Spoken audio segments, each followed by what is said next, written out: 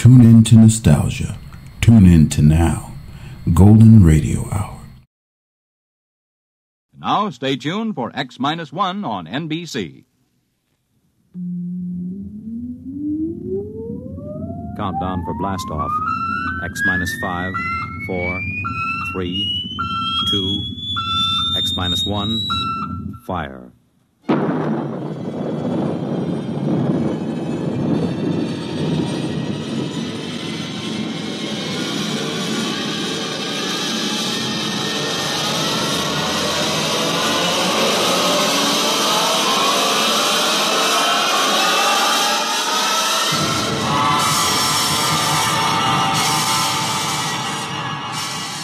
From the far horizons of the unknown come transcribed tales of new dimensions in time and space.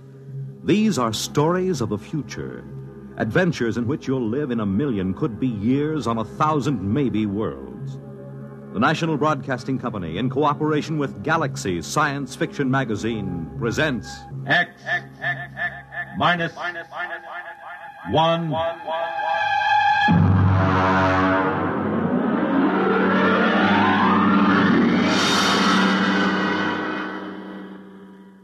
Tonight, the Frank Quattrocchi story, Sea Legs.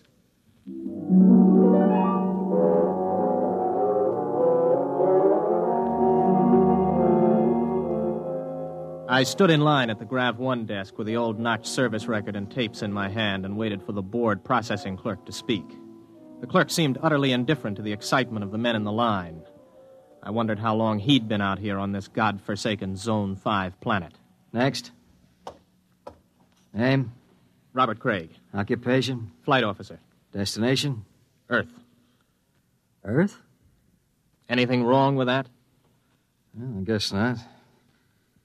How long since you've been on Earth, Mr. Craig? Well, I've never been there. My parents left during the second colonization of Cassiopeia. I was born there. Have you ever been in a gravity system? Oh, just briefly. Under drugs, of course.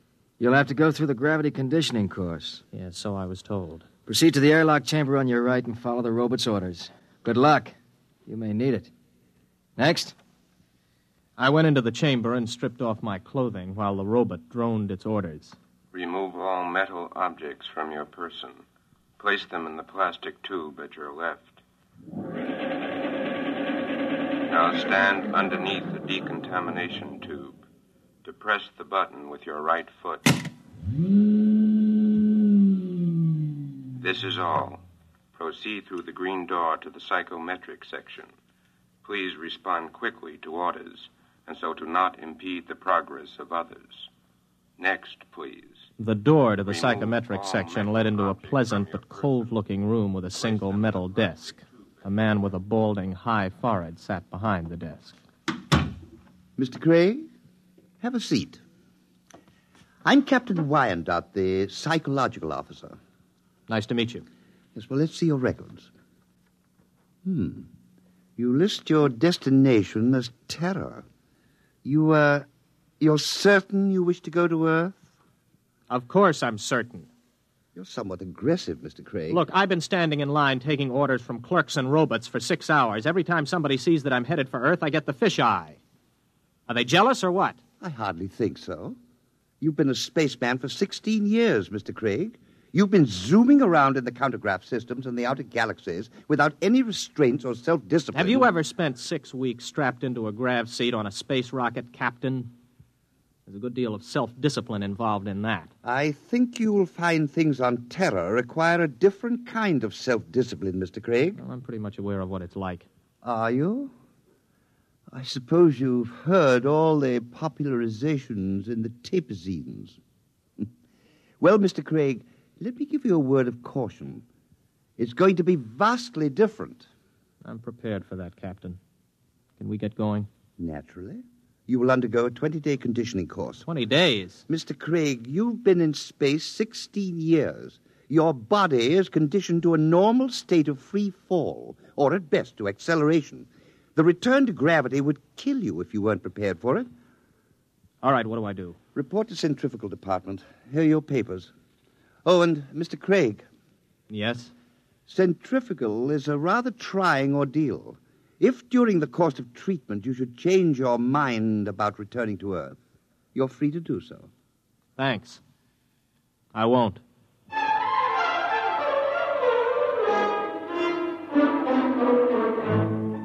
I'd heard about centrifugal, but you can never really know about these things until you experience them.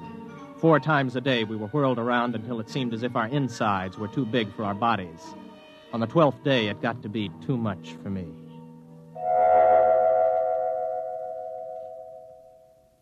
I was in the base hospital for 5 days. My roommate was an old space bum they'd brought in to die with a case of ruptured veins. His name was Charlie Brockman. How you feel, son? I'm pretty good, Charlie. You get discharged tomorrow, I hear. You gonna try it again? I guess so. Why? Only way I'll ever get to Earth. You really want to go? That's right. You talked to anybody been there last 10 years or so? No, you don't get to talk to many people from Earth and the galaxies. Were you ever there? Me? Now, what would an old space bum like me be doing on Terra? Well, I just thought maybe... I done most of my time in Zone 5.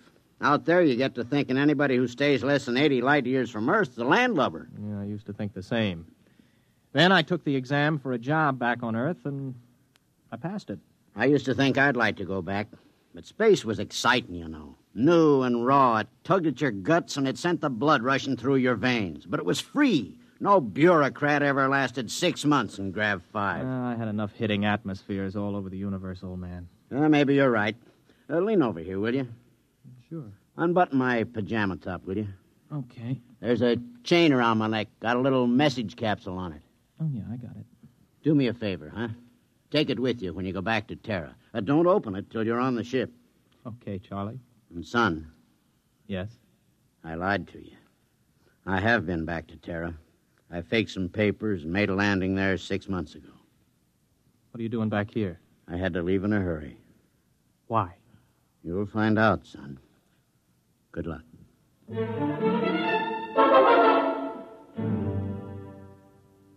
Charlie died the next day.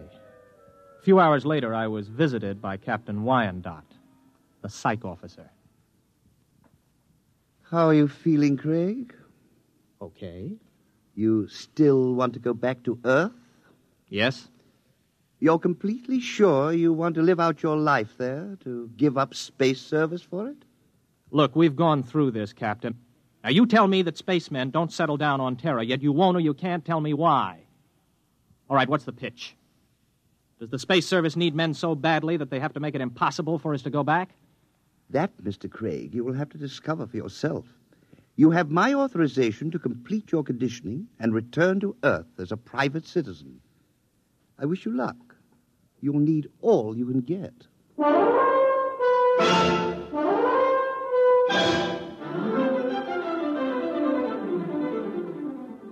Somehow I managed to survive the torments for 18 days. I was ready to return to Earth. A month later, I descended from a huge intergalactic jet at Los Angeles Spaceport. I was dead tired from the trip. I checked in at the nearest inexpensive hotel. This is your room, sir. Just put the bags down, will you? I'll unpack myself. Yes, sir. Just back from outer space, sir? Yeah, that's right. How could you tell? Sea legs. Sea legs? Well, the way you walk. You can tell when somebody's been in the low-grav systems. Oh, well, here. Oh, thanks, Mr. Craig. For another 5 units, I'll tell you where it is. Well, what is? You know, the mic. Mike? Okay, make it 3 units. I won't hold you up. You mean a microphone? Yeah, that's right. They wanted to put screens in, but the boss convinced him there ain't any Freedomites ever stay here. Freedomites? Not so loud. You want to get controlled? No. Here's the money. Where is it? It's in the bed illuminator. You can short it with a razor blade. Thanks. You, want any sensation tapes? What are they? You know, mental image tapes. Oh, boy, you've been away from Terra a long time. Wait a minute, before you go, son. Yeah? Where's the minerals building? I have to report there for a job interview. Oh, it's in the government cluster. 5th level at X and 2nd. Thanks. I'll want breakfast about 8 o'clock. Well, I'll need your ISS units. My what? Your ration units. I don't have any ration units. You have your ident card? Look, I just got here an hour ago. Oh. Well, you better go see the Civil Control Board tomorrow. If you want to eat, that is. All right, where do I find the control board? Government cluster. But don't worry. If you don't find them, they'll find you.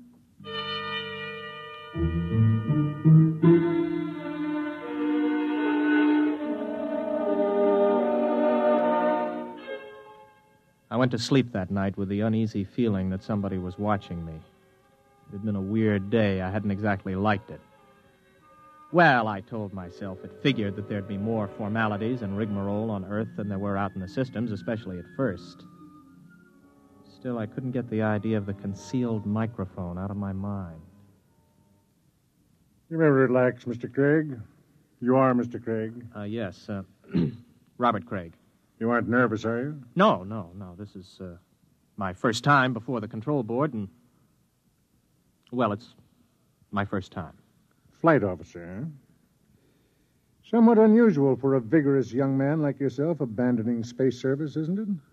I don't know. Is it? Leaving something behind, Mr. Craig? No. You don't like this sort of affair, do you, Mr. Craig? Well, I'm afraid I don't quite see its necessity. I served the intergalactic service well. My records prove it. It's enough impertinence, Mr. Craig. Answer the questions. You are a Terran? Yes. Where are your loyalties? I don't understand. Your first loyalties are to intergalactic, is that right? Is there a distinction? Do you wish to be held in contempt of this board? Of course not. And you will confine your responses to simple yes answers. Now, Mr. Craig, we shall begin again. Please try to show restraint of emotion. You are here to petition for an identity card of provisional code 2 type. You maintain that you've never been on Terra before. Indeed, you state that you've never had a political affiliation. Yes. What are your reactions to the latest acts of the Liberal Party? I have none. You do not condemn the Liberal Party? Well, Then you must favor it. I don't know anything about it. Now then, Mr. Craig. The import service report shows that you passed your test aboard your ship. You were unable to accomplish this through night study. Yes. Yet you maintain in your application that you had considered the space service a career.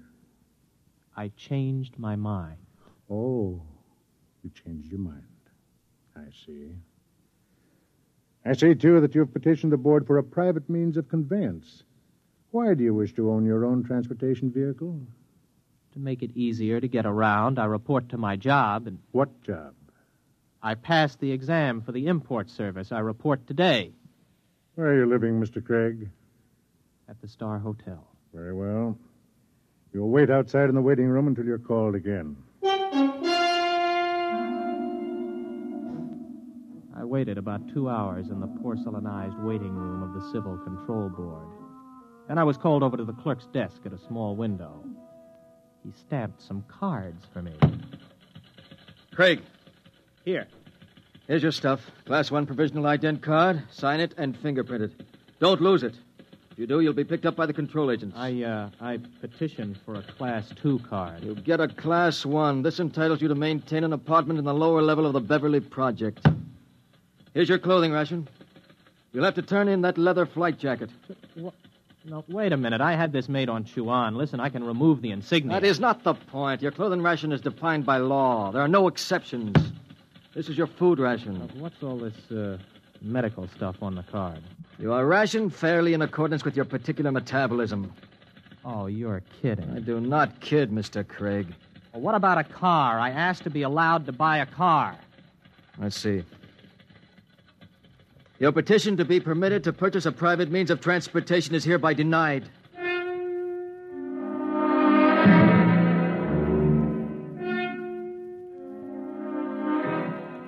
I walked out of the control board feeling like a man who has just come out of free fall into a hypergravity system. Instead of reporting to the import service for my initial job interview, I walked around the city. I don't know how long I walked, maybe an hour, maybe 2. After a while, I came to the outskirts of old Los Angeles. There was a big fence around it and the usual signs. Radioactivity. Beware. It was just a pile of rubble and twisted girders. I looked at it for a while, and then turned around and headed for the intergalactic freight office. So you figure you made a mistake. Yeah, that's right. You don't hear much about Terra out there. And you want me to sign you back into intergalactic? Yes. You got any character references? No, not here on Earth, but I can post a good-sized bond if they'll release my ISS units. What's your rating? I can handle anything up to 15 G's acceleration on my old license. You got a Terran contract with import service, you said? I haven't started work yet. Look, kid. Mr. Craig, is it? How long you been on Earth? 2 days. So you're a spaceman. Flight officer, ex-flight officer. You know how to navigate through 4 star zones and the asteroid belt thrown in. You got a license for 15 G's, could get 5 more with a check flight. You got enough brains to pass the import senior router's exam. But you ain't got enough sense to come in out of the rain. We get guys like you every day. You're hot, you're big, you're raring to go. But you ain't gone nowhere. I'm listening. I don't know how you got here, Craig. Maybe you did quit honorable, or maybe you went and burned up a colony someplace. That would be in my records. The point is, it don't make any difference. Nobody leaves Terra without a permit. Nobody gets a permit to go back to space once he hits this old apple. Why not? They afraid somebody will tell what it's like? Oh, son, you got things to learn. One is you don't go shooting off your mouth. Another is Terra's changed a lot since the radioactive wars. We're going places, doing things. Big places, big things. You've got to fit into that, kid. Move with it. Stick around. You still got your sea legs. You're gonna like it here. You can make a quick dollar and spend it quick, too. But you'd better smarten up, or you'll finish scrubbing radioactive dust off girders. That's the story, huh? The whole story? That's it. Everything runs by a system. And, son, you can't buck the system. Yeah. I don't suppose there's any place around here a guy could get a quick drink. Oh, yeah, out at the end of Y Street, they got a little place you can buy Acadian tars. Pluto's, they call it. Thanks. Yeah, get it out of your system and then settle down. That's my advice. Thanks. So long. Get me the control agent. He just left here. He's on his way to the Pluto Cafe.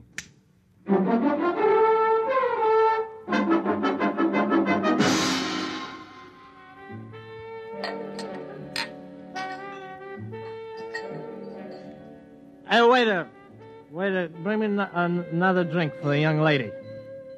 Now then, where were we? Well, I don't know. In fact, I still don't know why you're buying me free drinks. I told you I want somebody to talk to. You a purist?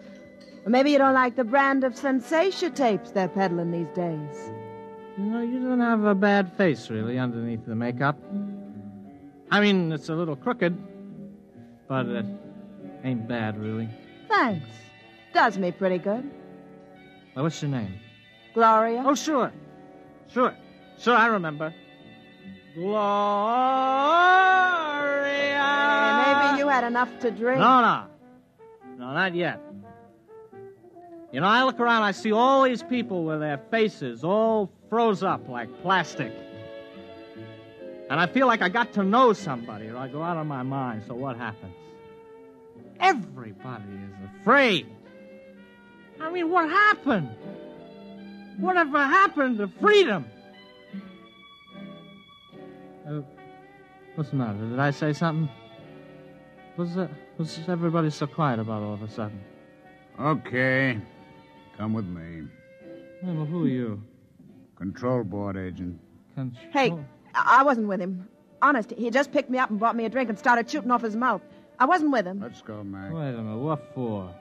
You'll find that out. Come on. On your feet. Okay, come on, keep your hands off. I'll go with you. Everybody else, just mind your own business. You, girlie. Yeah? Let's see your ident card. Here. You live at this address? Yeah? Alone? With my sister. Maybe some nights you could go to a movie or something. We could spend some time getting acquainted. Yeah. Yeah, sometime. Good, I'll call you. Hey, I need my dent card back. I can't get rations without it. I'll keep it.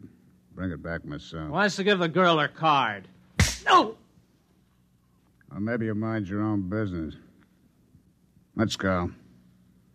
You walk just a little in front of me.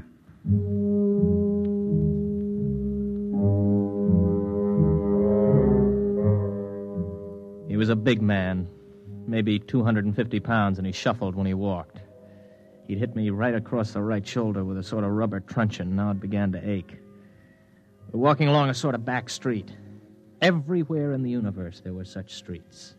Streets where you could find freedom in anonymity, a compromise between lawlessness and law. They are permitted by the authorities because it is necessary to have a place for those who are not permitted elsewhere.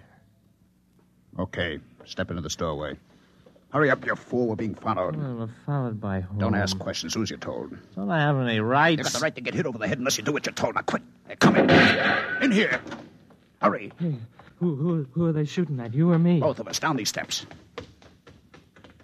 Stop! Stop or we'll fire! Through this door. Now, duck behind that pillar. Don't make a sound.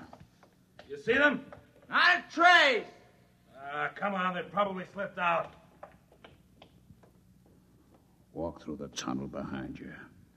One false move and you're finished. Go on.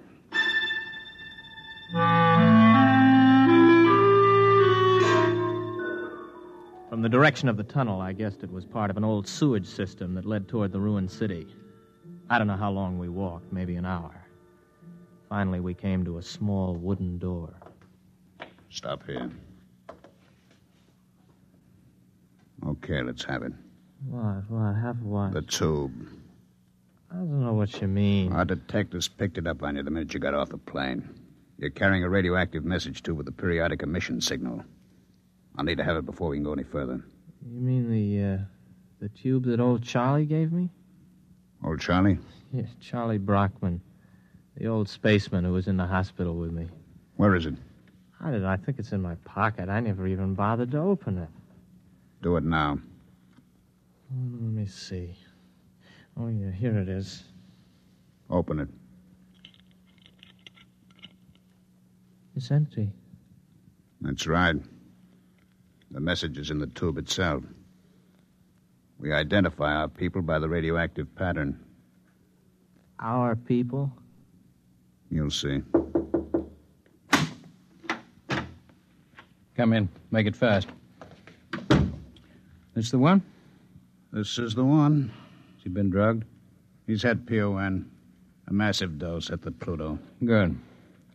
Mr. Craig, my name's Cocteau. This is Mr. Brannigan. You're probably quite bewildered about all this. Let me clarify the situation. You're now in the headquarters of the Freedomites, underneath the radioactive part of old Los Angeles. Mr. Brannigan is not a control agent. He's one of our men. We've been watching you ever since we detected the message tube as your ship was approaching Earth. Now, wait a minute. You guys are Freedomites? That's right. You're pretty illegal, aren't you? Let's say our lives aren't worth a snap of your fingers if we're caught. All right, who are you? Where are you from? Most of us are from the same place you're from, outer space. Many of us had the same history you have. We shipped into Earth and became disillusioned and went to the intergalactic freight office to apply for a job. The man at the office, the man who made the speech about coming in out of the rain, is one of our agents. Aren't you taking a chance telling me all this? Not at all. At the Pluto, you were given a massive dose of PON. You won't remember anything that happened to you after the drug hits you in an hour or so. It works like a shock. Everything will be repressed into the unconscious. Oh, I see. Very neat. It will exist in your unconscious, however. Somewhere, because you're the kind of man you are, because living in space has taught you the blessing of feeling free, you'll be able to draw upon your unconscious knowledge when you need to. And when will that be, Mr. Cocteau? That depends on whether you decide to join us or not. Join you in what? I haven't the faintest idea of what you're trying to do. For all I know, you're a bunch of traitors.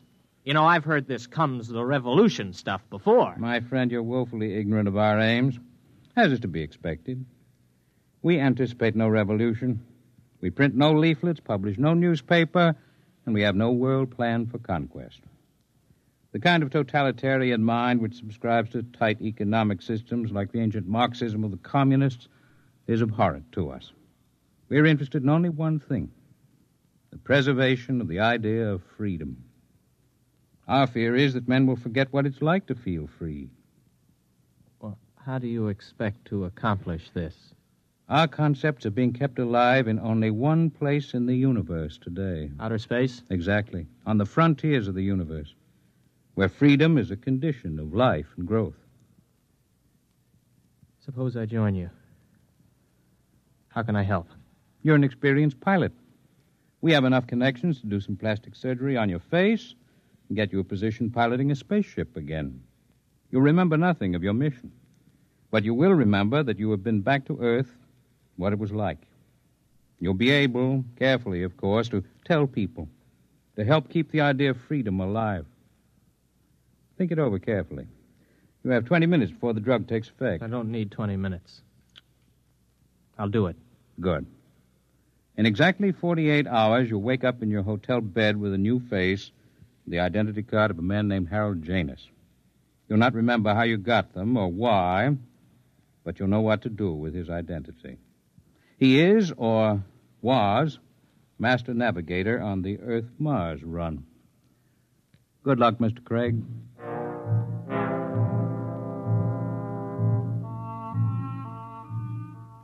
I woke up in the hotel bed, feeling like a man who has hung one on but good.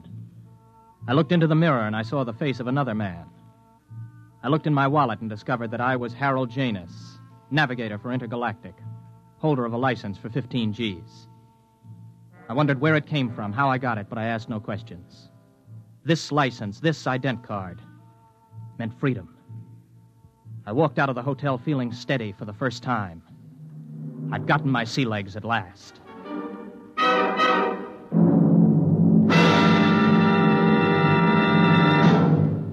You have just heard X-1, presented by the National Broadcasting Company in cooperation with Galaxy Science Fiction Magazine, which this month features The Venus Trap by Evelyn E. Smith. One thing man never planned to take along into space with him was the eternal triangle, especially a true blue triangle like this one. Galaxy Magazine, on your newsstand today. Tonight, by transcription, X-1 has brought you Sea Legs, a story from the pages of Galaxy, written by Frank Petrocchi and adapted for radio by George Lefferts. Featured in the cast were William Redfield, James Stevens, Stan Early, Charles Penman, James Dukas, Richard Hamilton, Jack Orison, Jack Grimes, Craig McDonald, Ralph Bell, Kermit Murdoch, and Frederica Chandler. Your announcer, Fred Collins. X-1 was directed by Daniel Sutter and is an NBC Radio Network production.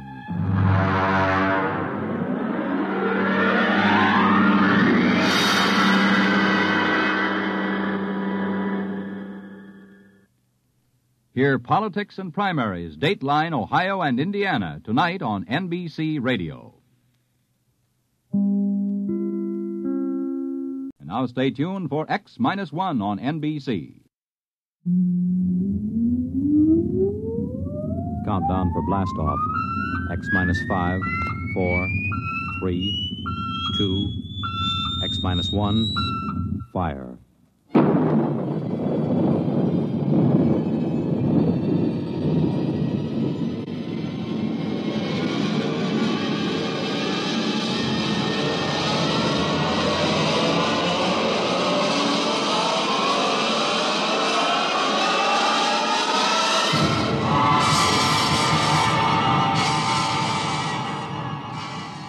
From the far horizons of the unknown come transcribed tales of new dimensions in time and space.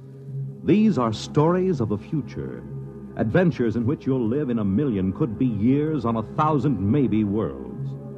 The National Broadcasting Company, in cooperation with Galaxy Science Fiction Magazine, presents X-1.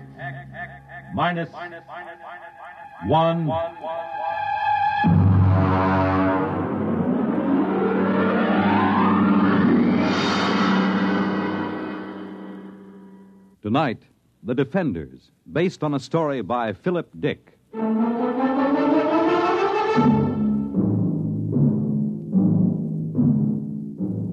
now we bring you a special film of the destruction of San Francisco by radioactive pellets, released this week by robots of the Asian Confederation. This bombing was televised by robot cameramen of the Western Confederation as it took place. What you are about to see is a rebroadcast.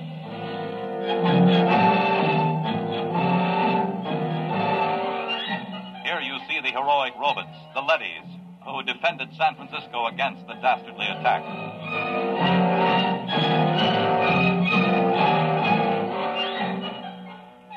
Of course, since all human life has been under the surface of Earth for 16 years, there was no actual loss of life in the sense we know it.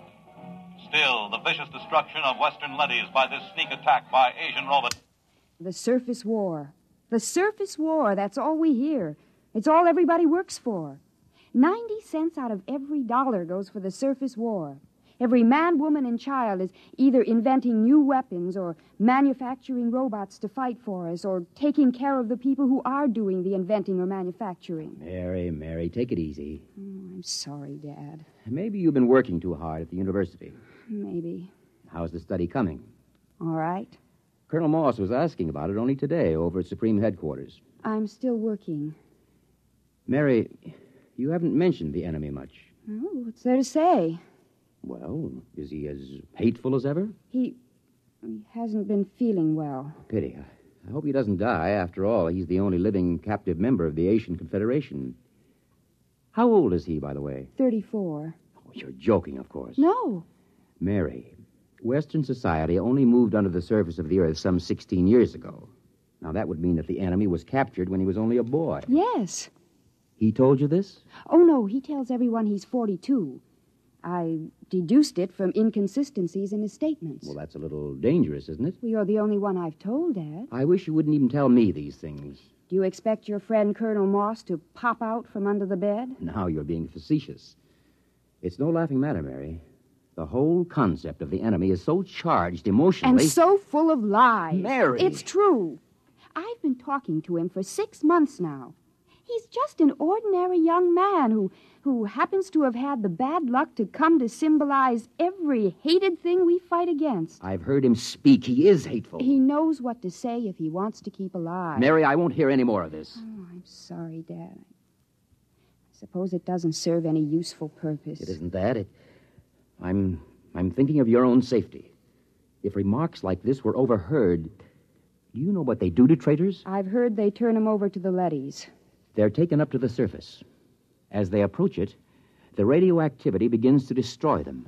And by the time they reach the top... I'll be careful. Good. Now then, why don't we stop this morbid talk? How about turning on some music, All right. Dad? Yes? What was it like? What? On the surface. Don't you remember? Mm-mm. Oh, no, of course not. You were only about 6 at the time. Well, it's best not to talk about it too much. Oh, tell me, Dad, please. Well, it was quite different from living underground. We lived in a valley, your mother and you and I. There were pretty farms along the floor of the valley, little white houses and green fields and trees. Oh, and there were birds. Yes. I'm afraid the birds are extinct now. It must have been hard for you those first years underground. It wasn't pleasant. But I had my work at the War Institute. There was so much to be done then, building the leadys to take over the surface war, designing the pneumatic tubes to get supplies and weapons up to the robots, organizing the robot councils on the surface, and, of course, the constant fight against radiation leakage. Well, we're still working on that one. I wonder what my life would have been like if it hadn't happened. About all I know is metal walls and great roaring factories and barracks. Nobody wants to live this way, my dear. We have to. Someday, when the enemy is defeated... What makes you think he'll be defeated? The Asians are just as secure underground as we are. When our leadys conquer theirs... Dad. What is it? Dad, the enemy, the one I've been interviewing. I thought we weren't discussing him. He mentioned a word to me. A word? Yes. It seems to me that I heard it before when I was a little girl. It's best to forget these things. No, I don't know what it means, but it might even be a bad word, but I have to ask you. I'd rather not. Please? Well? The word was peace. Oh, Dad, I'm sorry. I didn't mean to shock you. I think I'll go up to my room. I have to get up early. I'm taping an interview with the enemy. Excuse me.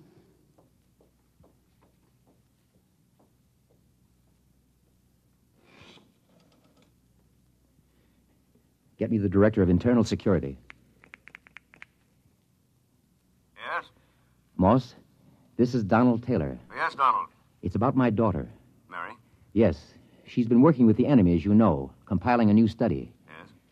I'm afraid from some of the things he's told her that he may not be completely sane. Oh? I thought perhaps you might, supervise their relationship a little more. After all, she's been spending almost 6 months in his company, several hours a day. I see what you mean. Now, I don't mean to suggest that anything has happened already. Her attitude's... Don't concern yourself about it. Everything will be handled discreetly.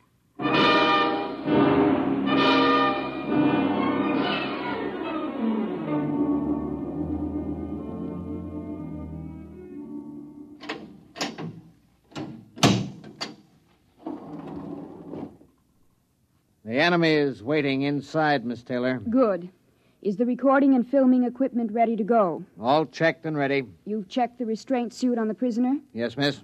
You may leave us alone. Just buzz when you want me, Miss Taylor. I will. Thank you, guard. Hello, hateful one. Hello, beloved. How are you?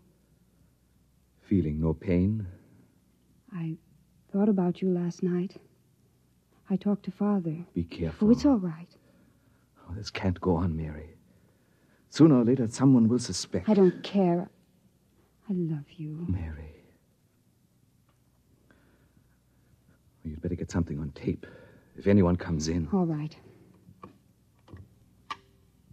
Tape number 425X. Subject, recorded interview with captive ZN2, former soldier of the Asian Confederation and enemy of the Western Confederation. I am Joseph Kali, serial number ZN2, former soldier of the Asian Confederation. What were you taught to believe concerning the people of the Western Confederation? I hate them with all my heart. They are inhuman and to be destroyed. What is your objective? It is the objective of my people to enslave all members of the Western Confederation and to utilize them for the benefit of the masters of the Asian Confederation. Did you ever witness any murder of members of the Western Confederation? I was a pilot in a group which dropped radioactive dust on women and children who were preparing to be evacuated underground. I myself killed some 15,000. We will discontinue the interview to check the quality of the recordings. And to kiss the lips of the captive from the Asian Confederation. Oh, Joseph, I can't tell you how it pains me to hear you mouthing this stuff. It keeps me alive. If there were only some way to escape, some place to go. The surface is the only place to go. And the radioactivity kills you in 40 minutes with the thickest lead suit. Sometimes I think even 40 minutes of freedom would be worth it. 40 minutes of pain? If that's the price, then For myself, I wouldn't care. But for you, Mary. If there were a way to reach the surface... There is. Colonel Moss. This has been, I must say, a most interesting interview to hear. You heard it. From the beginning. We had the room wired this morning. Then you know. Yes. What's going to happen to us? To you, nothing. Because of my friendship for your father and your own youth. We will simply require that you remain silent about anything that has happened. And Joseph? The enemy will be handed over to a D-class leady at the mouth of the tube and taken to the surface. We will perform the entire operation with a ceremony and a public announcement. He'll die. Precisely. No. Please. Now you'd better go. Your father is waiting outside. Joseph. Mary, do as he says. Joseph, I love you. Take her out. Please let me say goodbye to him. Remove her. Joseph, please. Please let me stay, please.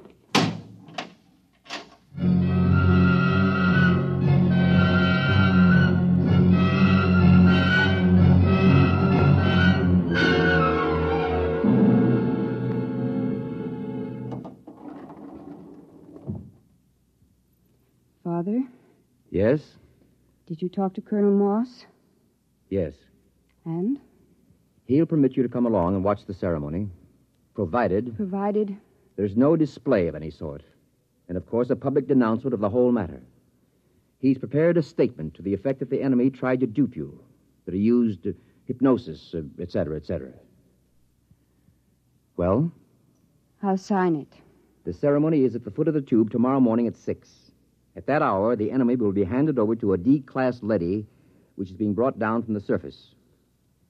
Remember your promise.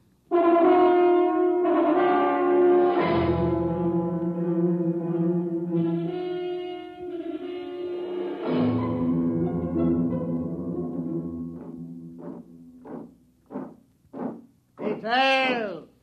Halt! The prisoner is ready to be turned over, sir. Is the robot here? The robot is arriving now.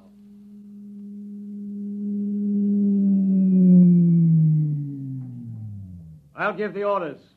I wish to converse with it. Yes, sir. The robot has landed at the foot of the tube, sir. Switch on the intercom. Robot, Robot N71. can you hear me? Yes, sir. We have a prisoner to turn over. He is to be taken to the surface and destroyed. Yes, sir. Before we send him into the radiation lock, there are a few questions the military would like to have answered. Yes, sir. How is the war going on the surface? The war continues. We are a little short of fast pursuit craft, the single-seat type. It will be noted.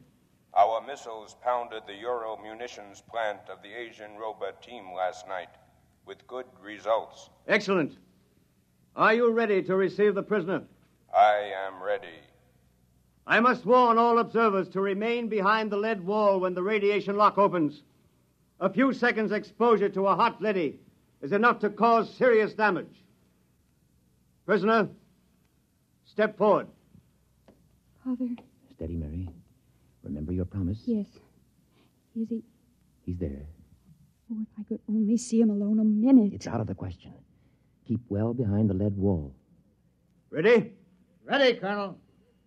Open the lock.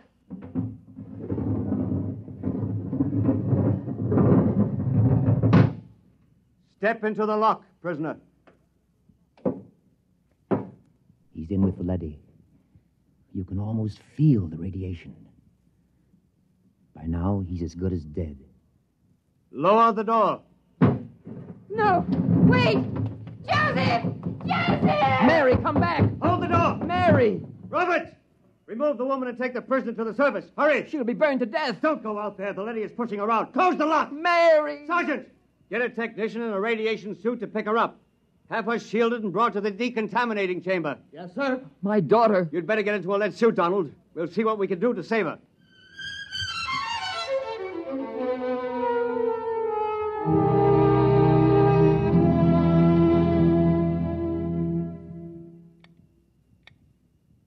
How is she?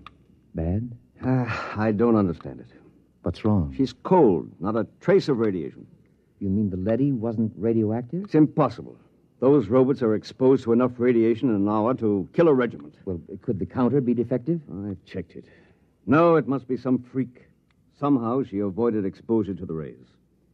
Well, you're a very lucky man, Professor. Can I see her? Yes. Go in. Thank you.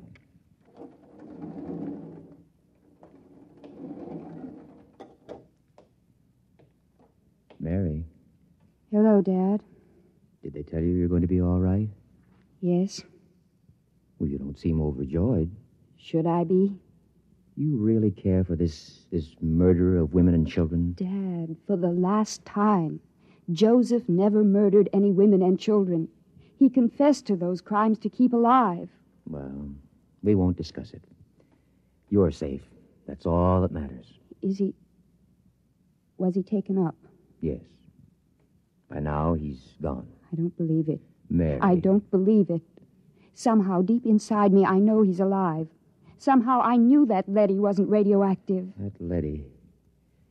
Yes, that's puzzling. We'll have to investigate that. I'm going to send an order to the surface asking that the same leady be sent down again. There's something very strange about the whole business. The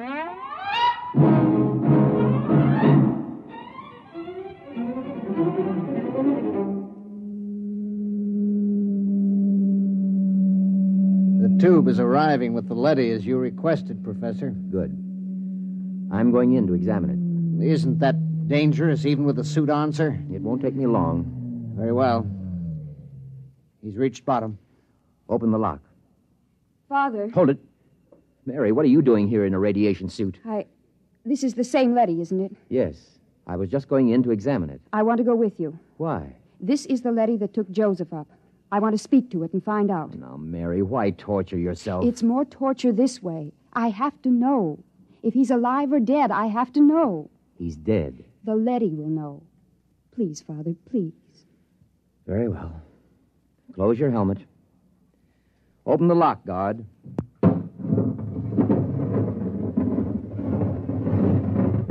Ready, Mary?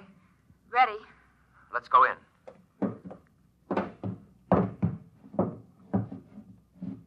You're Robert N71? I am.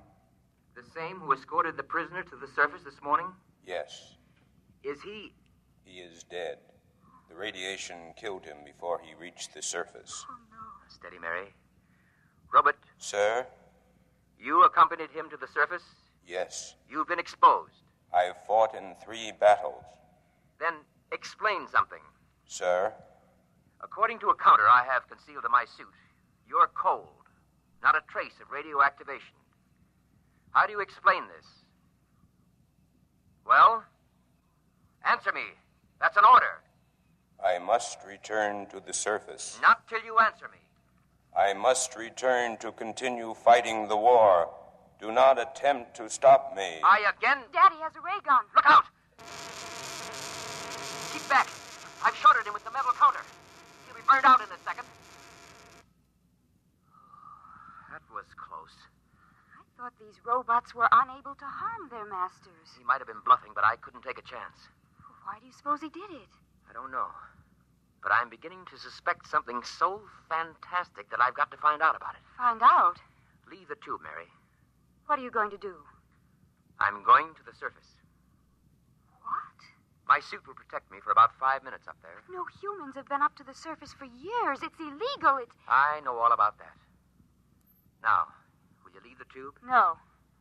I'm going with you. Mary, please. If you go, I go with you. All right. Hang on.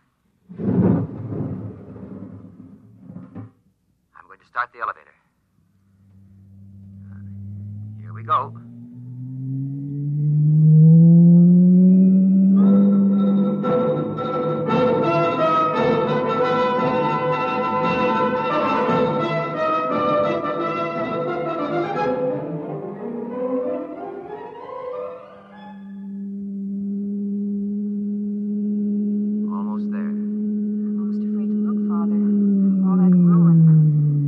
Stopping.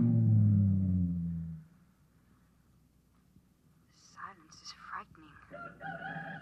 Father, what was that? It sounds like a rooster. That's impossible. There's no living thing on Earth. Open the car door. Father. Mary, do you see what I see? Trees, forests. A windmill and farmhouses. Look. We must be dreaming. Father. Birds, look. It's unbelievable. Oh, no, I can't believe it. I can't. Raise your hands, both of you. It's a leady. Do as he says. He's armed. Good. I am Alpha 5, chairman of the Surface Council. What's this all about?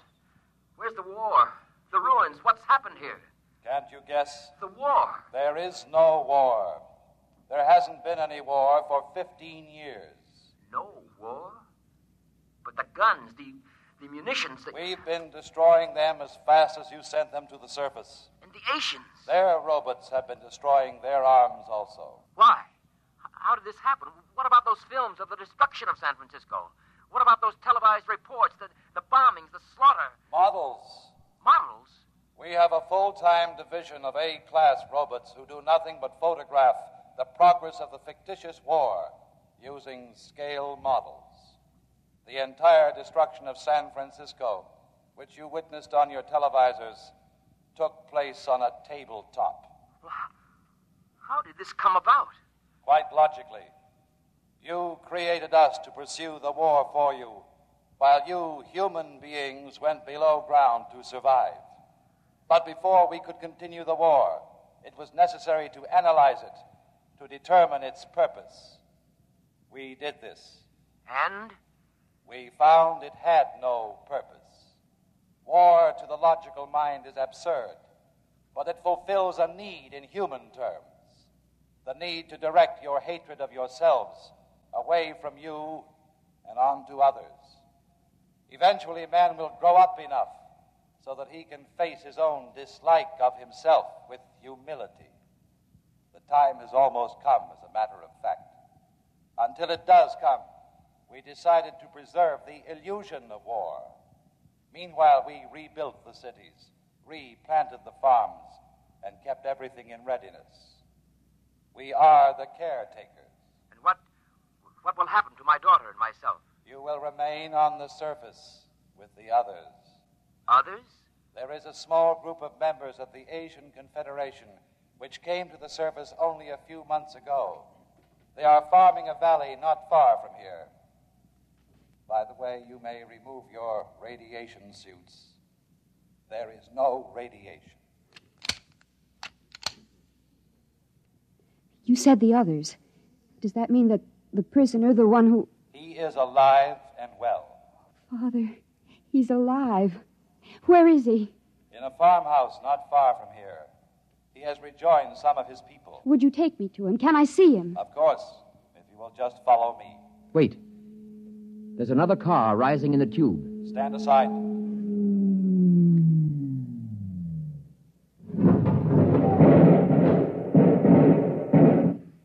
Just remain where you are. Sergeant, take this leady into custody. Yes, sir. Well, Professor, this is quite a sight. How did you happen to come here? The guard told us you had surfaced. We found the shorted robot where you left it and discovered it was cold. So we decided we'd better investigate. Good Lord, what a shock this is. A blessing, Colonel, not a shock. Do the Asians know about this? A few of them have surfaced, but the underground civilization is still ignorant of it. They think the war is going on just as our people do. Don't say. You know what this means, don't you? It means the end of the war. It means peace. It means victory, Professor. It means we can mount a full-scale attack. We can drop hydrogen fission bombs right down their tubes. We can wipe out the whole race. But there's no need. There's no war. There will be. I'm returning underground to report this to Supreme Headquarters. You'll have to accompany me for security purposes. You cannot do that, Colonel. Since when does a robot give orders to a human? We were constructed to protect you. In this case, we will protect you from yourselves. Stand aside. We're going to the tube. I will be happy to stand aside, but you will not be able to descend. No? Well, we'll just see. Look out! Father, what is it? What happened? Look. Good Lord. They've destroyed the tube. We're sealed off. Exactly. We have always had heat bombs in readiness for just such an emergency. Lead and rock are fused for a depth of some 10 miles. It will be years before your people can reconstruct the tube. I don't believe it. It makes no difference to us whether you believe it or not. Men, destroy this robot. There are many more. Destroy him.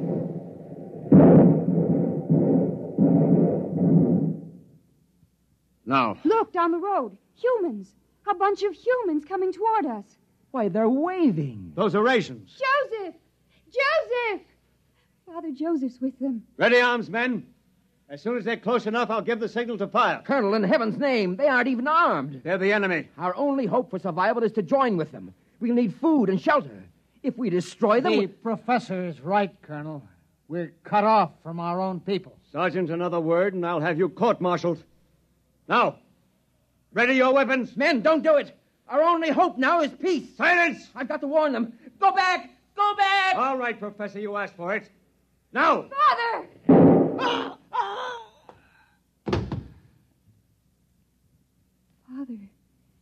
Is he?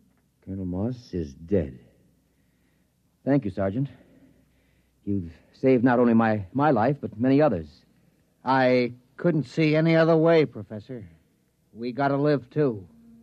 Father, Yes, Mary? does this mean that we can have peace? If we want it, Mary. If we really want it, we can have it.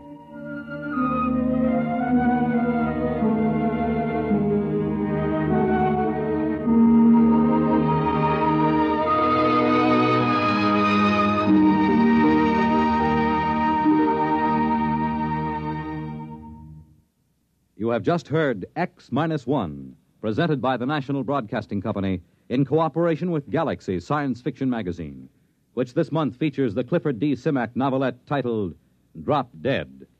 The story of a perfect world, accommodating and peaceful. But how it got that way was less ghastly than how it stayed that way. Galaxy Magazine, on your newsstand today. Tonight, by transcription, X-1 has brought you the George Lefferts adaptation of The Defenders, based on a story from the pages of Galaxy written by Philip Dick. Featured in the cast were Lydia Bruce, Warren Parker, Grant Richards, Robert Dryden, Michael Ingram, Stan Early, and Ivor Francis. Your announcer, Fred Collins. X-1 was directed by Daniel Sutter and is an NBC Radio Network production.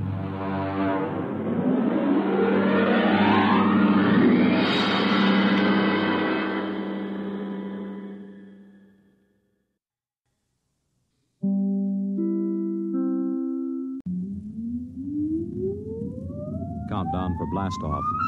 X-5, 4, 3, 2, X-1, fire.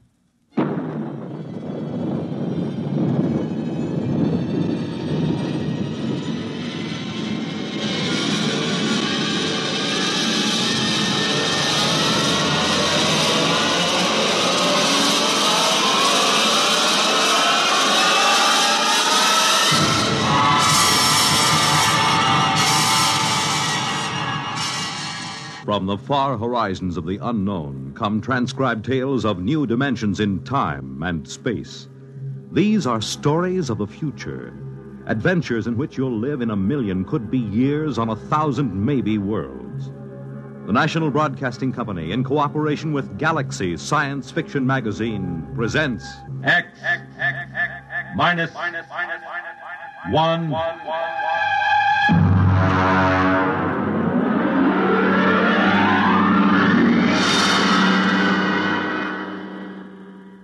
Tonight, Lulungomeena by Gordon R. Dixon.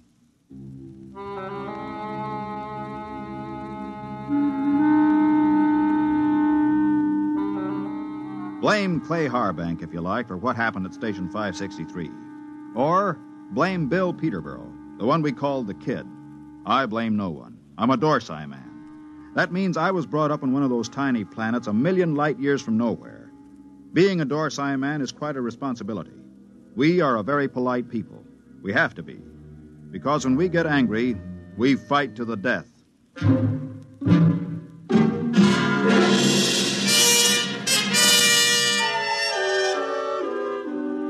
It all began that evening that Clay Harbank began reminiscing about his home planet, Lulungomeena. We were sitting around the recreation room of 563. There was a card game going on in one corner. Lulungomeena. The very name sounds like music, doesn't it, Mort? You know me, Clay. I'm a Dorsai man. I've been in the Dorsai planets. I've seen them all knocking around this universe for 35 years. But when it comes to sheer beauty, Lulungomeena. How long since you've been home, Clay? Home? 20 years, Mort. 20 stinking, miserable years. Well, that'll be over soon. Another 10 days. You gonna miss old 563? Miss this godforsaken little asteroid? Not for a minute. We'll miss your ugly face around here. At least I will. I'm gonna miss your gloomy Dorsai puss, too. Mort, why don't you get out of it? You've had more years in space service than any of us. You've probably got enough credits to get out, too. Me? I wouldn't know what to do with myself. Couldn't you go home? You should know better than that. The Denebrian trouble? The Denebrian trouble. You could go to Earth. What for? Ever been there? Never once. And I've never wanted to. I've seen too many Earthmen. Like the kid over there. He's green in service. He's full of greed and stupid hate like the rest of them. No, that's not for me. Looks as if the game's breaking up. Here he comes. Well, if it isn't the big gambler from the Windy Planet. What's its name?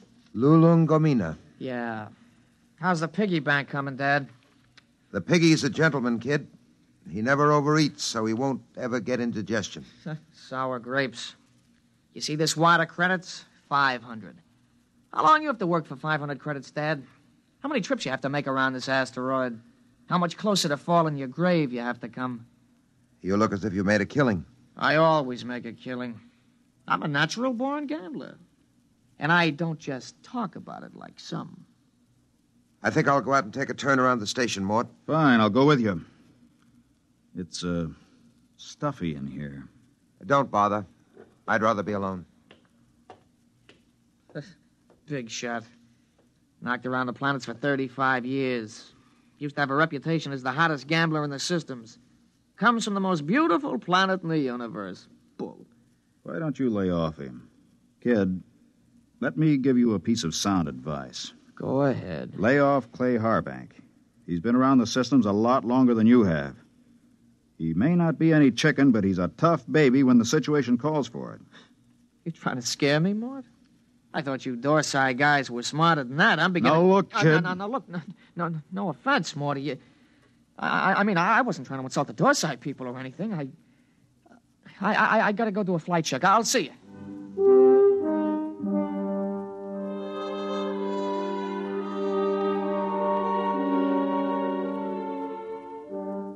We were in bad shape. The 20 of us at Frontier Station 563 on the very edge of the human area had gone sour. Half the men had applications for transfer in already. What I'd told the kid about Clay being tough, well, that was a bluff to keep him off. Nobody knew better than I did that Clay was burned out inside like a used-up rocket. I put on a spacesuit and went out to join him. Oh, hi, Mort. Hi. Beautiful night, huh? Nice. Back on Lulungomeena, on a night like this, the rakish flowers open up, and you can hear them singing. There are 6 moons, and every one of them is like a yellow lantern. My mom and dad and I used to live on the edge of a lotus pool. Here I go talking about home again. Figures. A guy who's been saving up for 10 years to get home is bound to start thinking about it when the time comes. I wish you could come with me, Mort. Clay, tell me something. Yes? Do you ever get the urge to gamble again? Do I get the urge to gamble? Mort, you ever watch a man who's been on PON for a while? When he's broken the habit, you can't get him near the stuff. He despises it. And yet, the same man is liable to go back on with no provocation. Well, that's the way it is when you've gambled all your life. I figured. Maybe that's why I keep talking about home. Every time I hear the kid flipping those cards in the recreation room, I start talking about home. Have you noticed? I've noticed. But this time I'm going to make it, Mort. I tried 3 times before. This time I've got the dough, and I know I'm going to make it. I think you will, Clay. You know what did it? No. Lulungomeena. That's what saved me this time. The thought of that beautiful planet. Well, when you get there, you can send me a photo tape. At the rate we get visitors, it should reach me in 5 or 6 years. You'll be out by then. You'll be home. I'll never go home, Clay. Never. Well... That's Red 4. Screens must have picked up a ship in the galaxy. Maybe we'll get a visit. Keep us from going loco anyway. Coming in? No, I think I'll stay out a while. Well, I'm going to check the screen. See you later.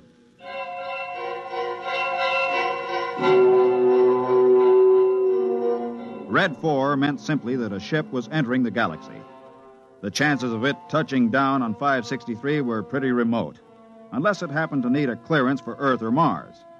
The screen was black by the time I got there, but the kid was filing a report. Oh, hiya, Mort. Hey, what's a Hixabrod like? Why? We're having one for a visitor. You don't say. I just came in over the receiver. What'll he be like? A Hixabrod? Stiff as a poker, proud as Lucifer, honest as sunlight, and tied as a camel on his way through the eye of a needle. What do they look like? Oh, they're kind of humanoid, but they have a deadpan face that never changes, like a mask. Well, they're a little scary, I hear. Oh, that's a green skin and the scales. Also, they run about 8 feet tall. I wouldn't tangle with one if I were you. Back on Denebria once, I saw a Hixabrod rip a man to ribbons with its claws. Why? The man made the mistake of insulting Hixa. That's one of the twin planets they come from. Pretty touchy, aren't they? Not really. They're a very level-headed race. You know the Hixabrod reputation, don't you? No, you didn't hear much about them on Earth. Well, they're the first and only mercenary political arbitrators in the known universe. A Hixabrod can be hired, but he's absolutely incapable of being influenced or bribed. He tells the cold truth and nothing but the cold truth. And, brother, when a Hixabrod tells you the truth, it's plenty cold. It really lets you have it, huh? They're a small race and very much in demand. If some kind of political dispute comes up from planetary to inter-alien, both sides hire a Hixabrod to represent them. That way they know the other side is being completely honest. Oh, that's very interesting, you know. Very interesting.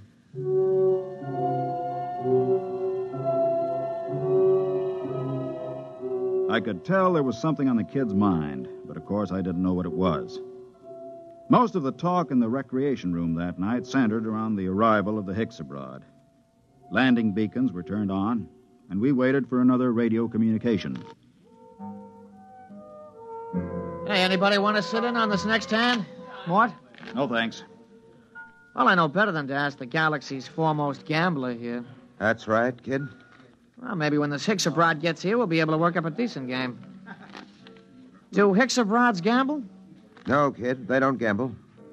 That's too bad.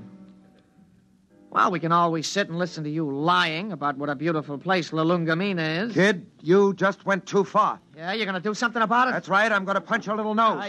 Hey, break it up! Break it up! Clay, you all right? Yeah, I'm okay. Well, you better get to the infirmary. Have your mouth taken care of. Kid, you get to your quarters. Since when are you giving orders? I'm telling you to get to your quarters. You better do what he says, kid. He's a Dorsai man. That's all I've been hearing since I got here. What big gamblers come from Lulungomeena and how Dorsai men are killers. So far, I've seen nothing, but I heard a lot of talk. You're gonna get to your quarters? I'll give you 5 seconds to start moving. You better go ahead, kid. Okay, Maud. I'm letting you bluff me out of the game this time. Just remember, there's going to be other games. Next time, I won't be bluffed.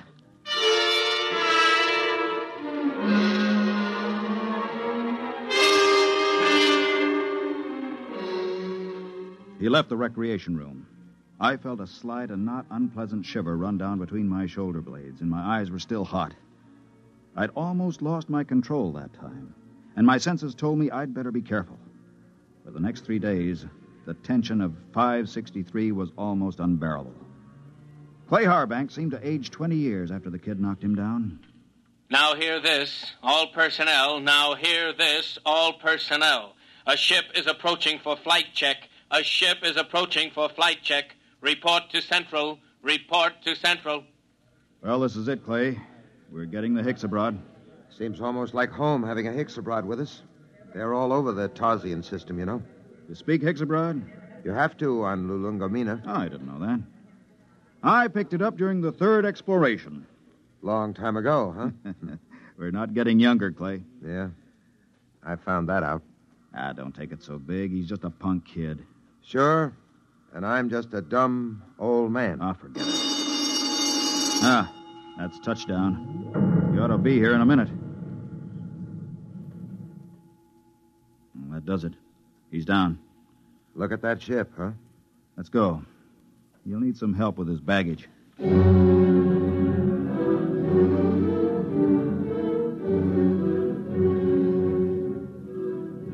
The ship was a silvery one-man job, the kind that have taken the Hixabrods all over the universe. The cabin door slid back, and the Hixa stepped out.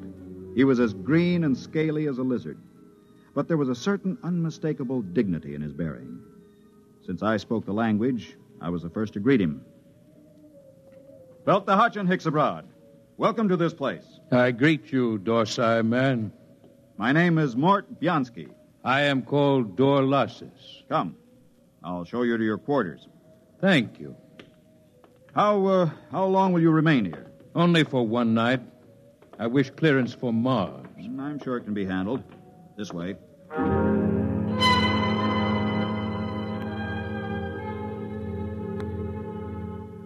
I wondered how he knew I was a Dorsai man. And then it seemed obvious. My broken nose, the scars, the lined face. Nobody could mistake a human from the Dorsai planets. Still, it scared me a little. I kept wondering if he had anything to do with interplanetary police. I tried to put it out of my mind. It was no use.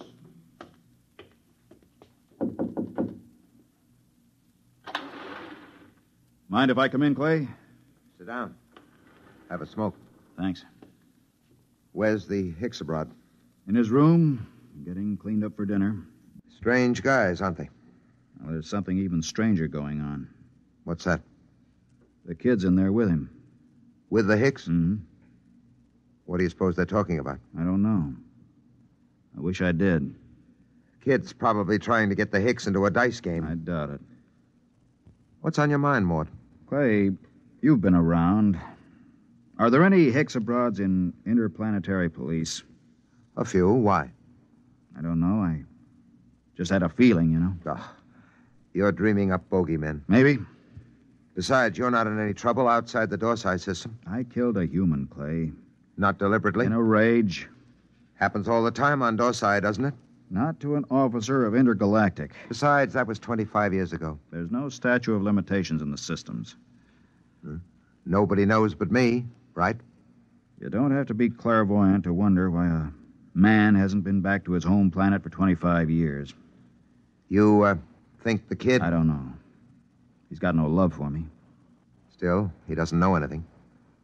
How would he know this Hicks abroad is an agent, if he is? Couldn't say. Where are you going? Well, I think I'll take a look at that message the kid filed. The one we got when we first picked up the Hicks abroad on the screens.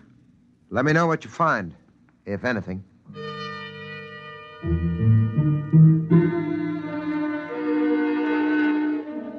I walked through the empty corridors to the communication center. I went directly to the files where incoming messages are kept and flicked the tab until I got to Notices of Arrivals. There, 2 days before, was a report of the arrival of Dorlassus.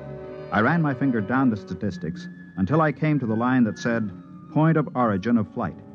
It read, Tarsian Galaxy. That was where Clay Harbank's Lulungomeena was. I read further, where it said Nature of Business. My blood ran cold as I spelled out the words criminal. Come in.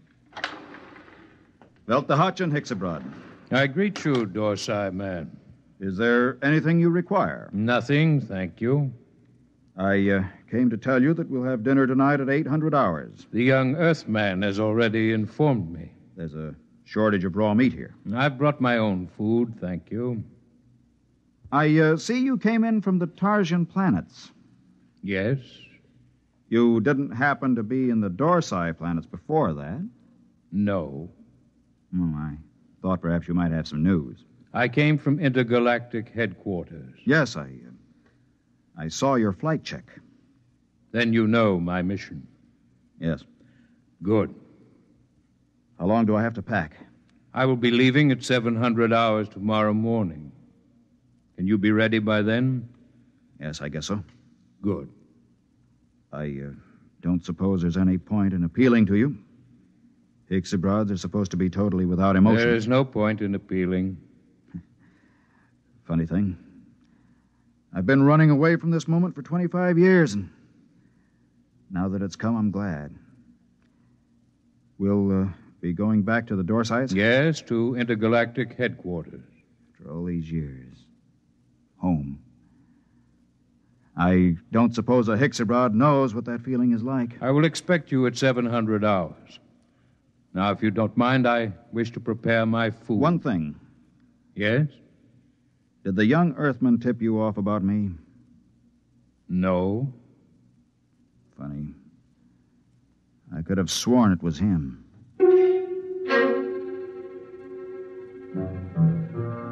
That was that. When a Hicks abroad tells you no, you can bet your life he isn't lying. I began to wonder how they located me. I began to wonder what he and the kid had talked about. I began to wonder a lot of things. Well? He's an agent for Intergalactic. Well, that doesn't prove he's after you. He is. How do you know? I just talked to him. Lord in heaven. It isn't so bad, really. Just think, I'll be going home. I'm going to kill that kid. Clay. I'm going to kill him. Clay, listen to me. The kid didn't turn me in. You said... I said he was talking to the Hicks. I just asked him. And the Hicks told me it wasn't the kid. They don't lie. So don't go blowing off. It's going to be hard. 10 days. It doesn't have to be 10 days. What do you mean? How many credits do you need to buy your way out? Another 500. Next payday. Don't wait. Don't wait? I have over 900 credits. I'll turn them over to you. Mort. Listen, I don't need them. You can pay off tomorrow and fly as far as the Tarzan chain with me and the Hicks. It's a very nice thing, Mort. Will you do it? I'll think about it. Let you know after dinner.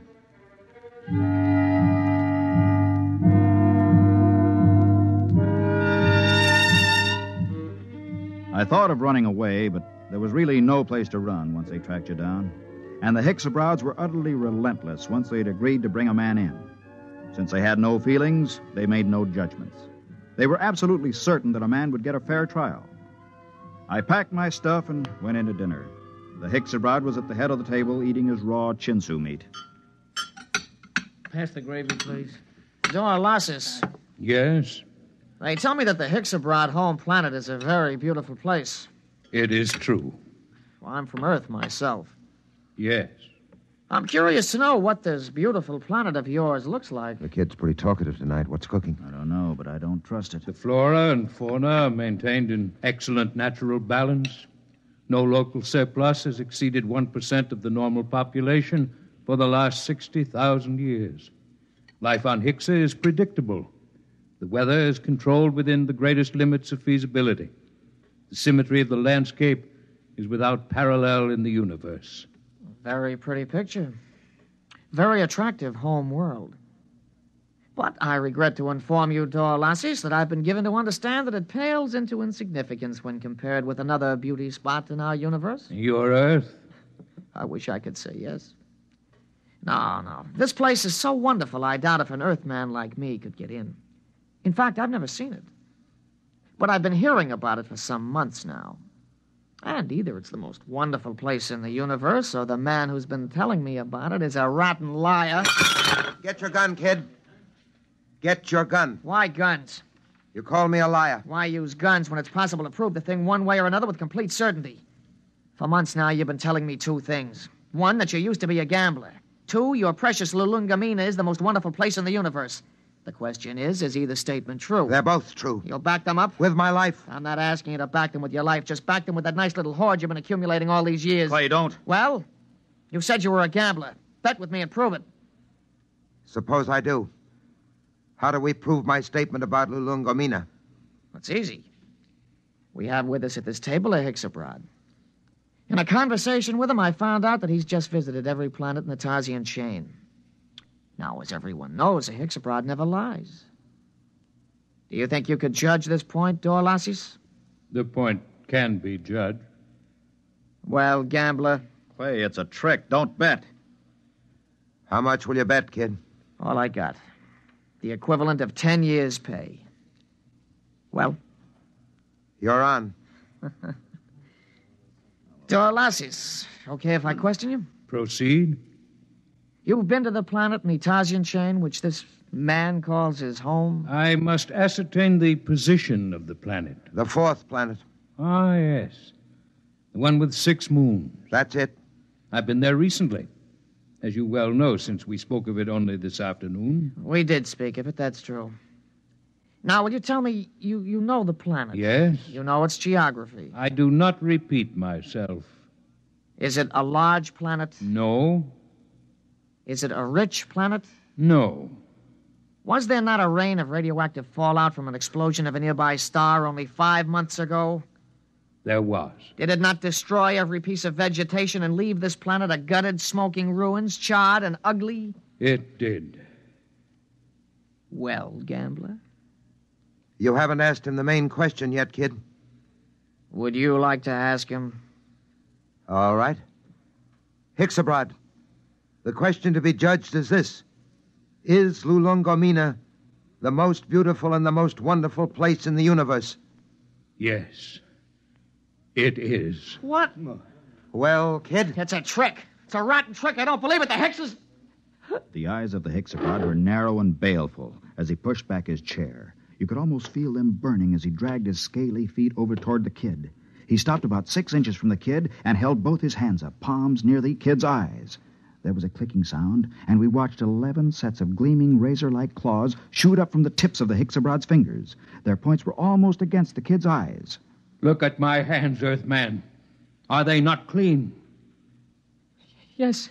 Do you doubt that I have told the truth? No. Then there is nothing further to discuss. I bow to you, gentlemen. I thank you for your hospitality. You will excuse me.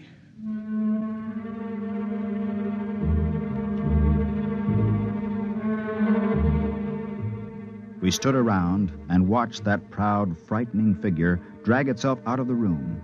The kid was trembling like a leaf as he drew a bank draft for 10 years' pay and handed it to Clay Harbank. The next morning, Clay and I boarded the Hixabrod ship, and 4 days later, we touched down at the outer planet of the Trojan chain. Well, this is where I get off, Mort. I don't know what to say, really. I guess you know how I feel. Think I do, Clay. Let's just say so long. There will be no need for goodbyes. What? Both of you are leaving the ship here. But I thought I intend to return to intergalactic headquarters empty-handed. Empty-handed? But they'll question you. What will you tell them? The truth, of course. But... You have told me nothing.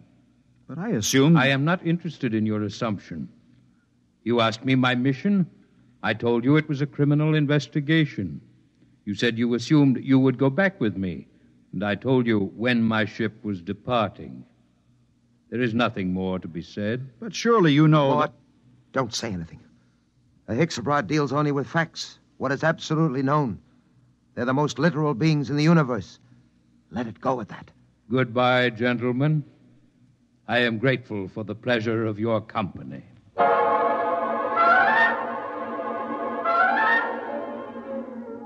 5 minutes later, Clay Harbank and I shook hands at the exit of the spaceport on Tarsus 10. But before we parted, there was one thing I had to know.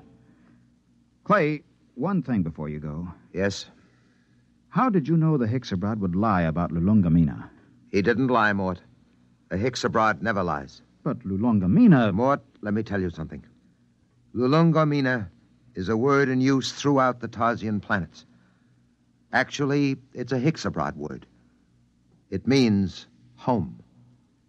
All I did was ask the Hixabrod if home was beautiful. He simply said yes. And a Hixabrod, as everybody knows, doesn't lie.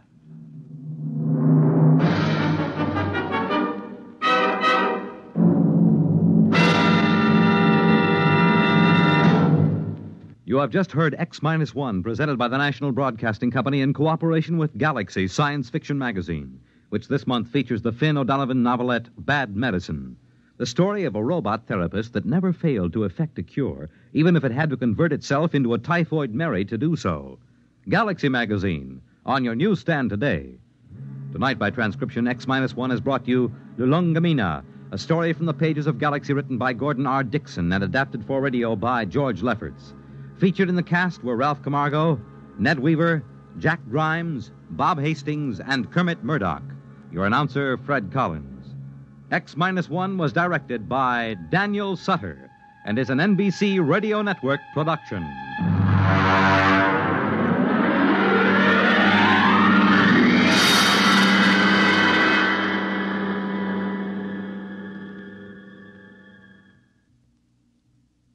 X-1 came to you from our Radio City studios in New York. Next week, listen to Project Mastadon. Clifford Seamark's story on X-1. Follow the news with Chet Huntley tonight on the NBC Radio Network.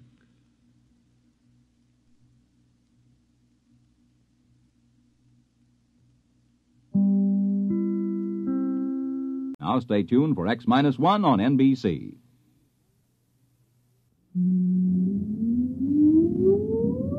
Countdown for blastoff. X-5, 4, 3, 2, X-1, fire.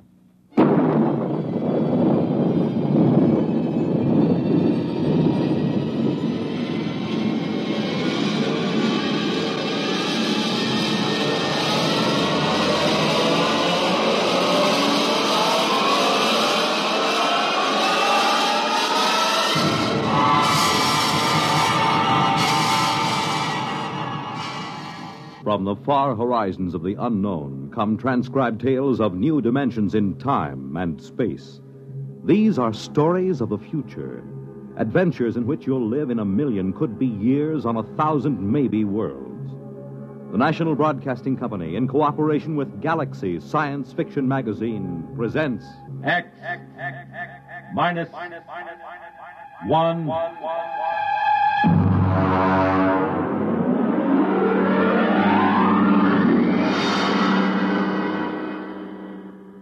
Tonight, Project Mastadon by Clifford D. Simak.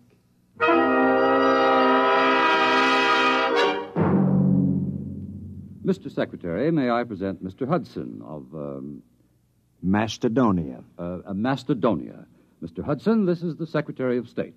Honored, sir. Now, as Chief of Protocol for the department, I've informed All him... right, Mr. Kingston. I haven't much time. I'm due at a meeting of the Senate Foreign Relations Committee at 2.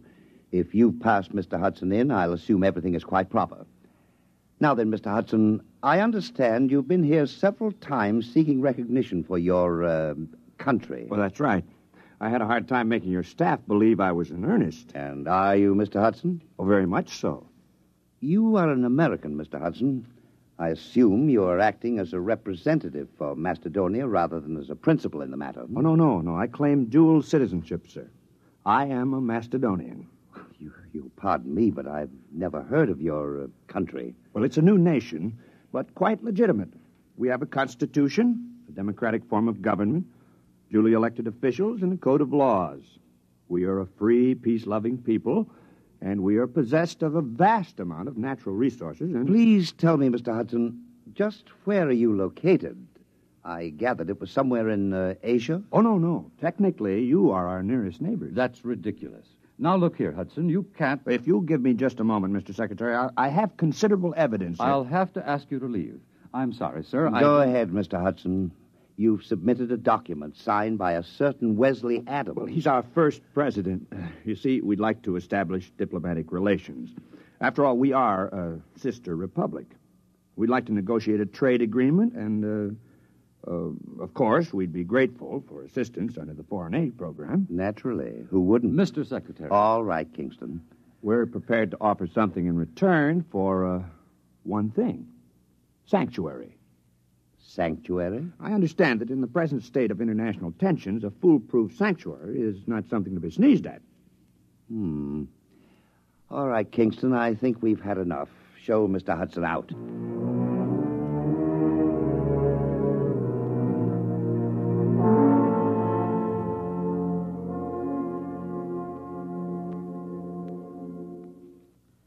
All right, let's have the story again. Look, mister, I don't want any trouble. Just tell the story again. You want to cooperate with the FBI, don't you? Sure I do. Sure, but I just don't want any trouble. All right, start over. You found the briefcase in the booth. Yeah, that's right. I brought my beer over from the bar, you know? And this fella just went out a minute before, so I figured he must have left it. I run after him. You didn't see him, though? No. So I just kind of looked in the briefcase. You know, I mean to identify it. That's all. I don't steal. All right, then you came to us. Yeah, that's right. I mean, after all, when I saw that stuff, well, I just figured I was way over my head, you know? All right. Don't say anything about this, do you understand? We'd rather you just forgot the whole thing. Oh, sure. Listen, some things I don't want to remember. You know?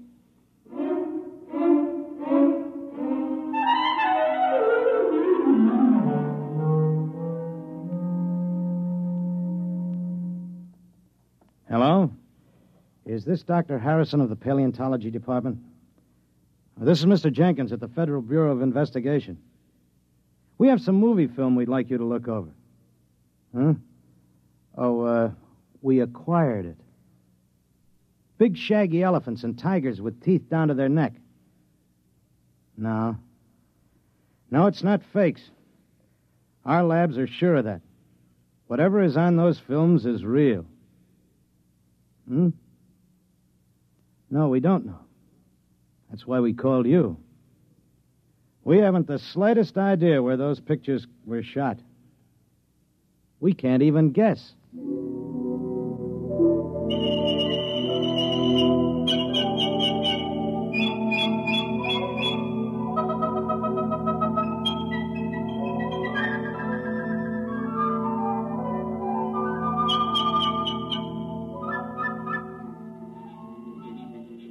Ow! What's the matter, Coop? One of those flying hypodermics. This is a fine, healthy spot. Mosquitoes as big as hummingbirds. Oh, careful, son. You're knocking the climate of the capital city of Macedonia. Yeah, some capital city. One palm tree and a Boy Scout pup tent. Wes, this is the wildest thing we ever did. What if Chuck can't get back? Chuck Hudson is a man of many parts. Have faith. Supposing they're putting him in jail, or something might happen to the time unit or the helicopter. We should have gone along. Do you think they'll do it, Coop? Who? What? The United States. Do you think they'll recognize us? Not if they know that Macedonia is the United States 50,000 years ago. Well, we have to get legal recognition first, otherwise it wouldn't be safe.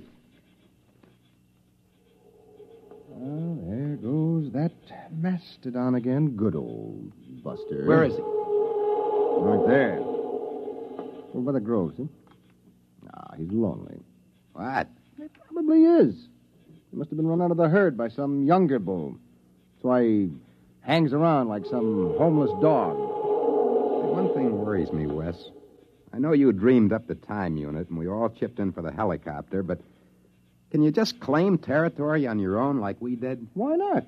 We found it, it's ours. Hey, Buster's coming this way. Give me the right. No, wait. Maybe he's only bluffing. If that Mastodon comes through here, he'll stomp everything flat. I'll give him 3 steps more. It'd be such a shame to plaster him. He's such a nice old monster. One more step and he gets it. Hey, that's Chuck. He's back. I wish he could fly that helicopter better. He might wreck it. Well, anyway, he scared Buster off.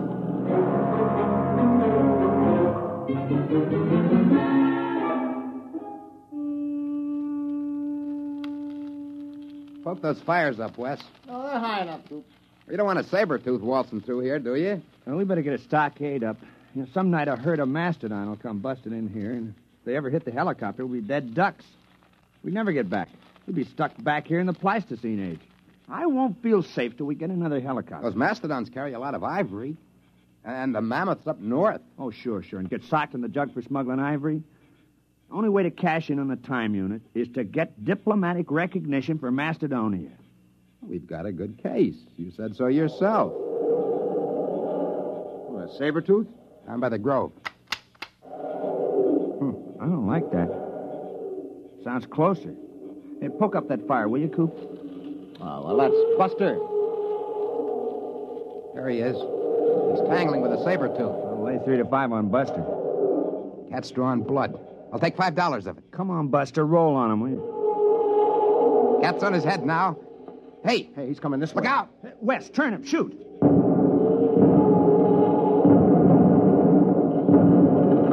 Hey! Got him!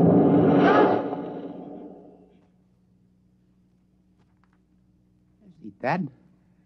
Yeah. The tiger's gone. He won't get far. Neither will we.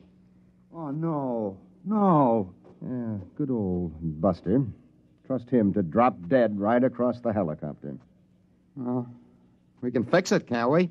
We probably won't even be able to roll Buster off of it. The rotor blades are twisted and the frame is a mess. A total mess, gentlemen. We are in trouble. Macedonia faces a crisis.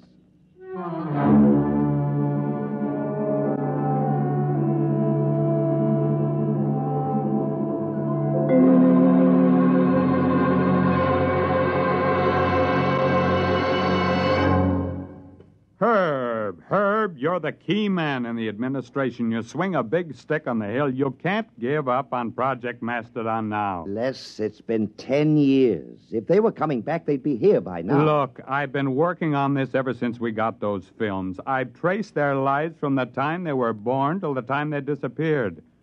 Adams was the brains. The other two were quite capable of helping him carry it out.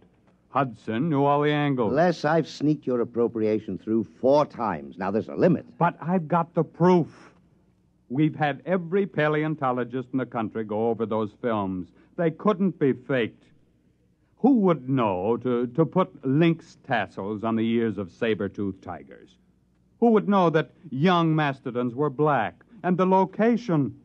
We tracked down Adams' farm just from landmarks in the prehistoric landscape in those films. We've got to contact them. Look, Les, even assuming it's all true, a planet has only a grand total of resources. If we get Adams' device... Time machine. If we exploit resources of prehistoric America, won't we be robbing ourselves of our own heritage? Look, Herb, I've been over all that with the AEC. There's a lot of lead in southwestern Wisconsin. If we go back far enough, we can catch it when it's uranium. The whole research project hasn't turned up a lead on Adams' machine, if it exists. We've got to keep watching that farm. They might return. We've got to keep looking for them, no matter how long it takes.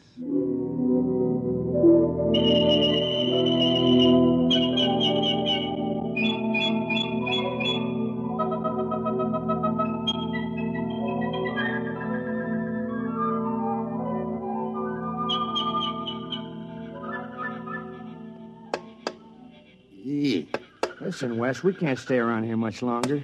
Old Buster's getting a little too strong. Yeah, well, I'll have the time unit clear the helicopter in a few minutes. Then we'll just have to move camp upwind. Look at him. It's only 2 days since he dropped dead, bless his heart. Already those vultures are half into him. I'll have him picked clean inside of a week. Give me the hex wrench, will you? Wes, is it all right? The time unit? Well, we won't know until we try it, Coop. And then, of course, it's too late. Well, either does or doesn't. Problem is, how are we going to use it without the copter? Couldn't we take a chance on using it on the ground? No, we have to get up in the air. You don't want to take a chance of arriving in the 20th century about 6 feet underground. Wait a minute, Wes. It's got to be higher here than in the 20th century. Look, these hills have stood here since the Jurassic era. They got to be weathered down. Yeah, I know. The only safe way is to build a platform about 12 feet high. That should be enough to clear us. But suppose we come out on the other end 2 feet higher. Well, we fall. Which would you rather do? Take a chance on a broken leg or stay Yeah, here? okay. Now, what do we build the platform out of?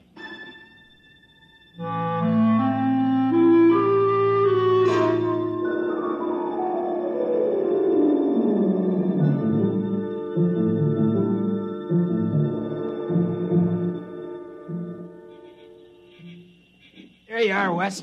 All right, I got it. Chuck, comes the next stone. Now, wait a minute. Hey, look out. You want the whole pile to come down? Oh, I'm sorry. Okay, Wes, hand it up. Yep. Give me. That's about 12 feet, isn't it? Well, it ought to be. It took us 10 days to pile it up. Look out, I'm coming down. All right, don't start an avalanche. Well, pretty soon we'll be able to start all over again. Mm-hmm. If the unit works. Yeah, that isn't all. We don't have any proof we've been back here. We'll be stone broke. Another helicopter would cost $30,000. Can't walk into a bank and borrow $30,000 to take a short trip to the Stone Age. Wes, where do you figure we are? I mean on the farm. Well, I think we're clear of the barn and the silo. I hope so. The way I figured, we're astraddle that barbed wire fence at the south end of the orchard. Well, we might as well give it a try. All right, I'll get the unit. You two climb up on top of the pyramid.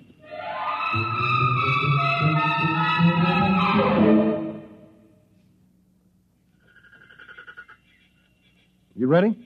Think it'll work, Wes? I don't know, Coop. Got pretty well banged up when Buster hit the copter. I haven't got the equipment to check the waveforms. All right, stand around close, bend your knees a little. Might be quite a drop. Go ahead. Push the button. Okay. 1, 2, 3. Nothing. Doesn't work. Well, that's that. We're stuck.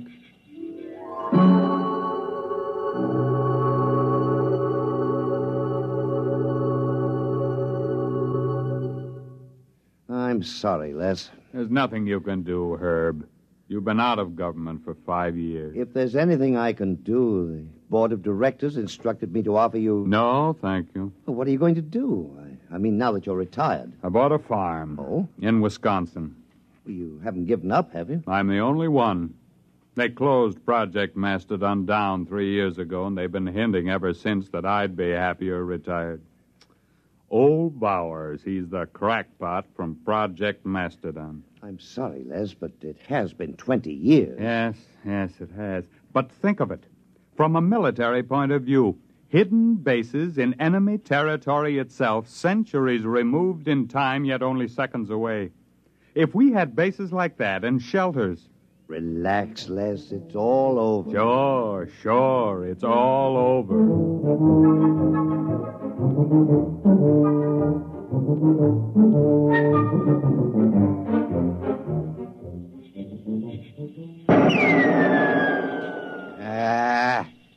Missed.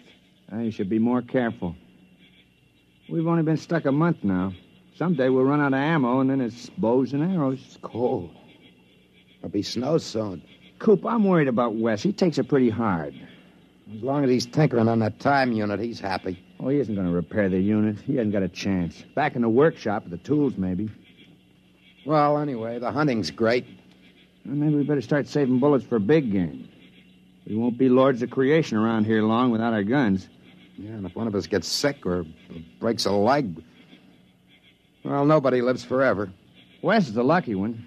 He's got that time unit to tinker with. Come on. We better get back to camp.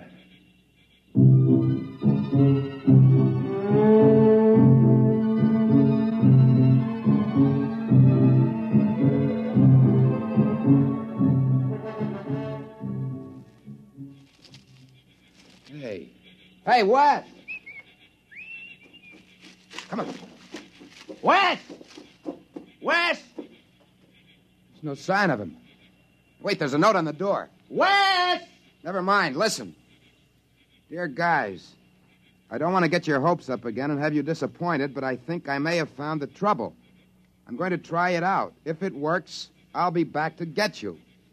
Wes. What, a fool? That unit can't work. He must be off his rocker. Wait a minute. Coop, look, that pyramid. It took us 10 days to pile those stones up. It's gone. The pyramid of rocks. It's gone.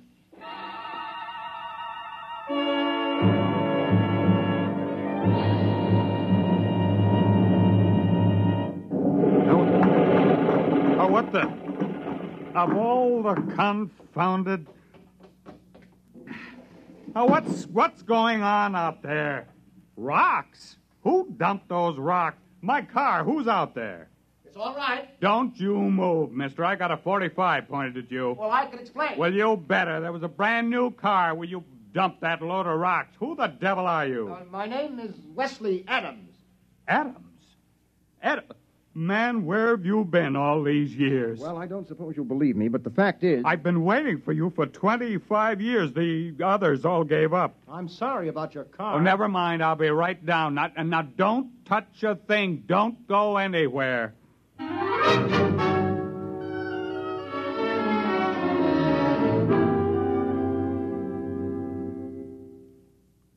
Can't be 25 years. It's only been a few months in Macedonian time. 25 years. Man, it's been a long wait. The unit must have been badly calibrated. You see, it isn't accurate for more than 50,000 years at a jump if the setting is moved. Well, we better call Washington. I imagine you'll want the same terms as before.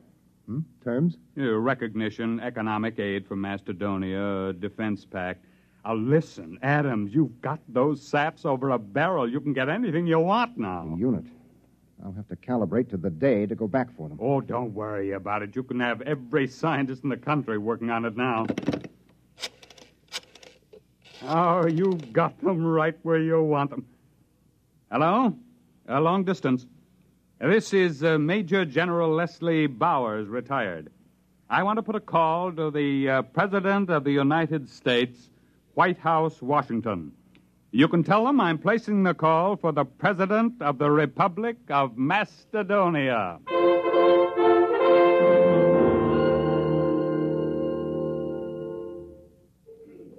Come on, Og, son of fire. Put another log on. It's cold. It's good cold storage for the furs. Boy, when West gets back, we'll be millionaires. Furs, ginseng root, ivory. If he gets back. It's been 5 years. He'll come back. I feel it in my bones. Well, he better find it before we get too old to enjoy anything. Unfortunately, there's no Social Security in Mastadon. Don't you worry. West is working on it right now. I can feel it.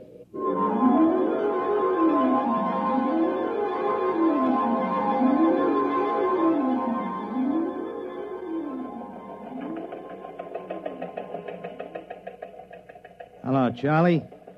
Some just came through on the ticker. I want you to get a background story on it. And we just recognized Mastadonian. What?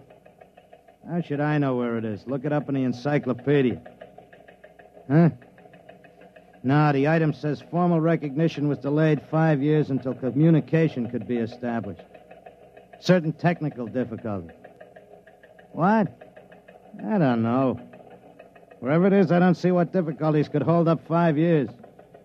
It stands to reason wherever the place is, you could walk there in 5 years. Nah, it's not important. You know these postage stamp countries. Monaco, Luxembourg, they're all alike. What's so different about Macedonia?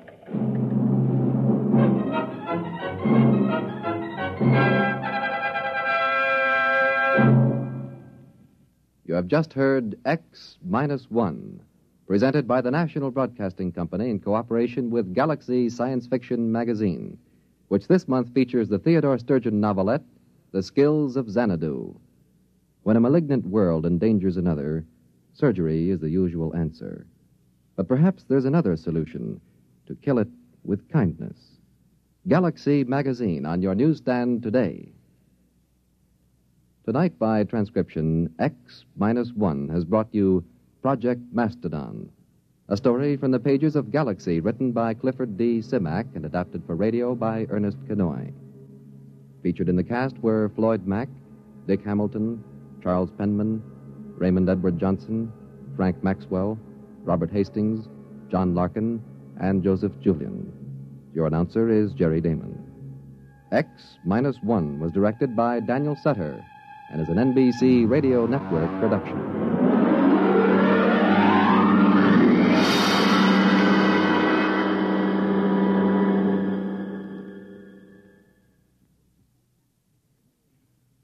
Listen next week for the Murray Leinster story, If You Was a Moklin, a tale in which the childlike natives of a strange planet pull a real switch on a red-headed female witch, and everyone doubles in brass.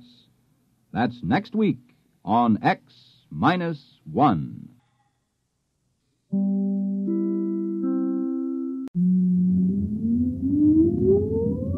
Countdown for blast off. X-5, 4, 3, 2, X-1, fire.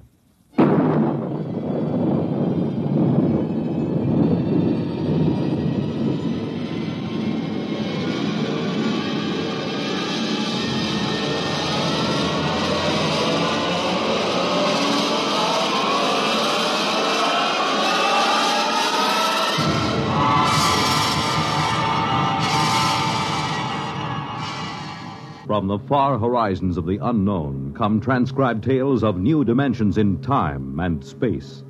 These are stories of the future, adventures in which you'll live in a million, could be years, on 1,000 maybe worlds.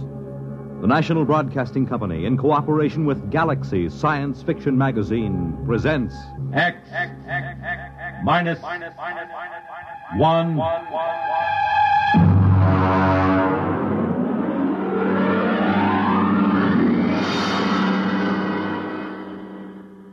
Tonight, the Murray Leinster story, If You Was a Moklin.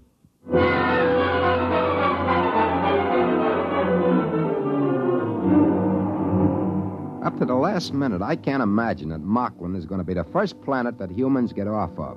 Moving fast, breathing hard, and sweating copious. There isn't any reason for it. Everything was all quiet at the trading post. I was sitting on the front porch while Deeth, he's the Moklin clerk, looks a lot like a guy named Casey, used to be a wiper on the Palmyra. He comes out on the porch. Mr. Brinkley? Morning, Date. How's business? Not so good. There were a few wood Moklins in this morning. Yeah, I saw him. Kind of nice looking. Those big saucer eyes. Hey, what makes the noses wiggle like rabbits? Well, I don't know, sir. I'm not a woods Moklin. Oh, sure. No offense. They buy much? No, they didn't. They said the prices were too high. Oh. Yeah, they said they can get the same goods at the other trading post for half price. Yeah, it's kind of hard to run a nice little monopoly for the company with another trading post opening up at half price. What is it, sir? Look at that little kid playing in the mud. You mean the Moklin kid? It's my cousin's niece. I can't get over those little kids with the droopy mustaches like old man Bland. I gotta laugh every time. Well, I understand. But you see, Moklins are getting much more human every day. Hey, look at that.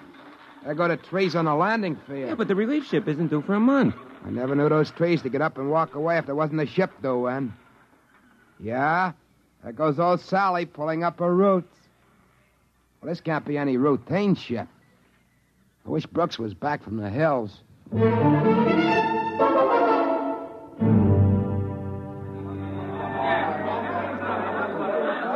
Hey, Captain Haney! Over here! All right, come on, let go of my hand. Yeah, nice to see you all again. Friends, yeah, sure. Friends. I wish those Moklins were a little less friendly each time. It's like being a movie star. Captain Haney? Hey, what's that? We didn't send in a requisition for anything like that. Red hair and everything else. Captain? Relax, Brinkley.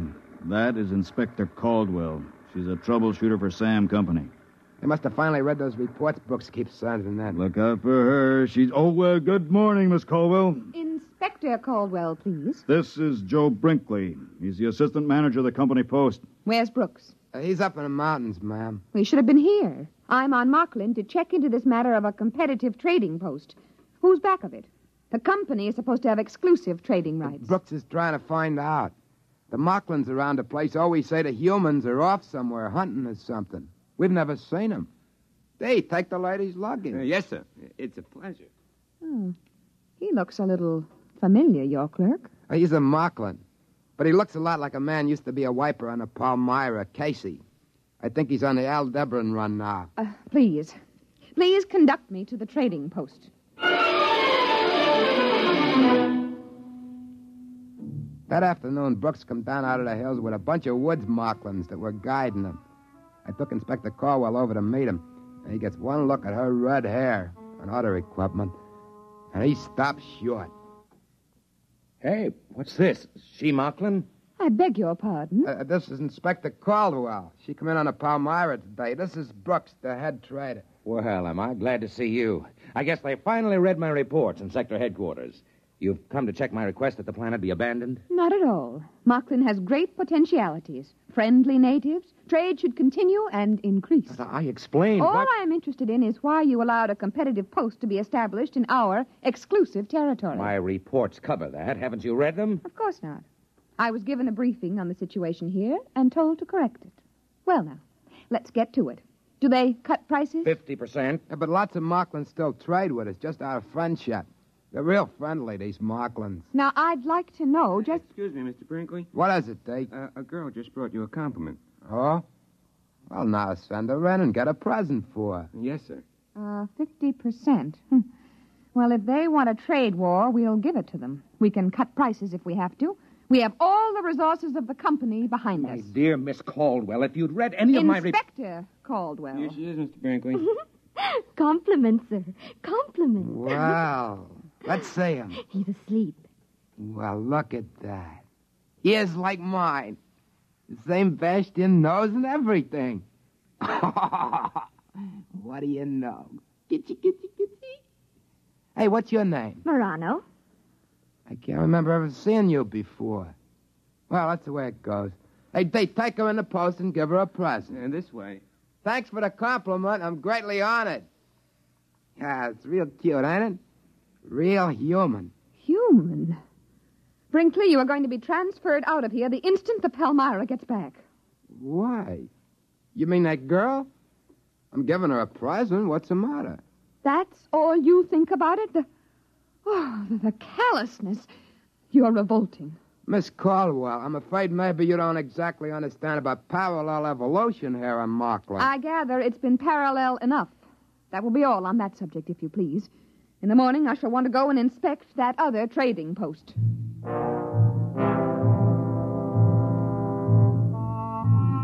We set out for the trading post the next day. Brooks stayed behind on account of he was peeved that she hadn't read his report.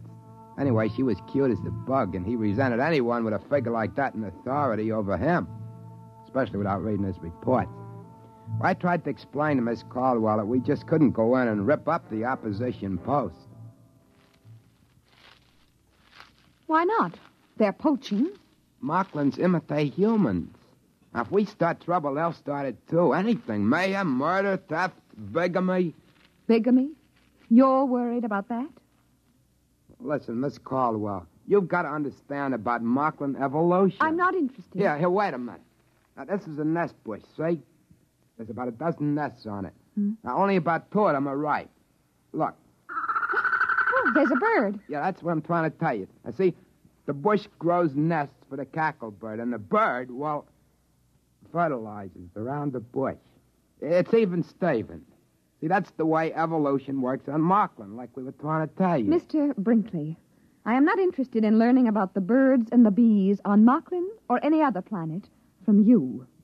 Now, let's get on to that trading post. Naturally, when we got there was only a couple of Moklins hanging around.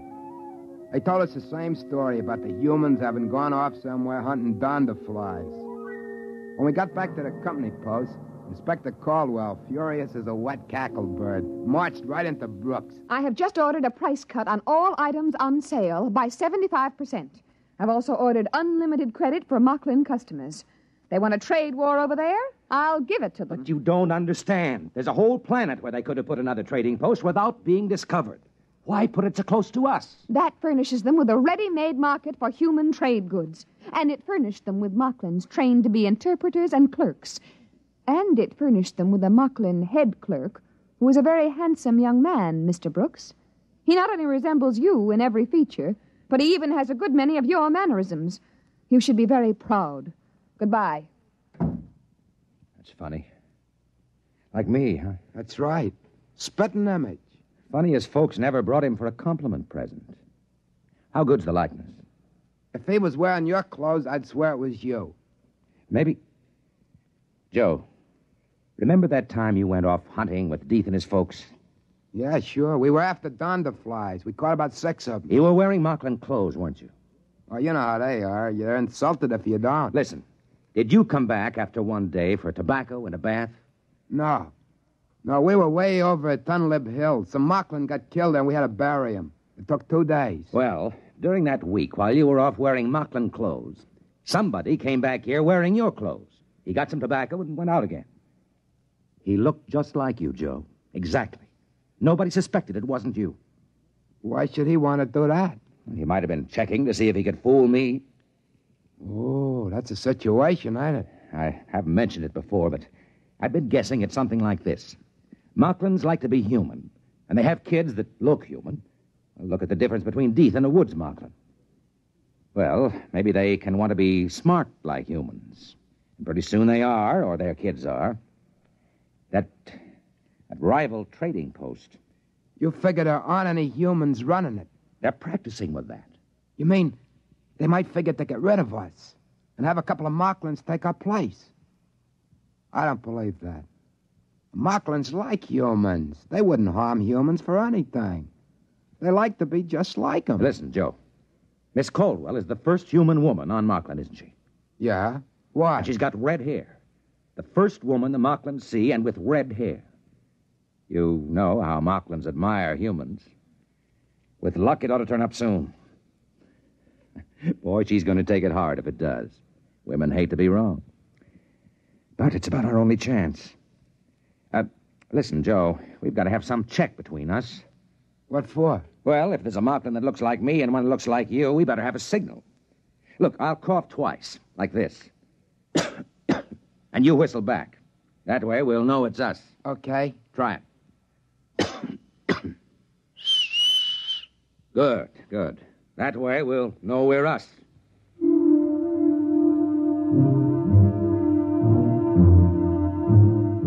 Brooks starts off the next morning to visit the other trading post and see the Moklin that looks so much like him. Before he goes, we do our little routine. It's about 2 weeks till the Palmyra is due back. That's pretty close figuring, waiting for what we're waiting for. I was thinking how good life was on Moklin up to now, and that made me kind of a little sad. But it's the end, there's no doubt about it. Moklin sure admire humans. They produce kids that look like them. You can't help liking Moklins. But I can see what Brooks means. Moklin's loose among humans, outsmarting them as their kids grow up, just about taking over in the galaxy. When they come back from the other trading post, we went through the secret business again. In the meantime, Inspector Caldwell was busy with her trade war. She cut prices once, twice, finally 6 times, until 3 days before the Palmyra is due back, our goods are marked at exactly 1% of what they cost a month before. Brooks was getting more and more nervous. Seemed like he was falling kind of in love with a snappy little inspector. He was getting jumpy, waiting for her to get her big surprise. She was making out merchandise requisitions one morning when Deeth come in, smiling friendly at her. Inspector Caldwell? Oh, what is it, Deeth? There's a compliment for you. What? 3 of them.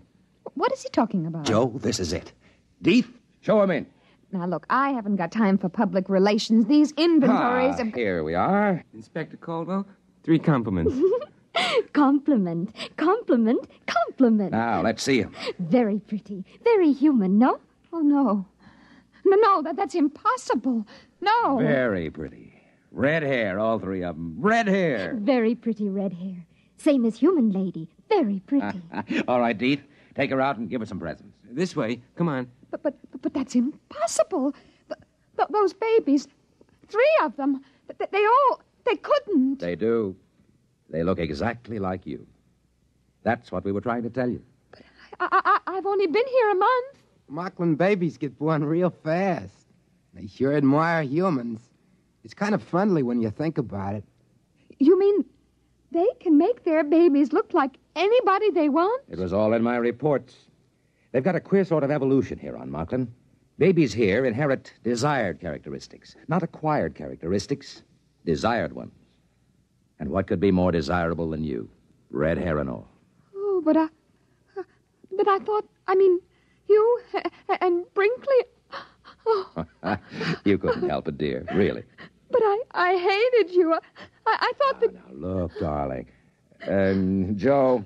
Yeah? Do me a favor, will you? Sure, what? Get out of here. Oh, okay. And stay away for a while. Sure, only one thing. What? That's... Okay. Then I'll leave you 2 together.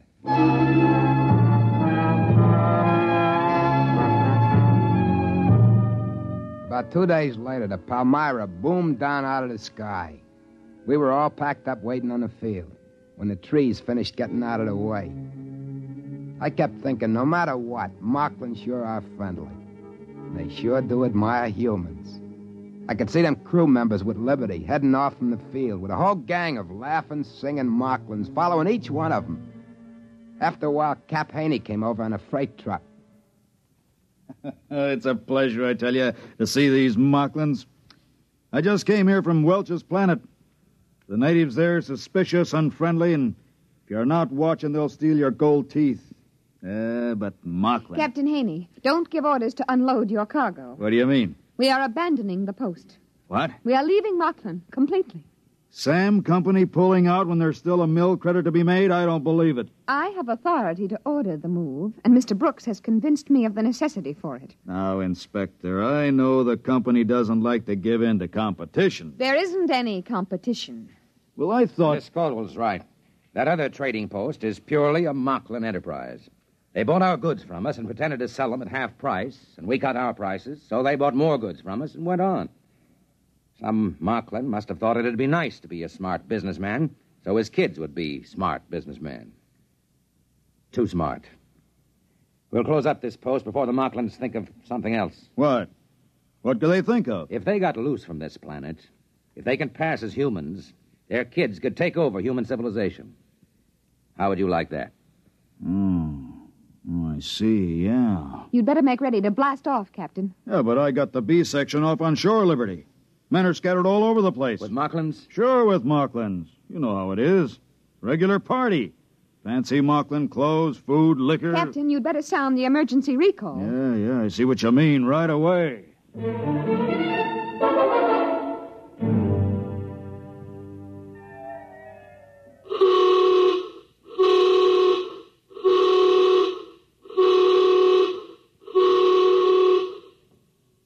Well, that accounts for all but about 5 of them. They're coming across the field now. Keep that line straight for the hatch. We got to count off. 4, 5. Yeah, they're all in line. I'll check against the roster. Wait a minute, there's another one coming. Look. By that tree. There can't be. I've got 38 men lined up already. 38, that's a full count. That's a human. He's wearing Moklin clothes. It looks like Pete Werber from the engine crew. Hey, wait. Wait for me. Wait. Yeah, but it can't be. Werber's already checked in. There he is, in line. Wait for me. Hey, whoa. Where'd you come from? I couldn't find my clothes. You see, I was in these Moklin clothes when the signal went off. I was trying to find my clothes. Werber, look over there in the line. Where? Hey, that's my clothes. That guy. He looks just like me. Now, what's the idea? Hey, you. Come over here. Yes, sir. What's the idea? All right, you caught me. I'm a Moklin. He stole my clothes. Why did you do it? Oh, we Moklins like humans so much, I thought it would be nice to make a trip to Earth and see more humans. How come he looks like me? My parents planned it 5 years ago when you came here first. They made me look like this wonderful human and hid me till now. You give me back my clothes. Well, of course. I wouldn't want to make any difficulties for humans.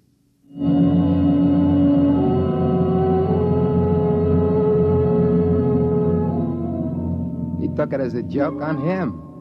He talked English as good as anybody. It was hard to tell which was the Moklin and which the human guy. So we let him keep the human uniform, and he was very grateful. We took off after that, and the Moklin stood around and laughed and waved and threw flowers as we closed the hatches. Pretty soon the Palmyra was pushing up through the atmosphere.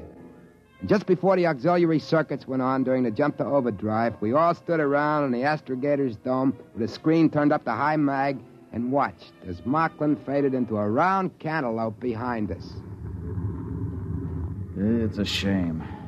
Sure was a pretty planet. Real friendly. Too friendly. I still have the shivers, thinking we almost took a Moklin off with us. The other crew had been on Moklin long enough to have a double. 5 years is a safety margin. Takes them that long to grow up. We were lucky, huh, Joe? Huh? What? I said we were lucky. Yeah. We sure are.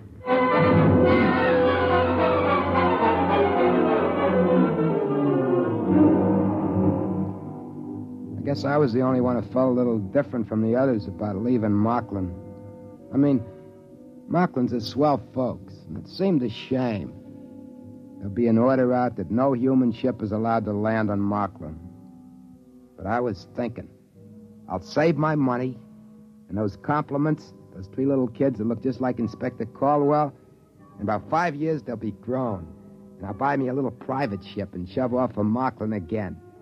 And I'll pick me one of those 3 red-headed gals and marry her Moklin style and bring her out to a human colony planet. We'll have kids with brains, top-level brains. That's easy. If she wants it, that's the way the kids will be born. I'll have to bring other Moklins out, too, and start them passing for humans. My kids are going to need other Moklins to marry, aren't they?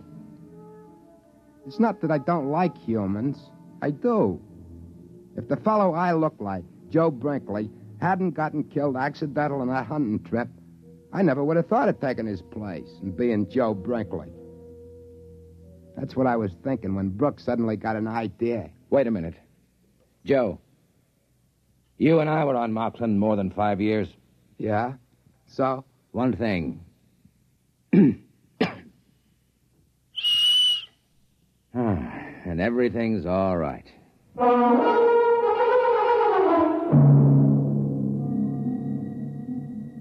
I mean, you can't blame me for wanting to live among humans, can you? Wouldn't you, if you was a Moklin?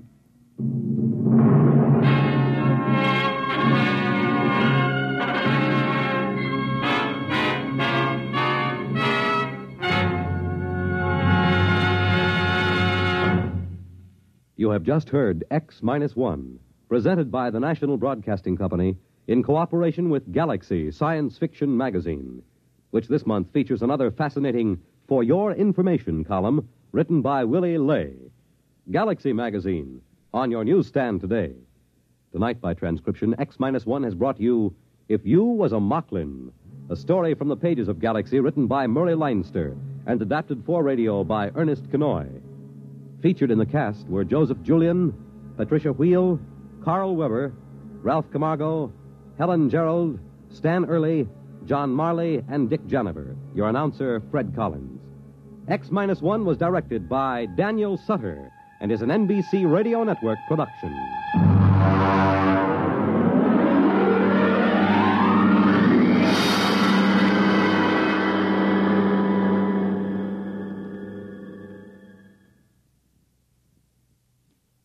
Next week, listen to Project Trojan, an original story by Ernest Kenoy on X-1.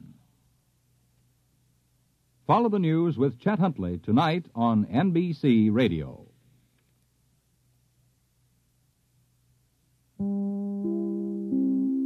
In just a moment, X-1. But first, a quiz program does not always improve your IQ, but what's an NBC radio quiz program? Well, you can be sure it'll improve your disposition.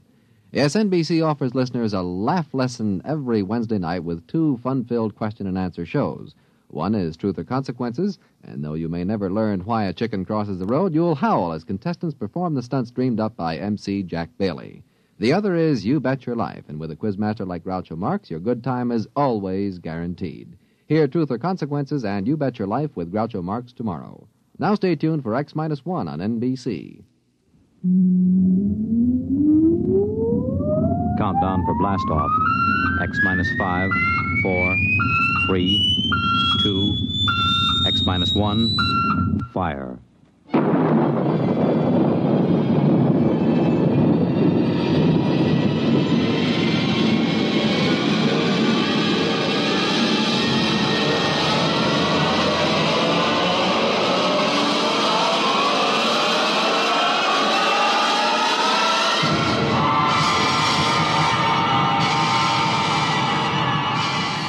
From the far horizons of the unknown come transcribed tales of new dimensions in time and space.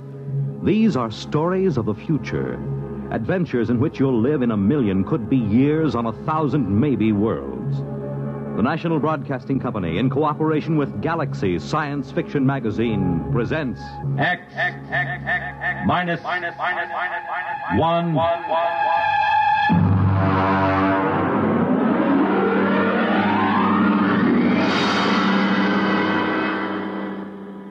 Tonight, Project Trojan by Ernest Kenoy.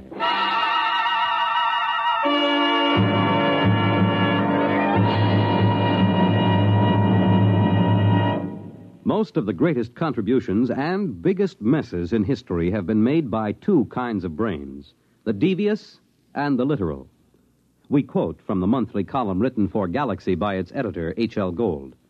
For our story tonight has been inspired by one of his recent columns, discussing the exceedingly thin line that sometimes lies between science fiction and science fact, and of the strange use that both Allied and German intelligence made of science fiction during the recent World War II. Our report, of course, is entirely fictional, but similar schemes are known to have been attempted by both sides. And now, here is Project Trojan.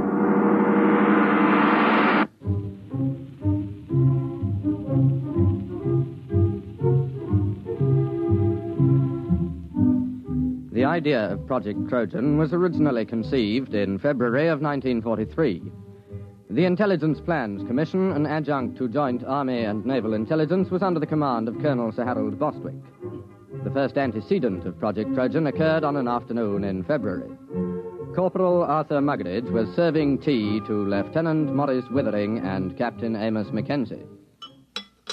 Here you are, sir. That's real butter on the bread. I won 5 pounds of it from one of those Yank mess sergeants over at the Crown and Lance. Oh, butter, eh? Aye, sir. Mackenzie. Well, confounded man, you might show some interest. Here Muggeridge tangles with the 8th Air Force to improve your tea, and you sit there reading. And what the devil is so engrossing? No, never mind. If it's me you're worrying about, you needn't, sir. I was cleared for most confidential and top secret before I set foot in the pantry. What is it, Mackenzie? Well, I was reading about a fascinating notion. It's a machine, you see, dreadfully ingenious. It's a method of setting up a reverse polarization field about a given metallic surface, say the plates on a submarine or a tank. Makes them 5 times as strong. A little more cream, Muggeridge. It's powdered milk, sir. Hush, leave me to my illusions. But, Mackenzie, how can you be so calm? Don't you realize what this means? Tanks 5 times as strong? Is it in production? I mean, when do the first models go into combat? It's certainly been a well-kept secret. I wouldn't say that. There's about 50,000 people who know all about it here in England. And, of course, a great many more in America. Oh, that's impossible. But I doubt if it will ever be used in combat. But you're stark raving crackers. A secret like it. Where did you find this? Now, let me see that. There you are. Incredible science fiction. It's an American magazine. You mean this is a story, one of those Jules Verne things? You've been pulling my leg. Aye? Well, I mean, after all... Well, Captain Mackenzie, I hardly think that... Well... Now, don't get stuffy, man. After all, to chaff me before the ranks. I don't mind, sir. But it did have you going, didn't it? Well, it sounded plausible. I don't know a confounded thing about electrical fields. Even if you did, it might take you in, huh? You see, the trick these science fiction lads do is to take something that's solid as a rock and then to push it just a wee bit forward till you simply can't tell where the science ends and the fiction begins. Still, I wish you'd exercise your ingenuity in deceiving Jerry rather than me. Good Lord. That's a fine idea. What is? If an intelligent, brilliant officer and gentleman like yourself might be taken in by a wild tale like this, whom else's leg might we pull? Huh? Muggeridge, another bread and butter sandwich, if you please, and take one yourself.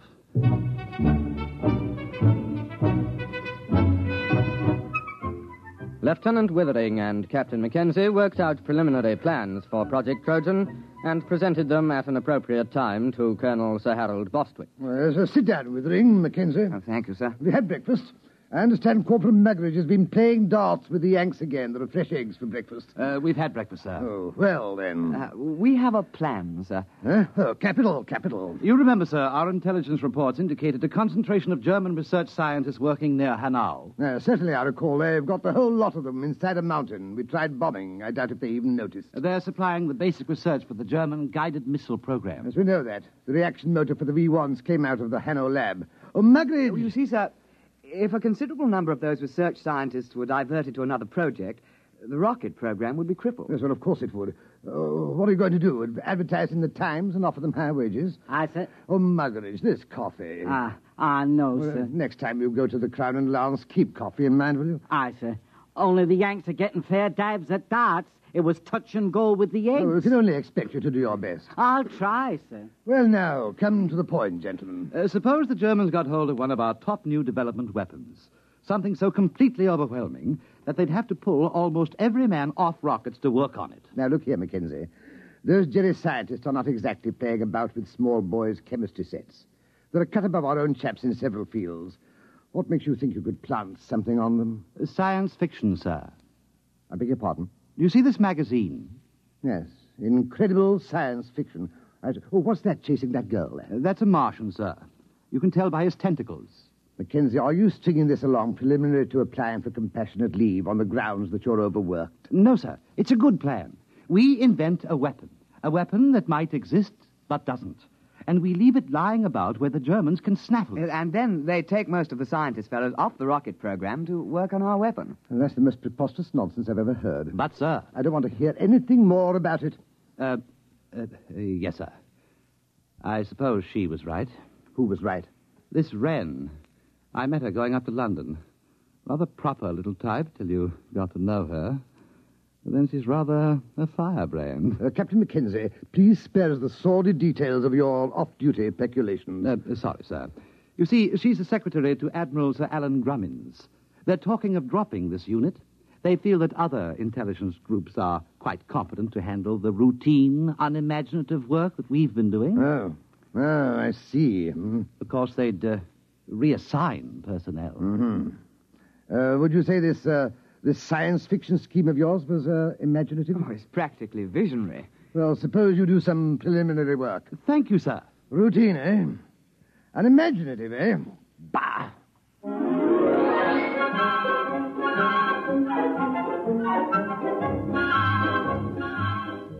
On the 14th of February, preliminary work was begun on Project Trojan. At first, Lieutenant Withering and Captain Mackenzie worked alone, researching the source material of the project. Slamming the firing keys, brick blasted down on the Krull warship. Bright beams of crisp destruction lanced out from the giant dreadnought and licked along the plates of Brick's one-man scout. Nothing in that one. What have you got? It's a story about two robots who fall in love. What's the name of that Johnny who came closest? Herman. Jad Herman. He got half a dozen ideas that are close. Where do you suppose he is? Somewhere in the States, I suppose. That's no use, then. Why? Look, man, perhaps we can put a query through Central Chafe Intelligence. The Yanks ought to be able to dig up this Herman chap for us. No. It's worth a try.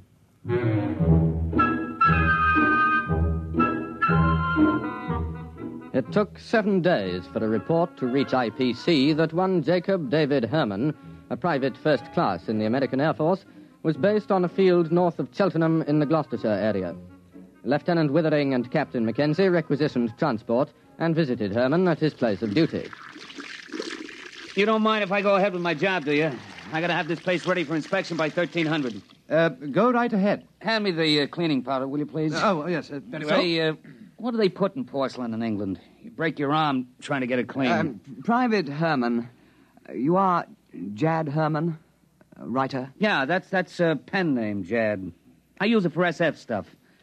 I used to write for the Confessions under the name of Cynthia Herman.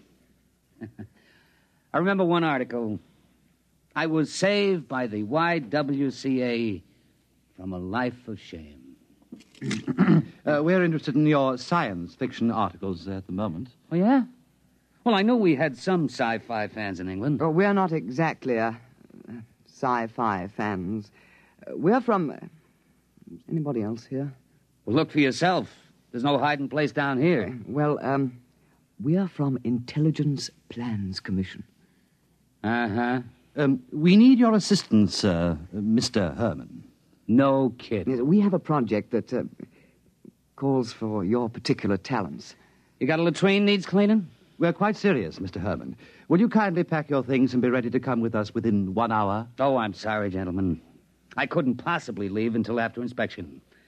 I've got too much of myself invested in this latrine. But after that, I'm at your service.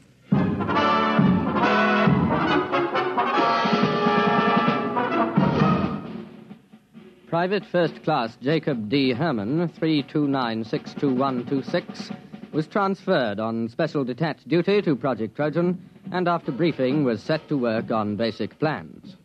Now, look, Mac, here's the way I see it. If you want to con a scientist, you got to be pretty straight all the way. You can't get away with more than one phony step in the process. Precisely. Now, here's the way I see it. It's a focusing beam weapon. The electronics on that are square. I used it in a story about 2 years ago. Feinschreiber at MIT and Temple and Westover at the Bell Telephone Laboratories worked out the basic field formulas. Oh, you mean it's real? Well, up to a point. Everything's on the level till you get to the catalytic action on the grid. Now, that just won't work. It's a basic problem in physics, and it makes the whole thing impossible. But don't the Germans know that? Oh, sure. You see, you make up plans for the weapon, call it a death ray. You let the Germans steal everything but the catalyst formula.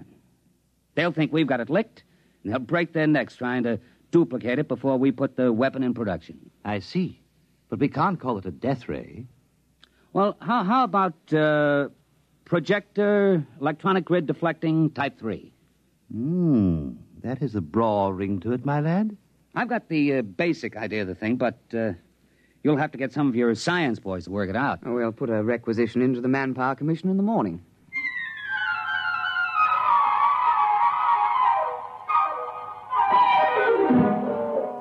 Doctors Montague, Felder, Harrison, Seisenby, and Pilsudski were assigned to Project Trojan, and under the direction of Private First Class Jacobs, complete specifications and plans for projector electronic grid deflecting Type 3 were drawn up.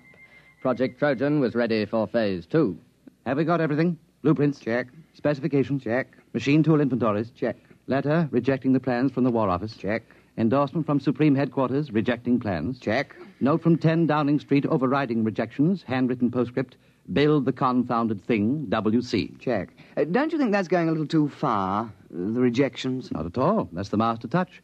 A rejection of an idea by the War Office makes it appear most genuine. All right.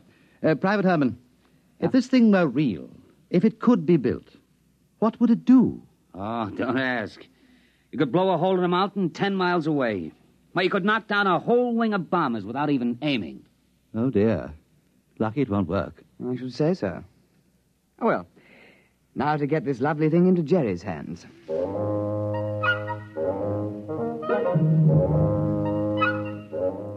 Phase 3 of Project Trojan was commenced on the 15th of March, 1943. Central Counterintelligence Agency had discovered the infiltration of a German agent, a Belfast Irishman named Gogarty, into the blueprint division of Clark and Porchester, a printing firm doing some subcontract work for the Air Ministry. Gogarty, the German agent, presumably microfilmed the plans because shortly thereafter he received word that his sister, living in the Irish Free State, was to be married to a bus conductor.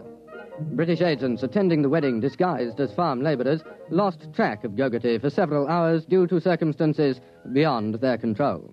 Then we have no way of knowing whether Gogarty delivered the Project Trojan plans. Well, sir, there was a submarine sighted a day before off the coast. It's likely he made contact. Well, keep me informed. That's all we need now, another disaster. Did something else go wrong? You're jolly well right. Muggeridge has been playing darts with the Yanks again. Oh? What have we got this time? Butter or beefsteak? Nothing. The blight has lost my whole month's whiskey ration.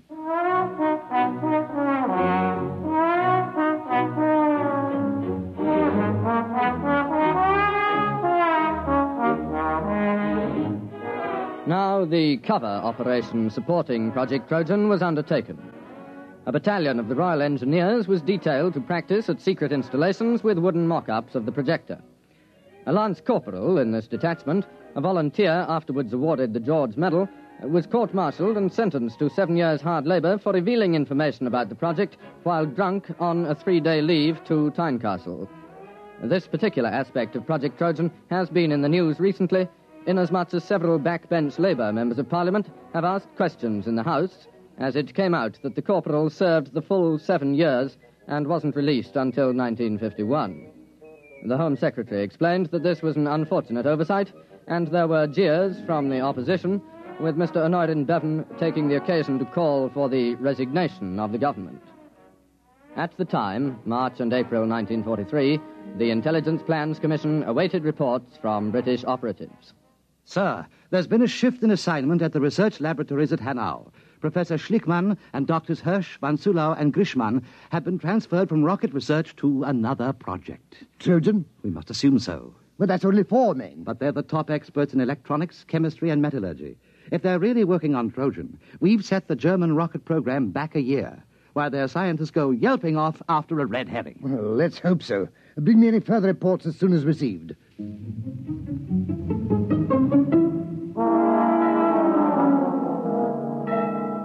British intelligence reports, filtering back through occupied Norway and neutral Sweden, continued to indicate the success of Project Trojan.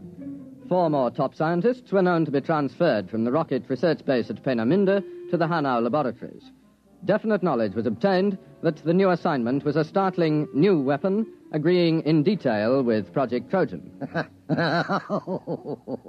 What a sally, Mackenzie. What a stunt. Yes, sir. We shall have to have a little party to celebrate. We'll have that Herman chap in for a drink. I'm sending Muggeridge off to play darts with some of the Free French over at Germain Manor. He ought to be back soon with the champagne.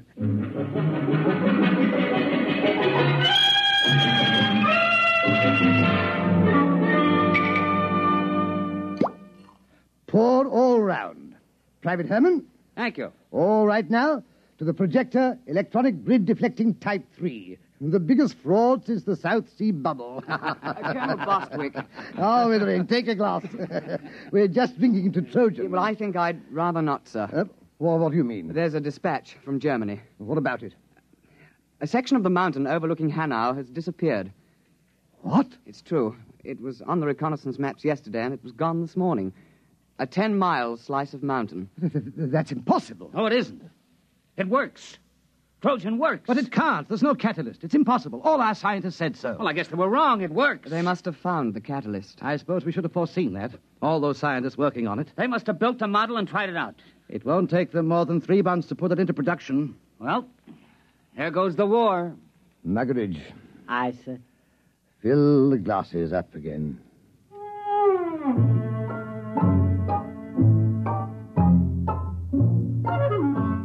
Intelligence Plans Commission now waited for additional dispatches concerning the reaction to Project Trojan in Germany. It was decided as a matter of policy to confine knowledge of these latest developments to the personnel of the project. Anything new, Mackenzie? No, sir, except that aerial reconnaissance confirms the damage to the mountain at Hanau. It's not quite as extensive as the first dispatch, but it is a bit of a hole. Oh, what do they think caused it? The Air Ministry seems to feel that an ammunition dump must have blown up. Couldn't that be it? I'm afraid not, sir. We have an intelligence report about several captured British and American tanks being brought to Hanau for testing. They were spotted the next day, completely destroyed. Trojan? Trojan.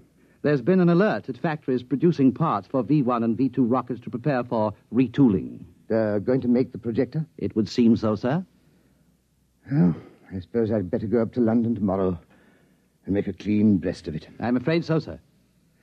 Well, that's the end. Seems rather unsporting, doesn't it? Just handing the war over to them. I hate to think what the War Office will say. Not to mention the Prime Minister.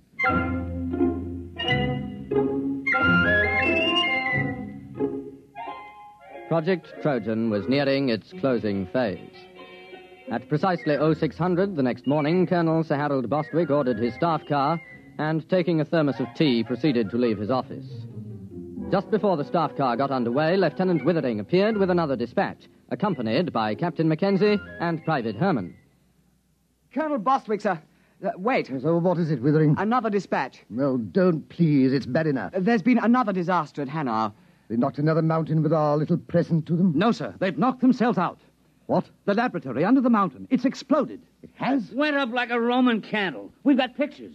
There was a flight of mosquito bombers over at the time. What happened? The projector. It backfired. How do you know? It had to. That's why the catalyst is impossible. You see, the metal fatigue on the grid is a function of... Never mind. Are you sure? Yes, sir. We have a reliable agent's report. The Germans are completely confused. They were operating the projector under a top-secret designation. Nobody knew any of the details except the dozen scientists working on it. And they were inside the laboratory when it blew.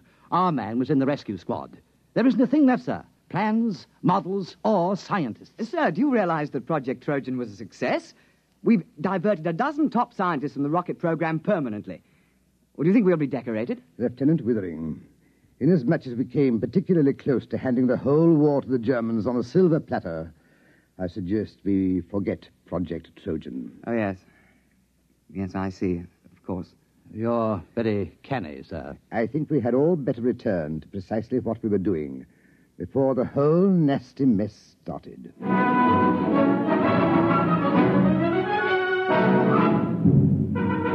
The final phase of Project Trojan was completed on the 22nd of March, 1943. The file, through some inadvertent error, was lost before the Intelligence Plans Commission had a chance to report to the War Office. All personnel returned to their previous assignments. All right. No splashing on the floor. I gotta get this latrine ready for inspection by 1300.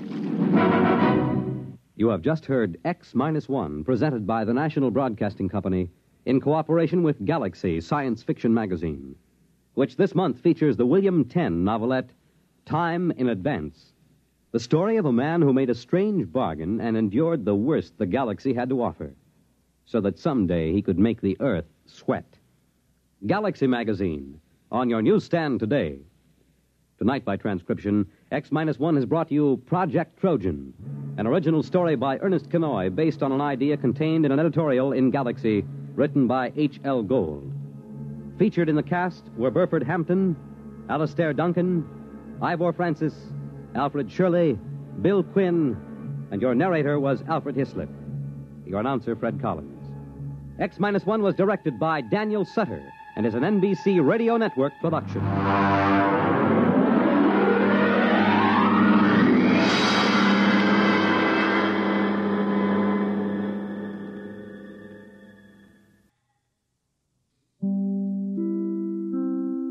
And now stay tuned for X-1 on NBC.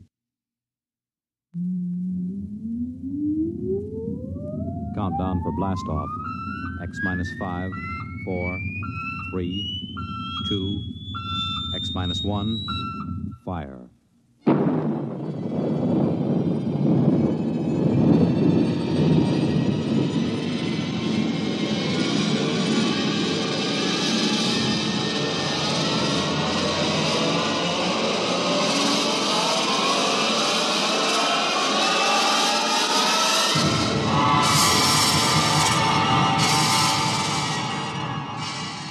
From the far horizons of the unknown come transcribed tales of new dimensions in time and space.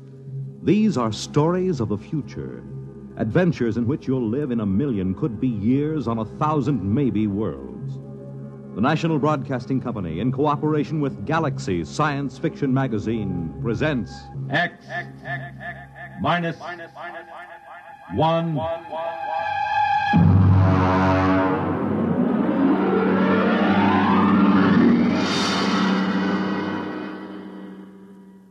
Tonight, Wherever You May Be, by James E. Gunn.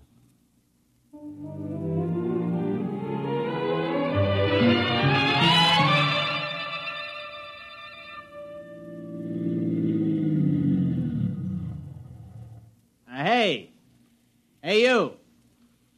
A little girl. You on the fence. Yeah? Hey, kid, come here. Well, I'm right comfortable where I am. Listen, kid. Is there a service station on this road? Well, Merv Wheelock got a gas pump at the general store. Oh? How far is it?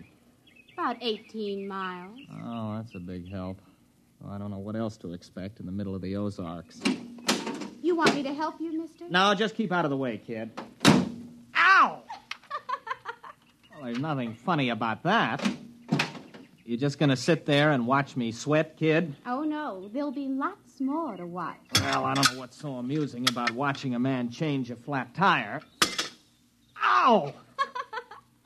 You sure you don't want me to help, mister? No, I'm perfectly capable of changing a tire by myself.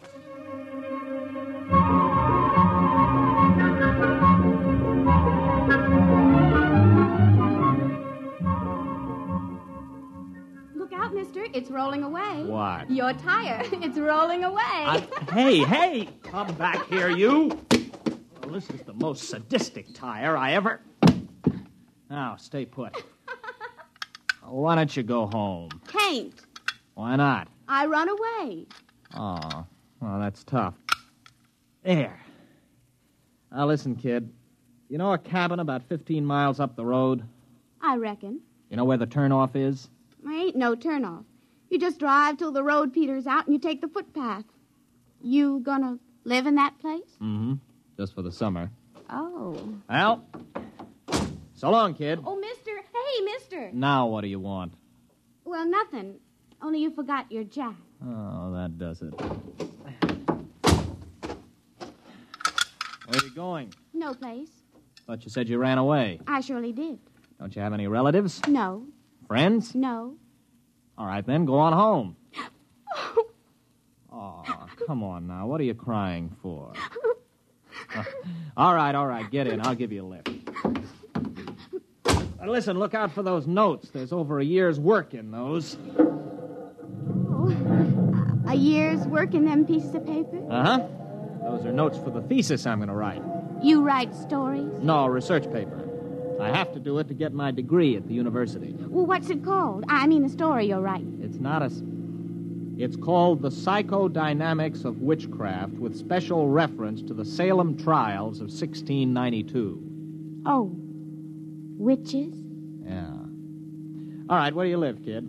Well, I can't go home. Pa'd beat me again. Oh, he'd pretty nigh skinned me alive, I guess. You mean he hit you? Little kid like you? Well, he don't use his fists. Not often. He uses his belt mostly. Look here. On my knee. See that black and blue mark? And this one? Never mind. Why does he hit you? He's just mean. Well, he must have some reason. Oh, he wants me to catch some strong young fellow who'd do the work around the place. A gal don't bring in no money, he says. Leastwise, not a good one. You're much too young to get married. I'm 16. You don't look more than... Well, I don't know. Most girls my age got a couple of young ones. One, anyways. The way Pa carries on, you'd think I didn't want to get married. Now, it ain't my fault no fellow wants me. What seems to be the trouble? Mostly, I guess I'm just unlucky. One fella I went with pretty nearly a year. He busted his leg. Another nigh well drowned when he fell in the lake. Now, it don't seem right they should blame me, even though we did have words. Blame you? Well, they say it's courting disaster instead of a gal. Fellas just stop coming round. You married, Mr. Matthew Wright. No, I'm not married. Wright. Abigail Wright. That's right, Purdy. Abigail Wright? Oh, did I say that? Now, ain't that funny? My name's Jenkins.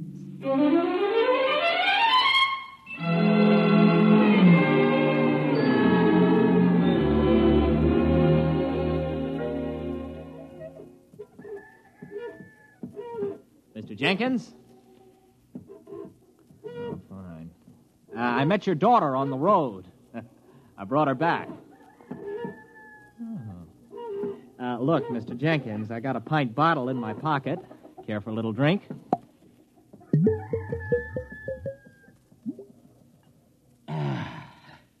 Terrible week. Well, I'm sorry. I repeat, I brought your daughter back. Why? Well, she had no place to go. She ran away. Now, look, Mr. Jenkins, I realize that teenage daughters can be a nuisance, and after meeting your daughter, I can understand how you feel.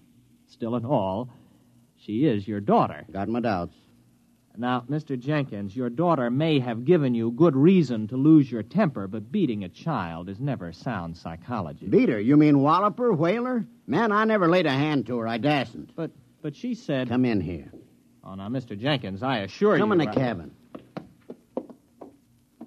You look around this here room, mister. See them dishes all over the floor, those chairs all splintered like they was kindling, that table turned over bottom side topmost like a turtle on the road? You think I beat her? Well, the place is a shambles. I ain't saying Abby did it. But when she gets unhappy, things happen. Dishes come flying through the air. Funny things happen around Ab. Ever since she started filling out 5 or 6 years ago. Well, she's only 16. 16? Don't let on I told you, but she's past 18. There, you see? Well, it just fell off the shelf. Well, look, you're a city fella, passable looking. Why don't you take her with you? What? Oh, now, wait a minute, Mr. Jenkins. Well, she's right pretty when she fixes up, and she can cook right smart. Go on, take her. Well, you must be mad. You can't give a girl away like that.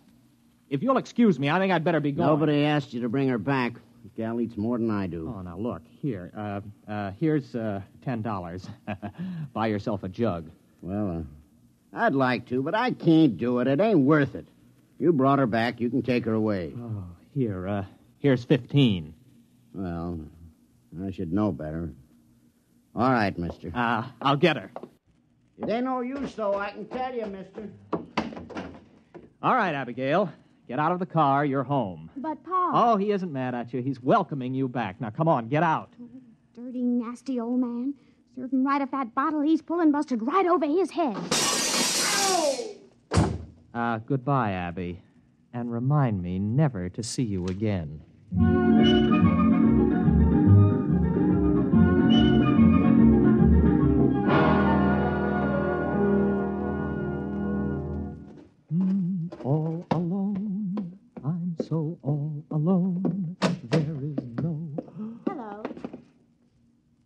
What are you doing here? Waiting for you. But listen, this is my cabin. I rented it. I know. What kept you? Well, what are you doing here? How did you get here? Oh, I reckon you're hungry. Look, why don't you sit down? Supper's about ready. Now, wait a minute. I came here by car. How did you get here? Well, I rode. Oh, it's lucky I did. This place needed a good sweeping. Is that your broom? I know. It was here in the cabin. Pa loaned me a mule. I let her go. She'll get home all right. But you can't stay here. It's impossible. What would people say? Well, who'd care? Pa don't. Oh, please, Mr. Wright, let me cook and clean for you. I won't be no trouble. Honest, I wouldn't. Oh, now, look, Abby, you're a nice girl, and I like you, but you'll just have to go back to your father. Do you understand? All right.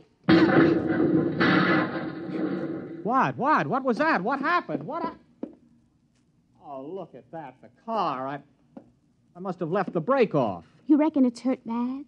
Well, rolling down a 10-foot grade into a tree didn't help it any. Oh, well, I'm sorry, Mr. Wright. Are you? Well, anyway, it looks like you'll have to stay here tonight then, doesn't it? I reckon. I could have sworn I put that brake on. Listen, you're going back first thing in the morning. Oh, sure. Sure, Mr. Wright. I understand.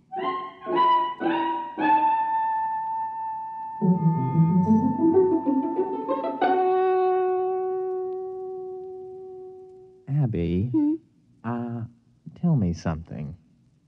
Who wrecked your father's house? Libby. Libby, huh? Who's Libby? The other me. Mostly I keep her bottled up inside. But when I feel sad and unhappy, I just can't keep her in. Then she just lets loose and goes wild. Schizo. Abby, where did you get an idea like that? Well, when I was born, I had a twin sister. Only she died real quick. And when I was bad, my ma used to say Libby would never have been mean or cross or naughty. So when I'd done something bad, I started saying Libby done it. I guess after a while, I've begun to believe it myself. Can you control it, Abby? Not much. You see, when I get feeling mad and mean, things just happen, that's all. How about a rolling tire? You sure did look funny.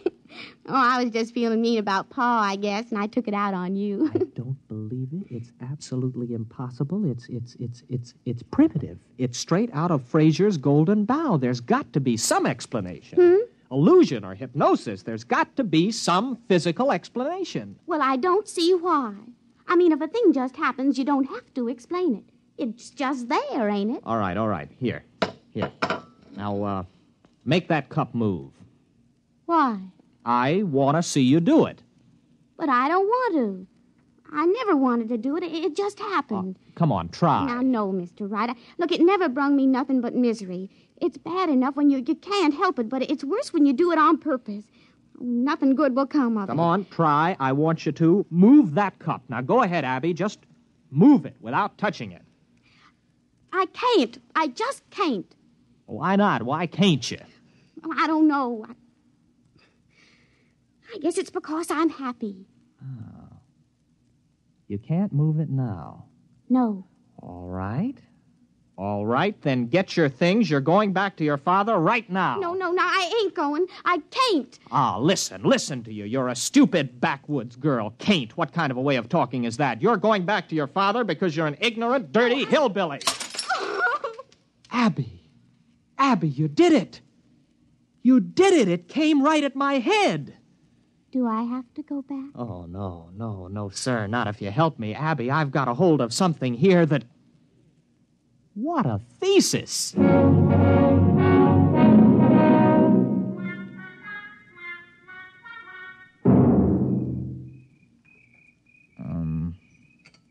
Abby?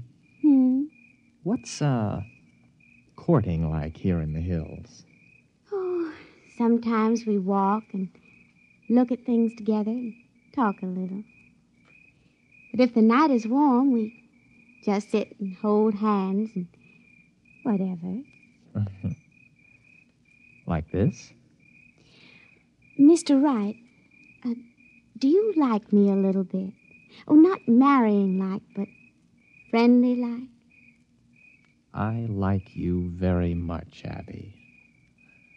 Very much. Oh, Mr. Wright. You kiss real pretty. Abby, what happened to your fellas? I mean, the other boys. Well, folks said I'd the evil eye. I mean, Hank fell off the roof and broke his leg, and Gene, well, he fell in the lake and liked to drown. It wasn't my fault it was after we'd had words, now was it? No. Why, Mr. Wright, you're shivering. Maybe we better go get your jacket. Abby, tomorrow we're going to drive to Springfield to do some shopping. Really, Mr. Wright? Why, I ain't never been to Springfield. Oh, ain't that wonderful?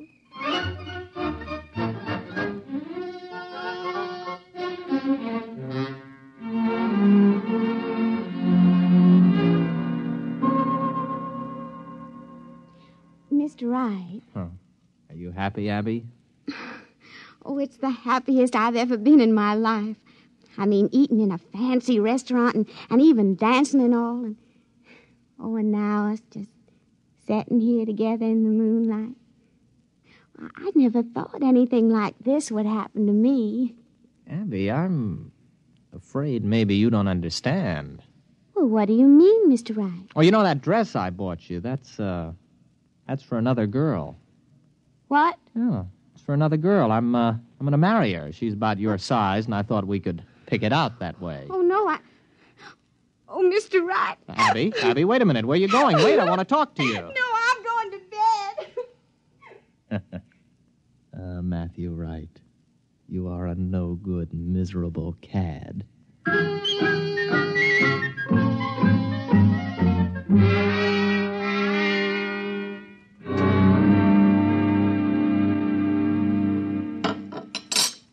You want any more coffee? You still feel bad, Abby? You want me to move that cup for you today? I can do it real good. How do you know? Well, I just got a feeling. Look. You can do it now? Sure, I guess. There, it's getting easier. Look, Abby, I want to get some things out of the car. I just happen to have them things for tests. There may be other powers. Well, I don't care much one way or the other, Mr. Wright. If it makes you happy, it's all right with me.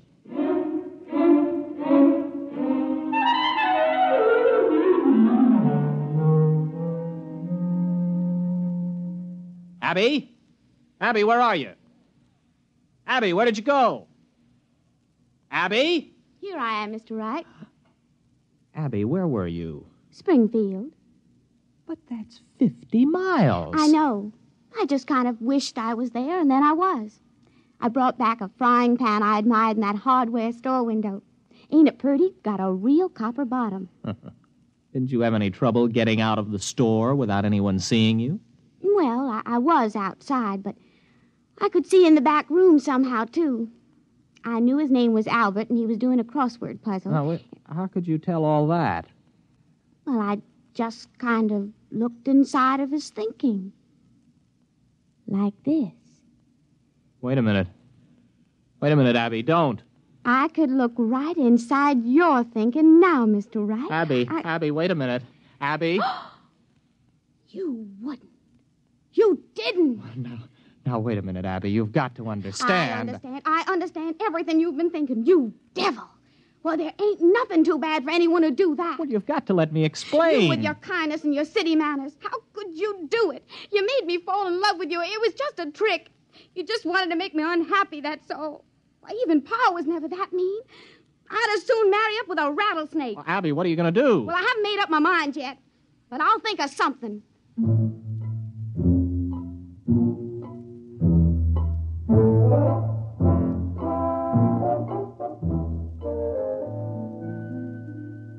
Well, I've got to think of some way out of it.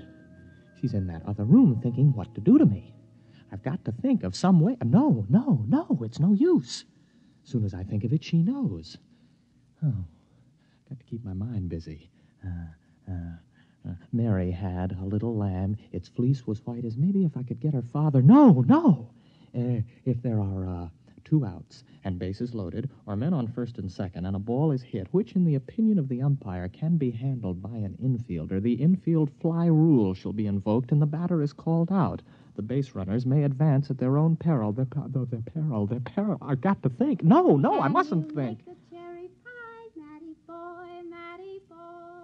Oh, no, she's absolutely certain now she can do anything she wants to. I've got to act on the spur of the moment, keep my mind crowded with something else. Oh, it's a lovely day. Breathes there a man with soul so dead. 'Twas brillig and the slithy toves did gyre and gimble in the wave.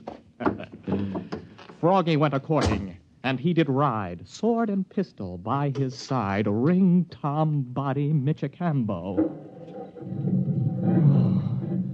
Full fathom 5 my father lies, of his bones are coral made. Seabirds hourly toll his knell. Hark, I hear them, ding dong dell. That's pretty. Abby! Where are we going? Oh, Abby. What are you doing here? I couldn't let you leave without me. I've got plans for you. Oh? Very interesting plans. But how could you tell I left? I was thinking all sorts of other things. Matt, you were thinking some of the cutest little rhymes. Oh, but that was on top. On top? Why, sure. Way underneath, I could hear plain what you were thinking about running away in this old car. Well, then why didn't you stop me? Conk out the motor or something. Oh, I didn't want to. I told you I could see way down underneath the top of your thinking. And you know what I found there? All the time, even when you were making me unhappy to test all them strange things I learned how to do, way down deep, you're in love with me. I am? Surely true. So, we're going to get married. Are we? There isn't much you can do about it now, is there? No, I suppose not, but, you know, it's a frightening thought getting married to you, Abby. A wife who can read your mind and all the rest. Oh, I wouldn't worry about it, darling. Why, I can only do those things when I'm downright miserable. Everything will be perfectly all right. Just as long as you keep me happy.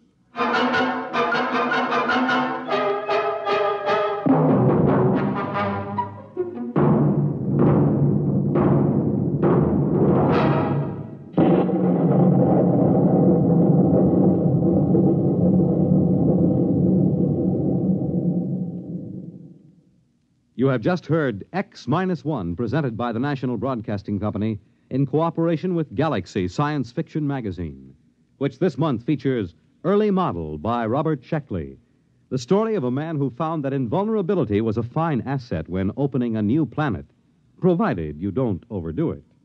Galaxy Magazine, on your newsstand today.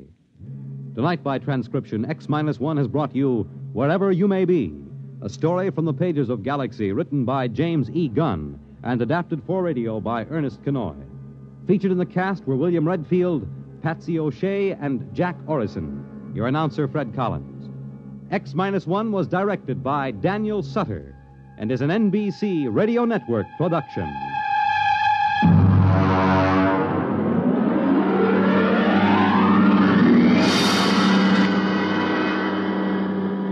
Be sure to hear X-1 one half hour earlier next week over most NBC radio stations. Check your local newspaper for the exact time. This is the NBC Radio Network.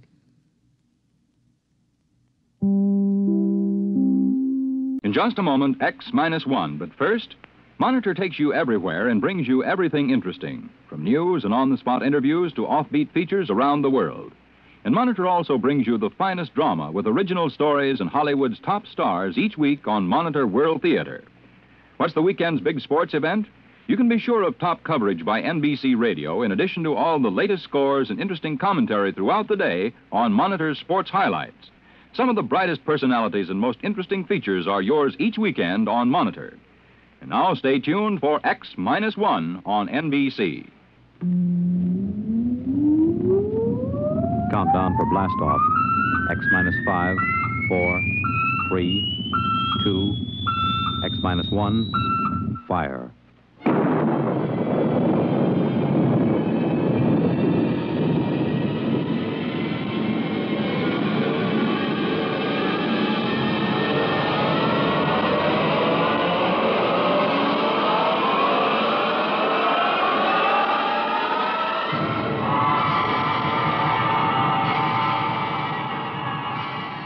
From the far horizons of the unknown come transcribed tales of new dimensions in time and space.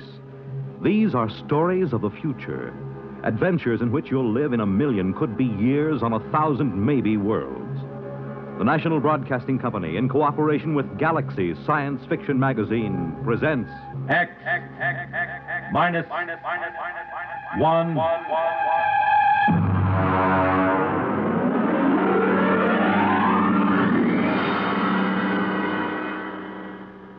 Tonight's story, Mr. Costello, Hero, by Theodore Sturgeon.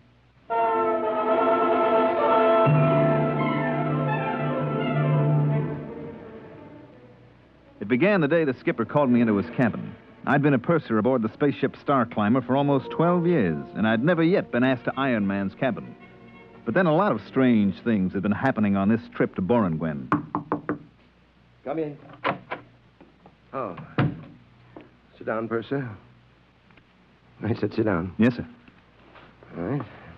Here's a deck of cards. Deal. Sir? I said deal. 5-card draw. Go on, man. Yes, sir. Well? 3 of a kind, sir. You didn't draw. I beg your pardon? When you play draw poker, you're supposed to draw. If you don't draw, you're supposed to give your opponent a chance to draw. Now, mister, did you ask me to draw? Well, we haven't been playing that way recently. Who changed the rules? I don't know. Uh-huh. Let me ask you something else. You stood a watch last night in the ship's galley. Why, yes, sir. Has anybody ordered a galley watch? Well, no, sir, but it isn't against the rules, is it? Against the rules? No, it isn't. Now, tell me, does the cook mind having a man watching him 24 hours a day? Well, no, sir. You see, that way he knows everybody can trust him. You mean that way you know he won't poison you? Well, yes, sir. Now, tell me, Purser, who aboard this ship suggested that the cook might try to poison you? Well, I really couldn't say, sir. It just came up. Well, Cookie doesn't mind, sir. Really, he doesn't. He says if he's watched all the time, then nobody can suspect him, so he doesn't mind. All right. Now, let's proceed to something else. How long has it been customary for the deck officer to bring a witness with him when he takes over the watch? That's out of my department, now, sir. Now, think hard, Purser. Did you ever hear of a deck officer bringing a witness with him before this trip? No, sir. Or stand a galley watch? No, sir. Or play draw poker without drawing? No, sir. Now, one more thing. Yes, sir? We never had Mr. Costello as a passenger on this ship before, did we? Mr. Costello? Mr. Costello. No, sir, we didn't. Okay. Ask him to come to my cabin. But... That's an order, mister. Yes, sir.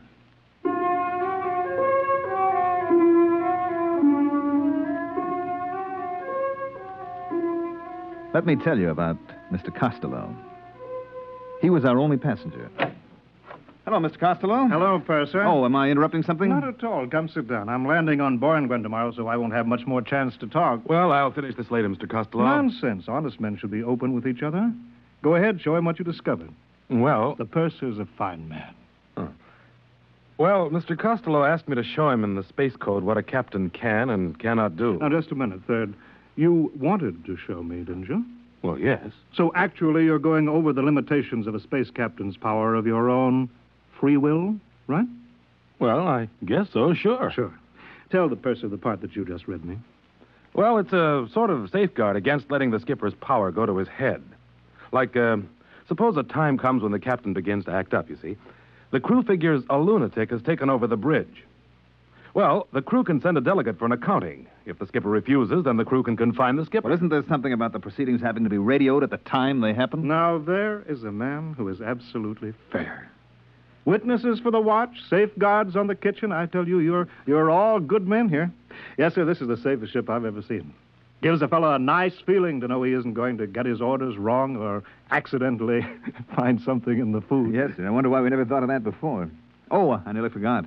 Mr. Costello, the skipper, wants to see you in his cabin. Oh? Right away. I see. Will you come along with me just as a friendly precaution? You can wait outside. Well, in that way, both of us will know what happened. I'll never be able to say that you didn't give me the message, and you'll be able to say I went to see the skipper. Right? Well, I guess so. You know, that this buddy system sort of makes everything safer, doesn't it? That's right, Purser. You can't do anything bad if you have a friend along to witness.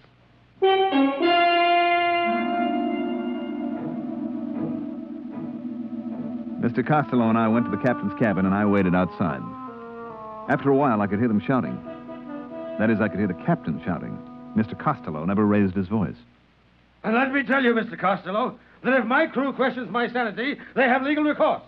But you can be sure that meanwhile, if a single man aboard questions my authority, he will learn that I am master of the ship, even if he must learn it at the point of a gun. Now, sir, get out. Wow. You okay, Mr. Costello? Yes, I'm fine. Did you hear anything? Well, yes, I did. Would you remember what you heard? I think so. Let's see. You see this little gadget, no bigger than a pocket watch? Well, yes, sir. What is it? Listen, I'll open it. If a single man aboard questions my authority, he will learn that I am master of the ship, even if he must learn it at the point of a gun. Whose voice is that? Why, it's the captain. Good man. But how? That's simple. You see, this little pin that I wear on my lapel here? This is a microphone. This watch is a magnetic recorder. I just use it as a toy, of course. Well, I'll be darned. You see, Purser, I'm a collector. What do I collect? Voices. Voices anywhere, anybody, anytime. Listen. A lunatic has taken over the bridge. Why, that's the third officer. Listen to this now. I better not, Mr. Costello. I wouldn't want you thinking I take bribes from passengers. Recognize it? Why, that's my voice. Exactly. The time you brought me the special radio message from Earth Central. And you offered me a blue gemstone, and I said that... Hey, listen to this. I take bribes from passengers. Well, if that isn't the end... Cute, huh? Well, I guess I'll get back to my cabin and pack. When do we arrive at Borenguen? 6 tomorrow morning. Oh, good. By the way, I'd like you to come see me when you put in there again. Well, that's very nice, sir, but you're an important man, and I'm just Nonsense. I insist that you visit me. Well, that's real nice. Oh, by the way, what's the major trade on Borenguen? Glunker.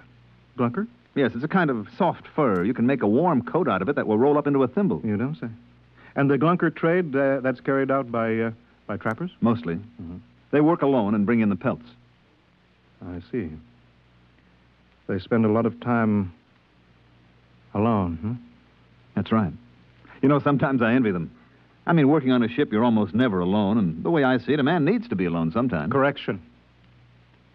Only, I repeat, only if he has something to hide. Otherwise, to be alone is antisocial and evil. We put in at Borenguen the following morning. I stood at the ramp of the ship and checked out the supplies and checked in the Glunker pelts that we were taking back to Earth. The Borenguen people were a nice, independent, easygoing bunch. I knew a Borenguen woman named Nola, and she came out to the ship to see me. 15,000 Glunker pelts. Check. 300 pounds of radioactive ergite. Check. Just put that shipment of show seed over next to the ramp. Hello. What? Well, Nola. Nola. I saw your ship on the cargo manifest. Well, it's good to see you. Will you be on Borenguen long? Just for a day or so. Listen, I have to get this cargo checked in. Can we see each other later? I'll be through at the spaceport at 16 hours. Well, good. Suppose I... Oh, excuse me a minute. Here comes our passenger. Well, good morning. I see we've arrived safely. Yes, sir. I expected you out before this. I had a few items to get in order. Oh, Mr. Costello, this is Nola. She's a Borenguena. Well, it's very nice to meet you. This is a real nice guy, Nola. See that he doesn't have any trouble with customs, will you? Nola works here. Any friend of the purser? Wonderful. Well, I'll say goodbye now. Remember to look me up, purser, next time you hit Borenguen. I will.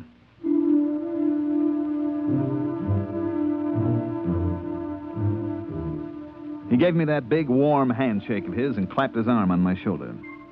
Gave you a good feeling to know that a big shot like Mr. Costello really liked you. I got the rest of the cargo checked in. Took maybe 3 hours. Then I was about to go in and ask the skipper for leave when a couple of guys with Space Bureau credentials came aboard. All right, that's it, boys. Close the hatches. Excuse me. Yes? Space Bureau. Is Captain Ireson aboard? Why, yes. You're the purser, huh? That's right. Something wrong? Would you mind answering a couple of questions? Not at all. Has the captain been behaving strangely this trip? Well, not strangely, exactly. Anything unusual? Well, no. He called me in for a card game. Mm-hmm. Does that happen often? No, never happened before. Was he upset? Yes, I guess he was. Okay. This gentleman would like you to answer a few simple questions. Meanwhile, I'll look up the skipper.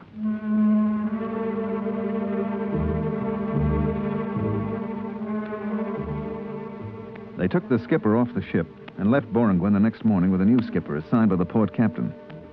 There was a rumor later that old Iron Man had been court-martialed or something. Nobody knew for certain. We made the rounds after that. Sigma, Nightingale, Carano, all the planets in the fourth system. We even went back to Earth with a load of glizzard skins and black prints. It must have been about, 16 months later that we made it for Borengwen again. I was talking to the third officer. Purser. I'd like to talk to you. Go ahead. We land at Borengwen tomorrow. So? I don't like it. What's wrong with Borengwen? It's one of the best ports in the system. It was. What do you mean? We got a radiogram from the Borengwen Customs a little while ago. Okay, we got a radiogram. That's it. Some bureaucrat sent it. Nothing will happen. Another thing. The way it was signed. How was it signed? Loneliness is evil. Port Captain Borengwen. Loneliness is evil? That's what it said. On a government radiogram? Mm-hmm. Loneliness is evil. Where did I hear that before?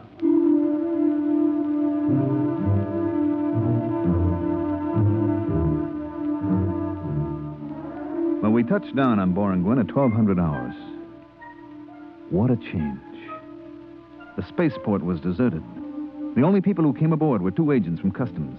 They censored our tapes and checked our written literature. I finally started a conversation with them. Excuse me, sir? Yeah? There is a Borengwena named Nola that used to work in Customs. I wonder if she's still there. I wouldn't know. Well, the reason I asked, she usually meets my ship when it comes in. Yeah, I see. Well, maybe I'll look her up. She has an apartment on R Street. She won't be living there. Try Central Barracks. Central Barracks? That big warehouse near the spaceport. I thought they stored the Glunker furs there. They don't use the warehouses to store things anymore. No? They need them for the people. The people? You haven't been on Borengwen since the Brotherhood movement? I haven't been here for 16 months. Well, you'll find that the people have moved into the warehouses now. Well, what about the apartments? What about the homes? They're used only for storage space. I don't get it. Look, we haven't got time to explain now. My partner and I have to get back to Central Control. Well, maybe I'll go to try and find Nola. Better take a companion. What for? They don't like soloists on Borengwen. Since when? Since Brotherhood. No ladder has a single rung, you know. So what? It takes 100 pair of hands to build a house. Okay. A single pair is useless. Not only useless, but evil. I don't get your drift. All humanity is made up of many parts. Any part that wants to go off by itself hurts the main thing. What good would your hand be if a single finger suddenly decided to go off by itself? Listen, is this a gag? It's deadly serious. Well, suppose I want to go off by myself. We'll help you. And suppose I don't want to be helped. Then you're a trapper, a glunker. You'll be sent into the bush country where the other soloists are sent. Holy smokes, this place has gone mad. Are you coming with us? Look, just suppose that I want to walk across the field to the warehouse by myself, all alone. You can try.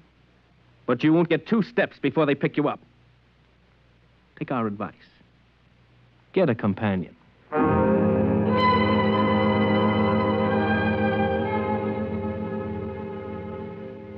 I let them take me over to the barracks.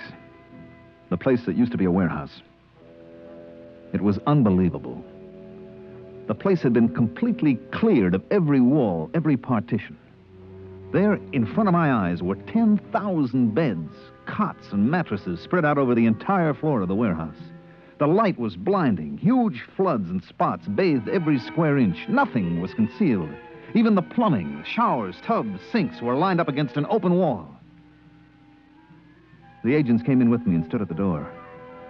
A cluster of Boranguen people waited in a roped-off area. This is it. Wow. The customs personnel are in that third aisle, going north. I'll walk down there. Thanks for the company. It's a duty. Wait. I'll get you a companion. Anyone for the third aisle going north? Third aisle going north. Yeah. There comes a man. He'll accompany you.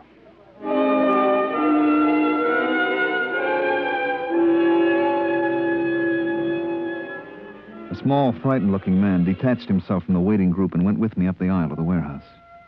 The sound, the smells were frightening. Thousands of people milling around, no privacy, everyone terrified of being alone. I wondered how this had happened. Finally, after an hour of searching, I found my friend Nola. So that's the way it is on Boranguen now. Nobody seems to know just how it happened. Just seemed better to be with somebody all the time. Then nobody could accuse you of doing anything wrong. But somebody must have started these accusations. Somebody must have put the fear into people. I don't know. It started with the Glunkers. The fur trappers? That's right. We began to hear things about them. That they were thieves, that they planned to take over the city. Just rumors, of course.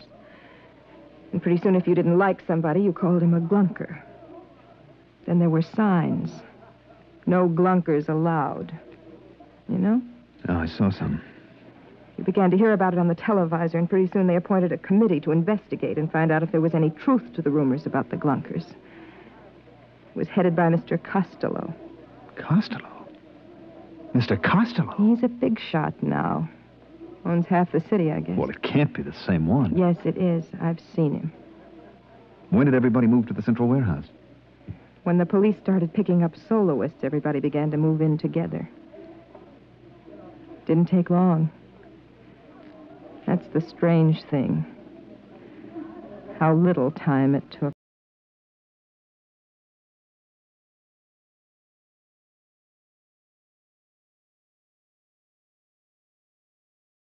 I couldn't take it any longer. I had to get out, to get away by myself. I found somebody who was going toward the exit, and after a while, we were standing outside the warehouse entrance. I'm going south. I'm going north to the spaceport. Oh. Tell me, does anybody travel alone? Sometimes we take a chance on it. I guess I'll have to take a chance right now. I'll be late for my job if somebody doesn't come along soon. Where do you work? That orange building right across the street. Would you like me to walk with you? Oh, you'll just get stranded there. I'll make a run for it. The street looks clear. Well, thanks for the company. Not at all. So long. Hey, mister, look out, that car. Look out! Why, you... Is he dead? Yes, sir. That was deliberate. I saw you. Hello, Purser. It's Mr. Costello. Yes, I'm sorry about the accident. My chauffeur was... He tried to run away. That's what happens to soloists. If he'd had a companion to warn him, to thrust him out of the way. You understand that, don't you, Purser? I don't know. Climb into the car. You can't go wandering about Boranguen alone. Well, Police will take care of the body. It's all right. Okay, if you say so, Mr. Costello. Drive to the spaceport. Yes, sir. Well, what do you think of our little planet? Well... I knew you'd like it. Just think of it, Purser. All humankind, a single unit. Yes, this is a people that has found the truth. It awes me. Makes me humble. Speak up, man. I'm your friend. Well, I was going to say, I'm not sure I like it. Well, take your time. Nobody has to make a man see the truth. Isn't it right? Well... That's right, isn't it? Yes, I guess it is. Fine. Yes, only the trappers refuse to see the truth.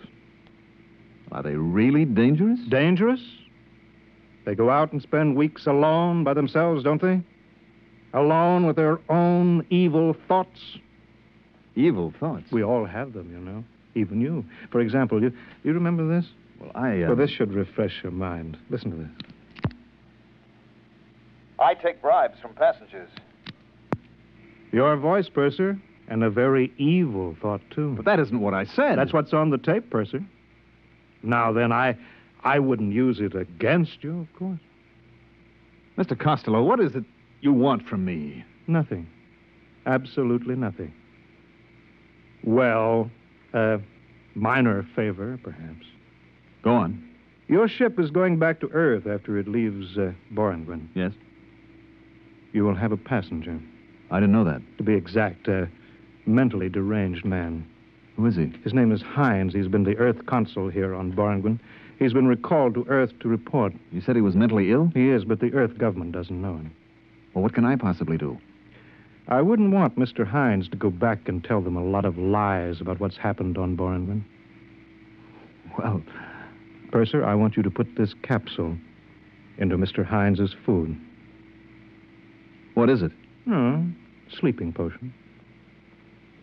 You think I'm a murderer, Mr. Costello? Purser, do you know what will happen if this tape recording of your voice is sent back to Earth? Do you know what they do to pursers who take bribes? You'll be court-martialed. You'd use it?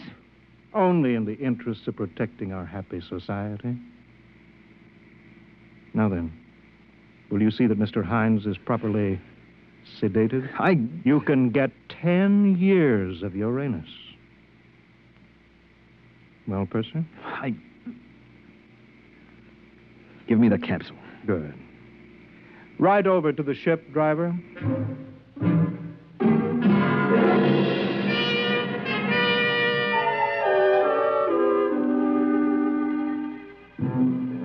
The first day out, the Earth Council, Mr. Hines, was in his cabin, and I brought him his dinner.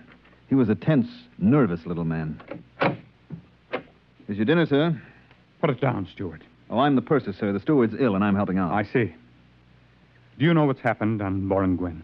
I was only there a few hours, Mr. Hines. Let me tell you, then. You won't believe it. Nobody will believe it. First, it was a little wedge, driven in the one place it might exist between the city people and the trappers, the glunkers. Suddenly, the glunkers were a menace. Then came the changes. You didn't have to prove that a glumper had done anything. You just had to prove he was a glunker. It all happened so fast. Pretty soon you were afraid to be alone for a second. There was a man named Costello. He came from Earth. I know him. You know him? He went to Boranguen on this ship. Then you must be the one. The one? Which one? Who testified against your captain for the court-martial. What? There was a tape recording, your voice and the voice of the third officer. Costello had them. He used them to send the skipper to Uranus? I didn't know. You must have known. What's happened to us?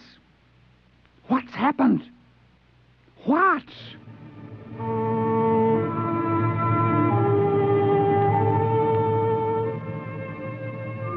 I got him into his bunk and gave him a sedative. Then I took away the food I'd fixed for him. I still had Costello's poison capsule in my pocket. I went down to the radio room and sent a message to Earth headquarters. 2 days later, we landed. Mr. Hines told his story and I told mine. I showed them the poison capsule and told them what had happened to the skipper and about the tape recorder. Within 24 hours, a task force of the Earth fleet was on its way to Boranguen. It wasn't much of a battle, they tell me. The Boranguen army didn't have its heart in it. That was, 20 years ago, I guess. About Mr. Costello? I met him again last week, right here on Earth. Funny thing, I was sitting in Central Park on a bench. Well, if it isn't the purser. I'm sorry, I don't believe... Look closer. Don't you recognize me? No, Why, Mr. Costello. I thought you... You thought I was on Uranus? I was. I served 20 years. Mind if I sit down? It's a free Earth. You know, I'm glad I ran into you. I think you may be just the man that I need. Need? Yes. Let me show you something. Here, in this pouch. Recognize these? They're just live ants. Exactly. Let me dump them out on the ground. Won't they crawl away? They'll come back. Watch. You see, I put a little piece of this bread in the pouch, and I lay it on the ground. See how they crawl back? Yes, all except that one. He's interested in that dead caterpillar. Yes. You see, about 1 in 30 I discovered will eat something different. Break away from the pack. So what? Don't you see, man? If we can find a way to make the others turn on that 1 in 30, if we can make the bread eaters think that the caterpillar eaters are dangerous... They're not dangerous. They're just different. What's the difference? Just so we can get the bread eaters scared enough. They'll turn on the others. And then? And then we can make them do anything that we want. You see what I'm driving at? If you think of these ants as people, well, where are you going? I'm leaving, Mr. Costello. Why? Doesn't what I say make sense? Yes, it does, Mr. Costello, except for one thing. What is that? I'm no ant. So long, Mr. Costello.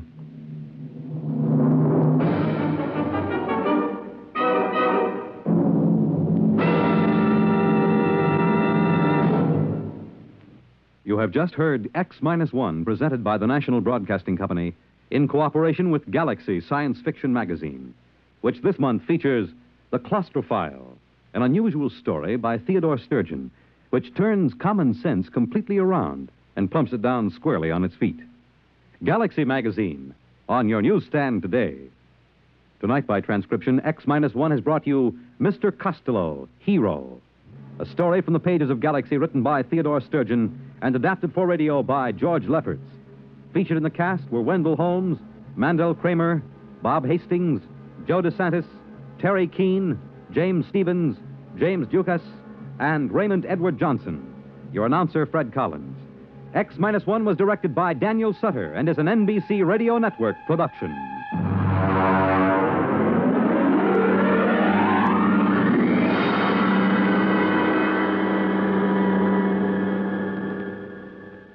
Follow the news with Chet Huntley tonight on NBC Radio. In just a moment, X-1. But first, after a hard day's work, there's nothing more welcome than an evening of variety entertainment. That's just the tonic provided tomorrow night by NBC Radio. You'll laugh your cares away when good-natured contestants carry out the rib-tickling stunts dreamed up by MC Jack Bailey on NBC's Truth or Consequences. Later on, Groucho Marx peps things up with lots of spontaneous good fun and more of the friendly insults at which he is so accomplished. For a brighter, livelier evening tomorrow night, it's Groucho Marx and Truth or Consequences on this station. Now stay tuned for X-1 on NBC.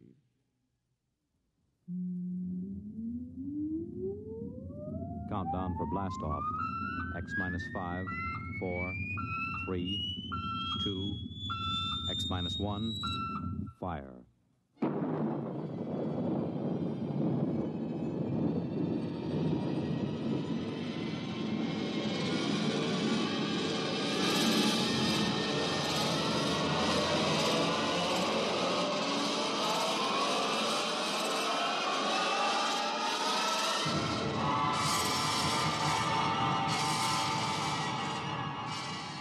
From the far horizons of the unknown come transcribed tales of new dimensions in time and space. These are stories of the future, adventures in which you'll live in a million, could be years, on 1,000 maybe worlds. The National Broadcasting Company, in cooperation with Galaxy Science Fiction Magazine, presents X minus 1.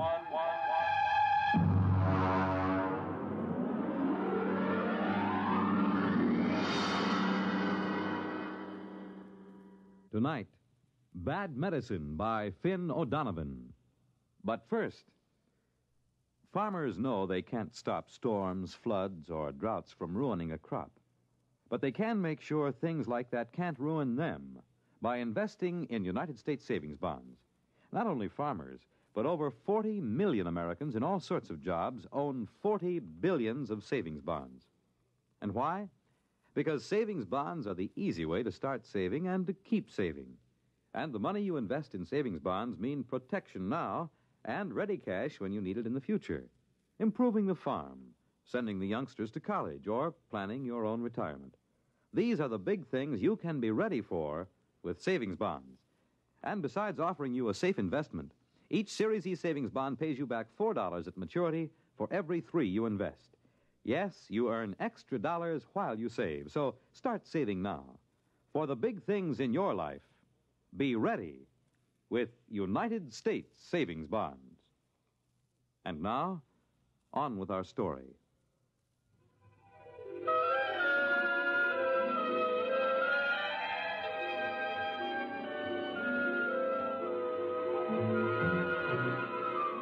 On May 2nd, 2103, Elwood Caswell walked rapidly down Broadway.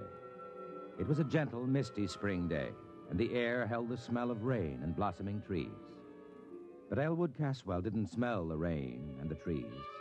He just gripped the loaded gun he had in his pocket. He didn't want to use the weapon, but he was certain that he would. This was justifiable. You see, Elwood Caswell was a homicidal maniac.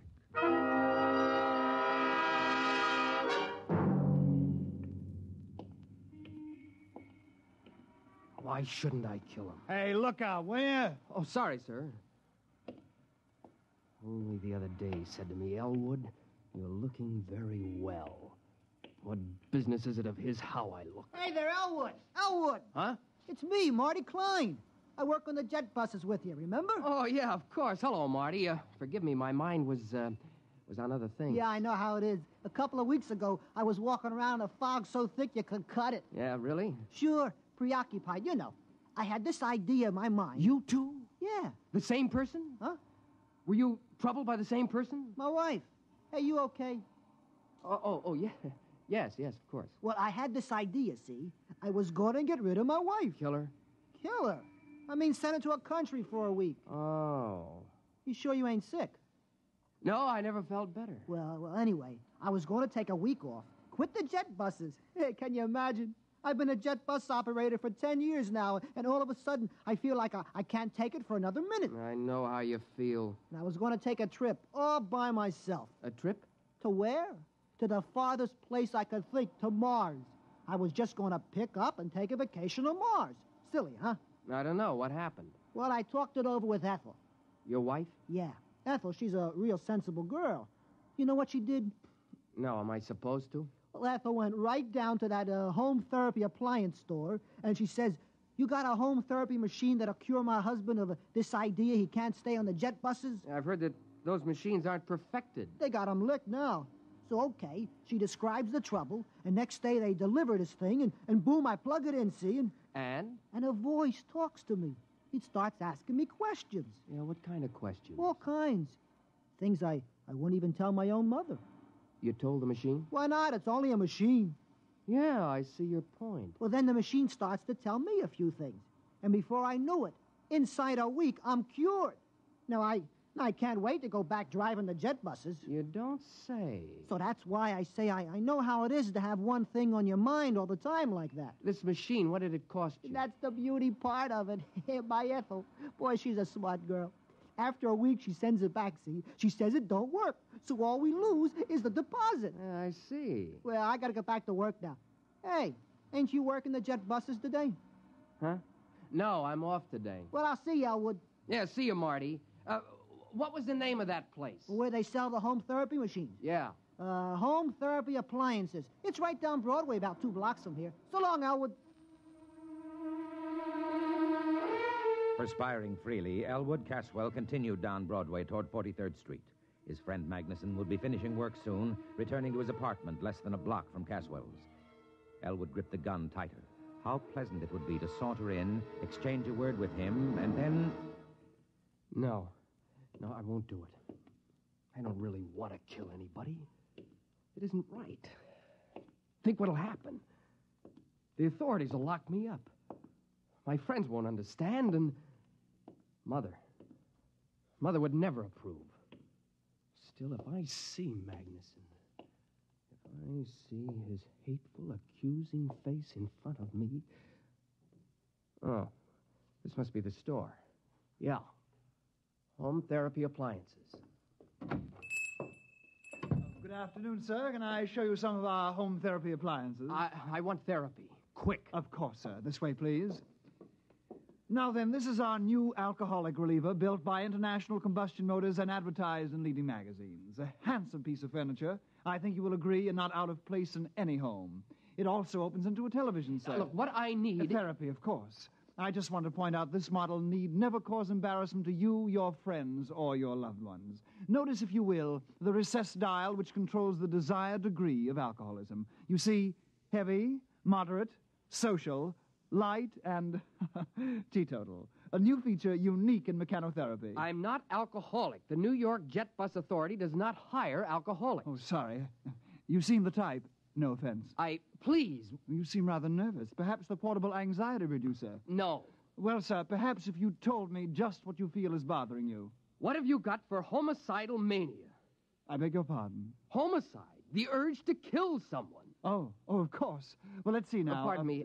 Have you worked here very long? A week. Oh, yes, here's the ticket. This black job with the chrome trim. What is it? This, is a Rex regenerator, built by Planetary Motors Corporation. Handsome, Goes with any decor, opens into a well-stocked little bar, so your family, friends, loved ones need never... Will it cure homicidal urge, a strong one? Oh, absolutely. Don't confuse this with the little 10-amp neurosis model. This is a hefty, heavy-duty 25-amp machine for really deep-rooted conditions. That's what I've got. Well, this baby will jolt you out of it. Big, heavy-duty thrust bearings, oversized heat absorbers, completely insulated, sensitivity range I'll take it. Yes, sir. With me, right now. Now? Before it's too late. I'll pay cash. Well, yes, sir. It'll be a few hours before the warehouse can... I'll take this one here. Well, that's a floor demonstrator. Does it work? All of our demonstrators work, sir. Then I'll take it. I can't wait for a warehouse. I can't wait for anything. Have it put in a taxi for me. Yes, sir. Tell him to hurry. I want to kill my friend Magnuson, you know. Who? My friend, Magnuson. Oh, of course. That'll be $400.59, sales tax included.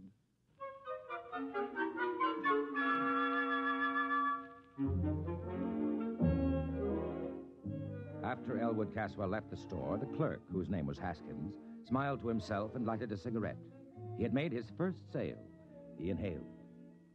Haskins? Yes, Miss Follansby? Smoking. I asked you to rid yourself of that filthy habit. Immediately, Mr. Follansby. I'll use one of the display model denicotinizers at once. By the way, I just made a rather good sale, sir. Oh, really? Yes, sir. One of our big Rex regenerators. Well, now, it isn't often we... Wait a minute. Where's the floor model? Well, sir, the customer was in an awful hurry. He was going to kill his friend. You gave him the floor model? Yes, sir. Was there any reason why... Oh, grief, Haskins. Didn't I inform you we never sell a floor model? But, sir... Good heavens, I've got to get to him. What was his address? Address? His name, then. Well, he didn't say. Then his check. Well, he paid cash. You mean you just let him pick up the machine and walk out? Well, sir, he paid cash. He was homicidal, you say? Yes, sir. His friend... I don't care about his friend. Get the police. No. Call the Planetary Motor Security Division. Quick. Yes, at once. Well. Excuse me, Mr. Follansby. What will I tell them? Just tell them, you fool. Tell them that one of our customers has accidentally got that display regenerator they sent us. The one they shipped by accident. They were going to replace it tomorrow. Yes, sir. The one they shipped by accident. Will they know? If they don't be more explicit, tell them we've sold the Martian model. The one for treating psychotic Martians.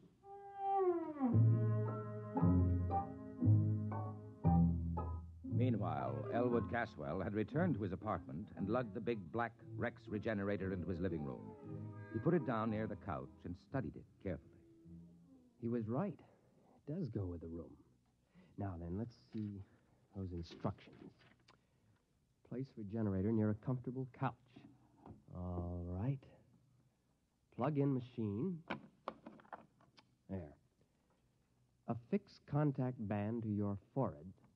That's all there is to it. Just turn on the machine and it will do the rest. There will be no language problem since your regenerator communicates with you by direct sensory contact, patent pending. Well, it seems easy enough. Now, I'll just put the contact on my head and blast it. Hello? Elwood? Yes? This is Henry. Henry Magnuson. How are you, old boy? I'm fine. I wondered if you were doing anything tonight. Thought you might like to drop over for a game of chess. Game of chess, huh? You stupid oaf. What? Nothing.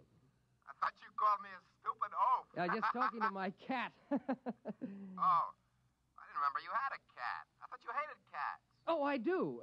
This isn't really mine. It's a neighbor's. It keeps coming in. Oh. What about tonight? Will you be alone? Well, yeah.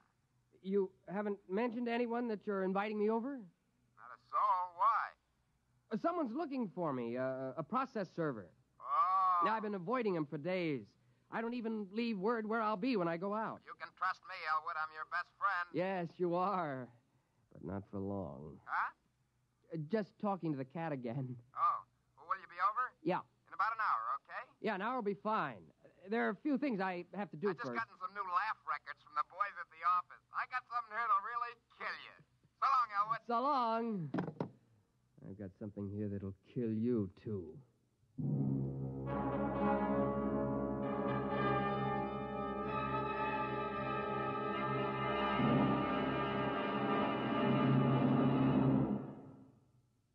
X-1 will continue in 1 minute.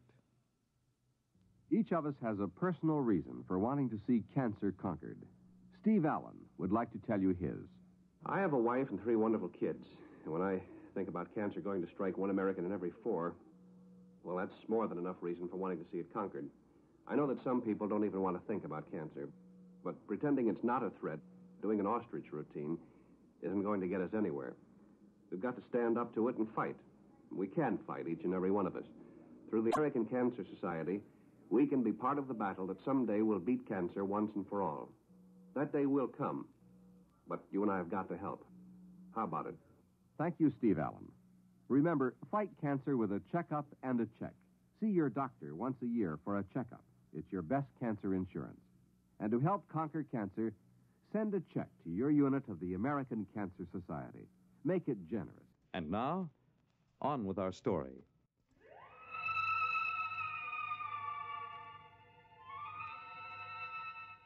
Taking the revolver from his pocket, Elwood laid it on the table in front of him. His face became suffused with hatred at the thought of Magnuson. He poked at the gun with a stiff forefinger. Magnuson, you no-good, shifty-eyed enemy of all that's decent in the world. The man who ruined my sister Irene. The man who... Wait a minute, Elwood. You have no sister, remember? No sister. Now, before you go off and commit murder, why not just try that machine just once, huh? Turn it on. Okay, now reach over and...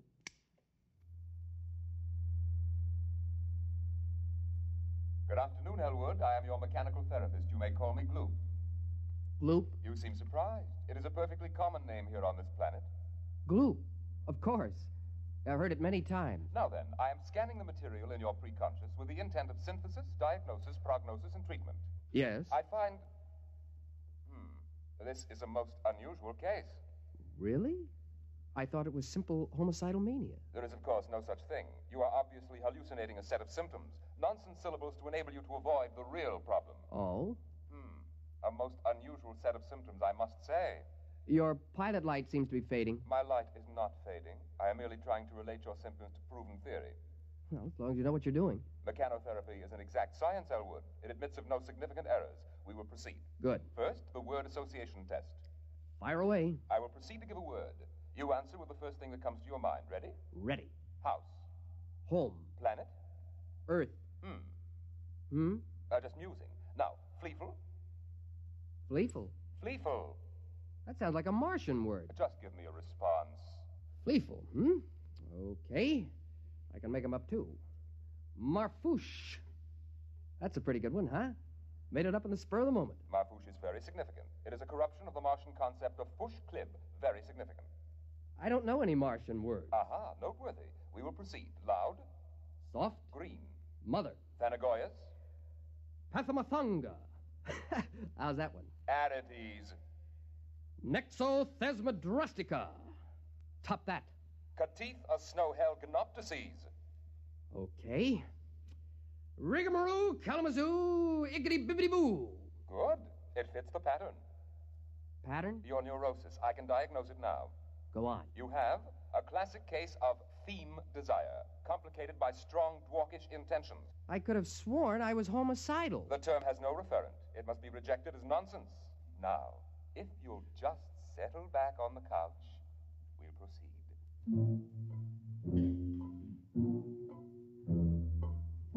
At precisely this moment, A tall, gnarled, ugly man pushed his way through the doors of home therapy appliances. His clothing, unpressed and uncaring, hung on him like corrugated iron.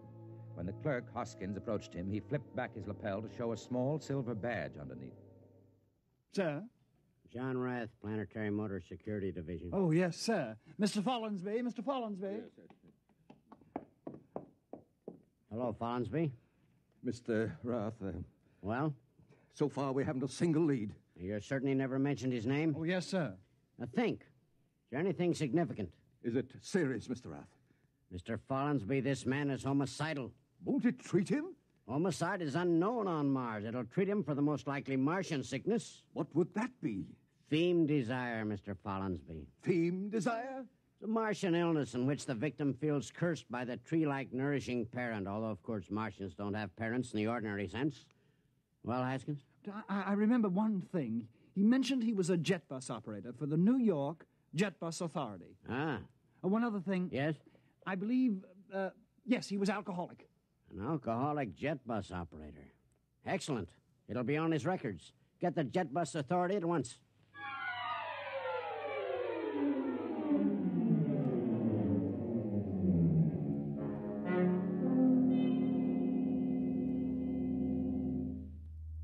But surely, Elwood, you remember your Gorisy.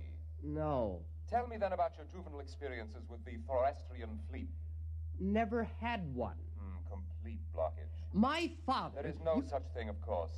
But... I thought we'd finally agreed on that. Okay, if you say so. Now then, since you claim you don't even know what a Gorisy is, tell me what you imagine it to be. A forest fire. A salt tablet? A small screwdriver? Am I getting warm? A revolver? What the heck is a Gorisy? Why, the tree that nourished you into puberty. No tree nourished me. You have completely repressed the experience. No tree ever nourished me. Mr. Caswell, let me try to explain your case as best I can.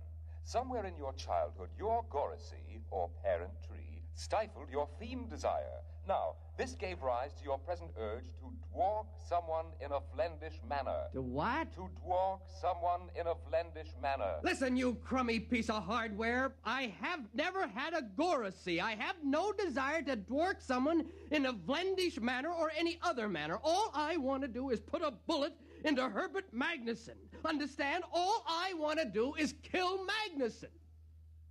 Lie down, Mr. Caswell. We'll go over it again.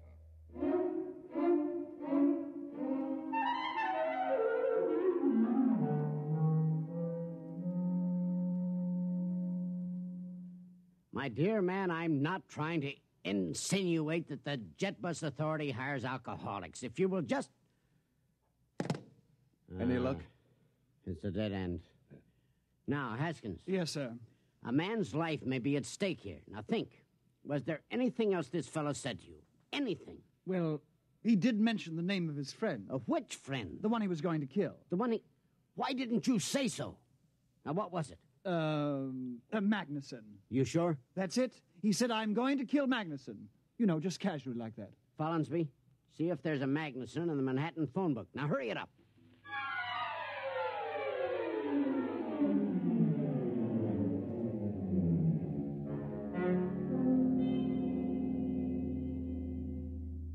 Yes, Mr. Caswell, you were saying? Well... Something about your Gorisy? Yes, I was saying I think perhaps you're right. Naturally. But right about what, Mr. Caswell? Well, I think perhaps... Yes, I think perhaps I do remember my Gorisy. Ah! Now, Mr. Caswell, we're on the road to a cure.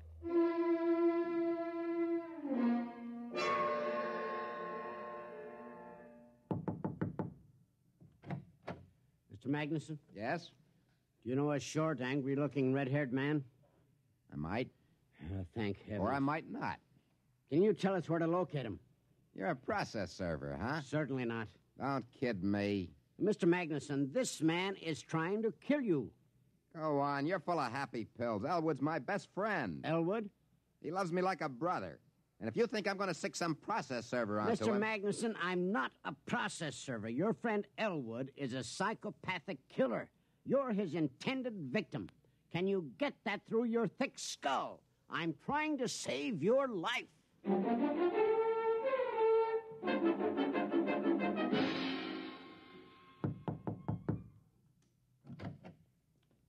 Yes. You're Elwood Caswell?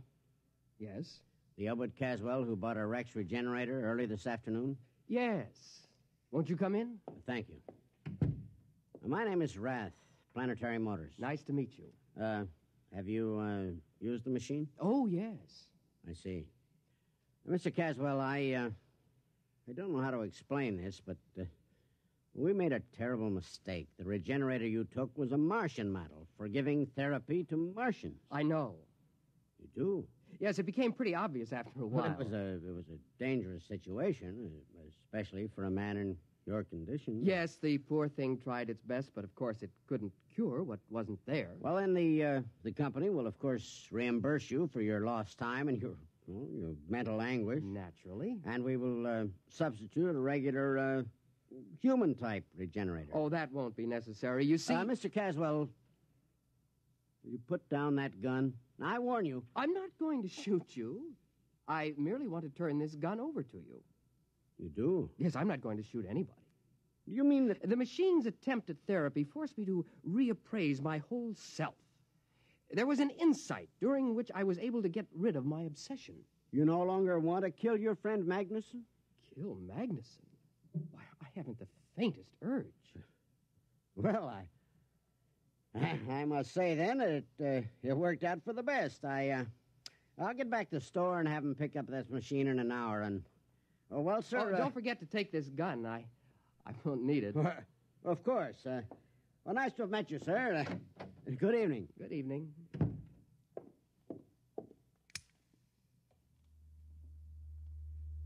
Did you hear that?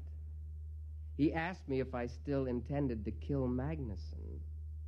Magnuson, that inhuman monster who cut down my Goracy. Magnuson, the man who even now is secretly planning to infect New York with abhorrent fiend desire. Am I going to kill him? Oh, no. I wish him a long life, a life filled with the torture I can now inflict on him. Kill Magnuson? Oh, no. I'm going to start right now to dwork him in a vlendish manner.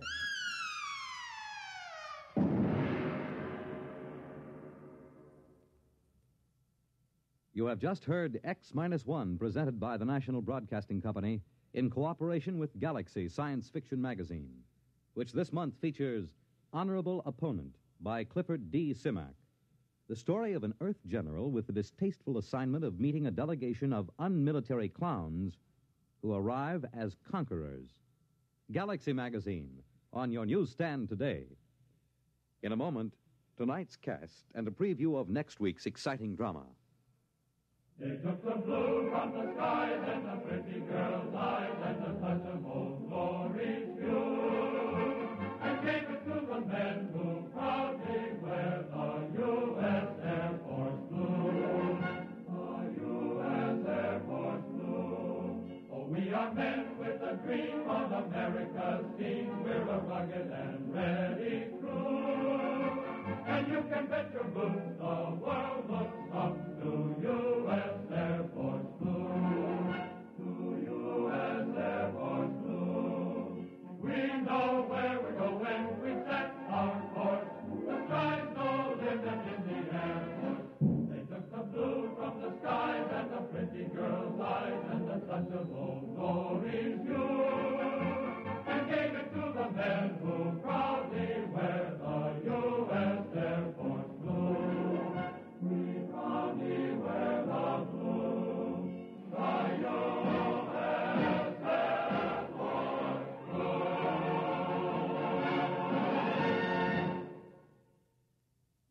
Tonight, by transcription, X-1 has brought you Bad Medicine, a story from the pages of Galaxy written by Finn O'Donovan and adapted for radio by George Lefferts. Featured in the cast were Cliff Carpenter, Bill Britton, Alan Manson, Charles Webster, Carl Weber, and Joseph Julian. Norman Rose was heard as the machine. Your announcer, Fred Collins. X-1 was directed by Bob Maurer and is an NBC Radio Network production.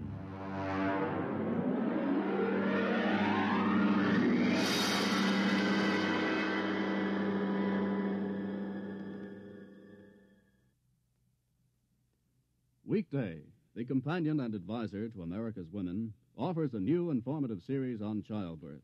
It's the actual case history of a young wife, following her through the late stages of pregnancy, childbirth, and postnatal care. You'll attend the childbirth courses offered at New York's Mount Sinai Hospital, and even enter the delivery room for the actual birth of the child. Listen tomorrow for the real-life series, The Story of Birth. Then, on the same program, listeners can also enjoy more women's specialties. Kitchen Hints by Charlotte Adams, Child Care News with Dr. Francis Horwich, Vacation Ideas offered by Walter Kiernan, and another personal visit with your radio friend, Mary Margaret McBride. Don't forget the exciting dramatization each day from Taylor Caldwell's book, Tender Victory. Be sure to join Virginia Graham and Mike Wallace tomorrow on this NBC station. Follow the news with Chet Huntley tonight on NBC Radio.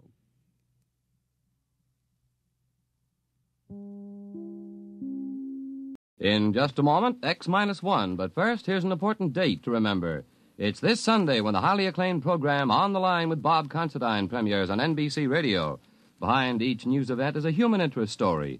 And beginning Sunday, you can hear these fascinating sidelights with commentator Bob Considine. You'll also meet the important people who make the headlines, people from the government, labor, and management, or perhaps someone in your own hometown today.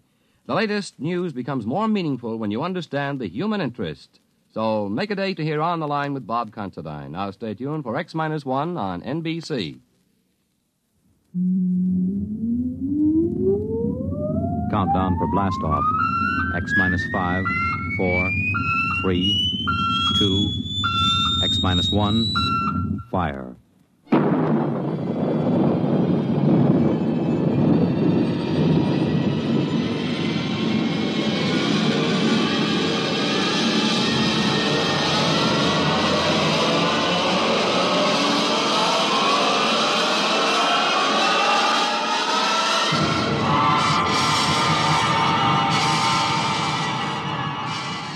From the far horizons of the unknown come transcribed tales of new dimensions in time and space. These are stories of the future, adventures in which you'll live in a million, could be years, on 1,000 maybe worlds.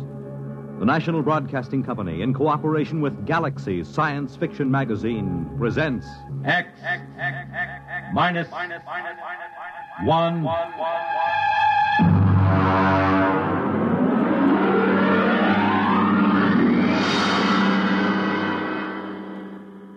Tonight, The Old Die Rich by H.L. Gold. The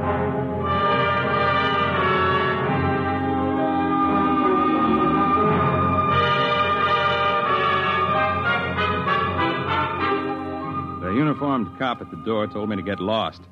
But Lou Pape spotted me and told the man to let me in. It was a shabby room. They always are. There was a woman on the bed, an old woman with white hair, thin enough to show the tight-drawn scalp.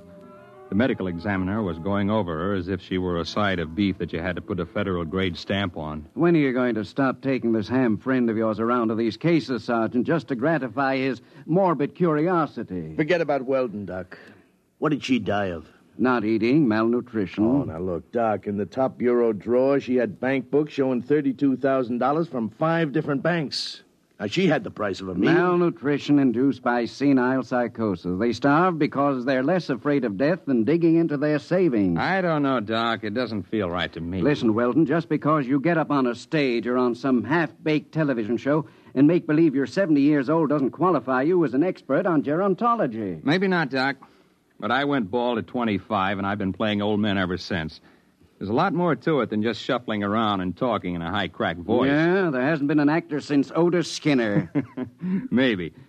But the way I work, I have to get inside the character. I have to decide when he was born, how he got along with his father, where he went to school, what he thinks of women, everything about a character. There isn't a one of them these days can make themselves heard past the 5th row. Look, I'm serious. Now, I've tried imagining myself growing weak from hunger. I've tried to think of not even spending a nickel to keep me from dying. Well, I just don't believe it. It isn't right. I don't feel it. Well, lucky for me, I don't have to feel these things inside of me because I'm a doctor and not an actor. Sergeant, malnutrition induced by senile psychosis. I'll order the wicker basket from Bellevue. So long, Barrymore. Well, he's right, Mark. We get a couple of these cases every year. Some old bat starving to death with $17,000 in old bills pinned on his union suit. Turns up all the time. Al, it doesn't feel right. Well, he knows his business. But he doesn't know old people. I do. It isn't easy to starve to death. Not when you can buy day-old bread at the bakery or wilted vegetables the grocer's ready to throw out. Anyone who's willing to eat that stuff can stay alive from day to day. Hunger's it's a pretty potent instinct. Maybe they get too sick to go out after old bread or wilted vegetables. It takes weeks to die of starvation. Did you ever try starving for weeks, Lou? No, did you? Well, the point is somebody would find out. A janitor, a landlord, somebody, and they'd get him to a hospital. Forget about it, Mark. Can't argue with it. Here there were 5 bank books. $32,000. Yeah, she took good care of them. They look almost new. Sure she did. Most important thing in the world, huh? April 23rd, 1907, $150. The ink's pretty dark. Shouldn't it be faded? She probably never took it out in the light. Anyone ever think of testing the ink? What for? Bank's records always check. These aren't forgeries, if that's what you're thinking. Well, I'd like to get a chemist working on this ink. Now, Mark. Look, this is strictly against regulations. I got to take these books down to the squad room and sign them in. Pretty dark ink for 1907. Well, it's about 5 o'clock in the afternoon. I guess I could hold them over tonight and bring them down to the property clerk in the morning. Good. I know where I can find a chemist.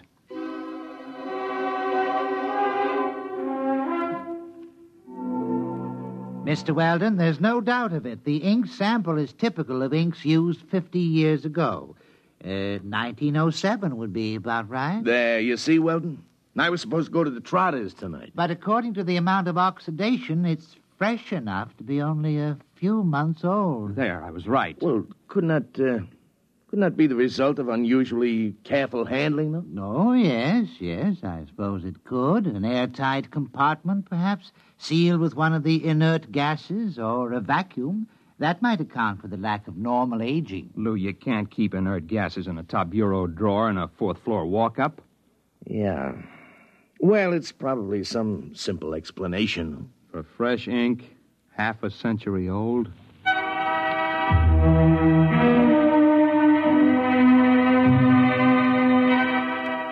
I've been going out on these cases for about a year.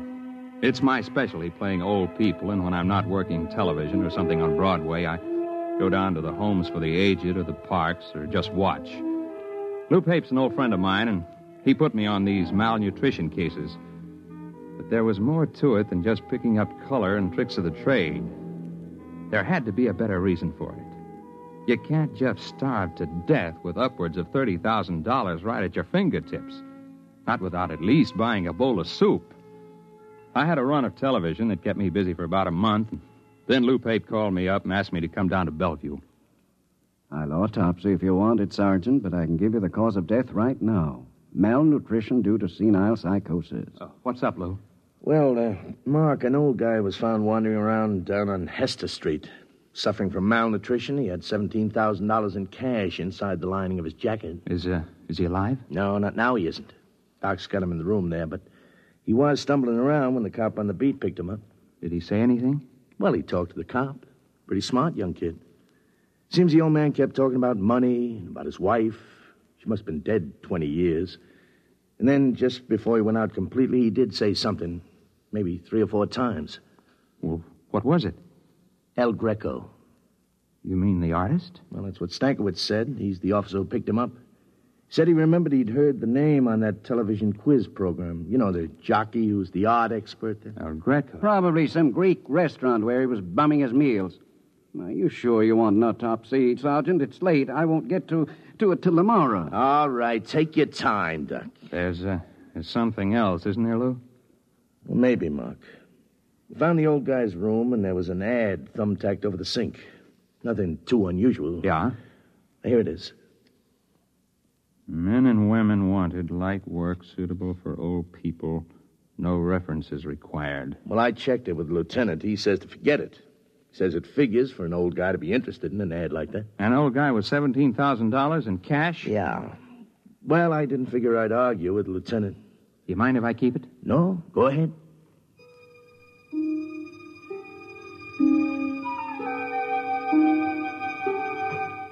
It was an old brownstone house in the East 80s. I got in line with the rest of the applicants.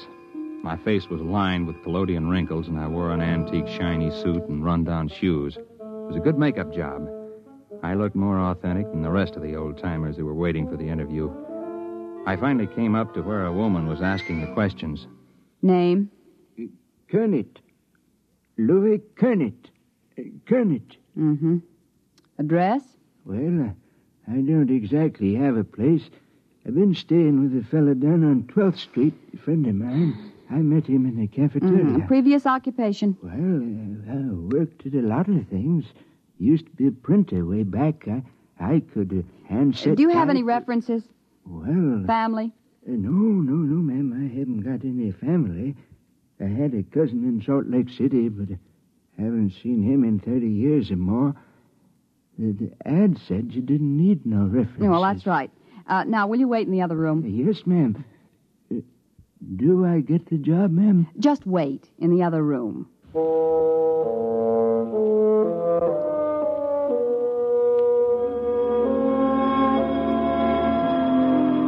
I shuffled into the other room and sat down to wait. I concentrated on building a character for Louis Kernet. If I was going to carry this through, I was going to have to play a better performance than I'd ever given before. About half an hour, a young woman came into the room. I'd planned to be dozing the way an old man would, and so my eyes were closed when I heard the door close. When I opened them, I was looking into the barrel of a .38 revolver. Are you awake now, Mr. Weldon? Huh? Ma'am? I don't think you need to carry on anymore. If you need any further convincing, you are Mark Weldon. You're about 40 years old, and you played this same character on television about 6 weeks ago. You played it fairly well. Thank you. Would you mind putting down that gun? Yes. Why did you apply for this position, Mr. Weldon? You're not old. Not really. Well, as a matter of fact, it was a bet. I was having an argument about the method with an actor who trained at the Old Vic. I bet him that I could get by off the stage with don't bother. You've been very busy recently trying to find out why senile psychotics starve themselves to death. How did you know that? Well, I happen to know that you've been present at several police investigations into these cases, and you're a good friend of Sergeant Lou Pate. Well, you know a great deal more about me than I do about you. Well, I would be glad to enlighten you. My name is May Roberts. I'm the daughter of the late Dr. Anthony Roberts, the physicist, who was dismissed from the Brookhaven Atomic Energy Laboratory 5 years ago. I assume you're connected with these starvation cases, or you wouldn't have known I was investigating them. Well, that's obvious, isn't it?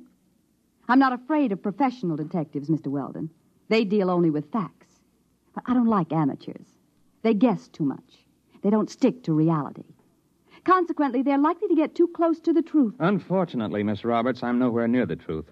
I haven't the slightest idea how you're tied in with those starvation Well, deaths. I intend to show you, Mr. Weldon. I'm happy to announce that you have the job. Now, look... Don't move, Mr. Weldon. Oh, incidentally, about 15 minutes ago, I called Sergeant Pape and told him I was your sister just in from Pittsburgh. I wanted to get in touch with you very badly, and Sergeant Pape was very sorry. He wished he could help me, but he didn't have the slightest idea where you were. All right, Mr. Weldon. Right ahead of you, please. Through that door.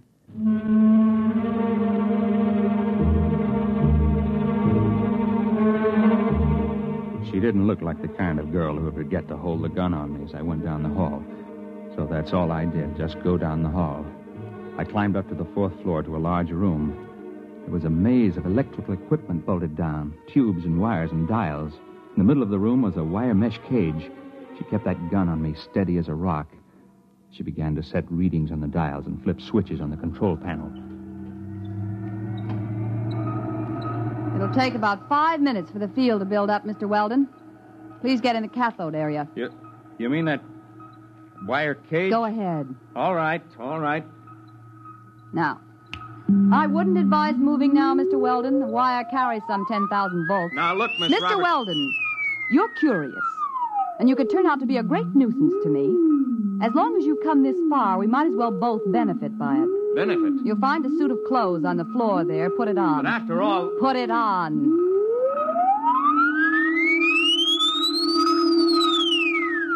I didn't know whether she was bluffing about the electric charge, but the revolver looked real enough, so I stripped and changed into the other clothes. The shoes were a little too tight and pointed. The collar of the shirt was too stiffly starched and too high under my chin. The suit was too narrow at the shoulders and at the ankles. I remember my father had a suit like that. The same shiny blue serge. All right. In your pocket, you'll find a set of envelopes. And you'll find a set of instructions on each. Follow them carefully. I don't get it. You will. Use the envelopes in the order they are arranged. What's this all about? Mr. Weldon, I meant it when I said this could be a benefit to both of us. There's no use explaining anything. You'll find out. And don't try to escape. It can't be done. All right. Now the field generators are ready. Look, Miss Roberts, this is absolutely... Just follow instructions, Mr. Weldon.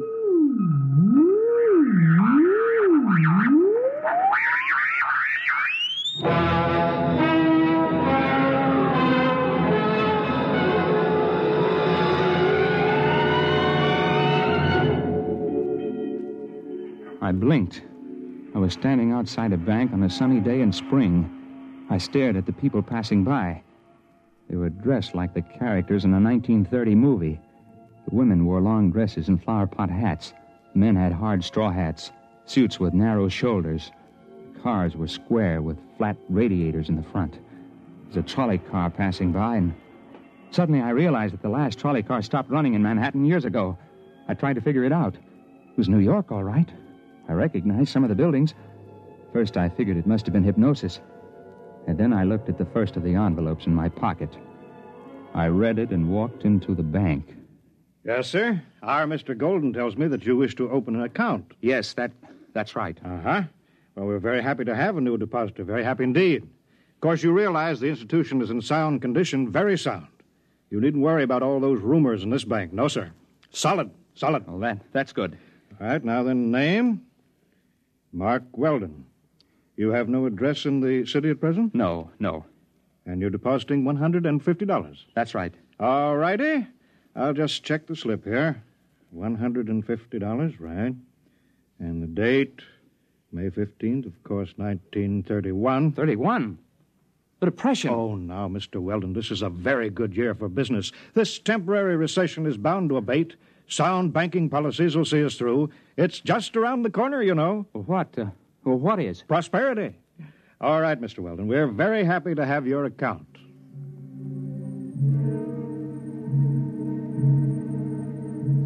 I went outside the bank, and I stood there in the spring sunlight and let the terror soak into me. Possibility of the entire situation was gnawing at the edges of my mind. And then suddenly I wasn't there. It was as fast as blinking. I was outside another bank in the same city. The date on the next envelope was May 29th, and it was still 1931. I made a $75 deposit there, and then $100 at another place a few days later, spending a few minutes each time and going ahead anywhere from a couple of days to almost a month. In 1934, I found myself inside a broker's office.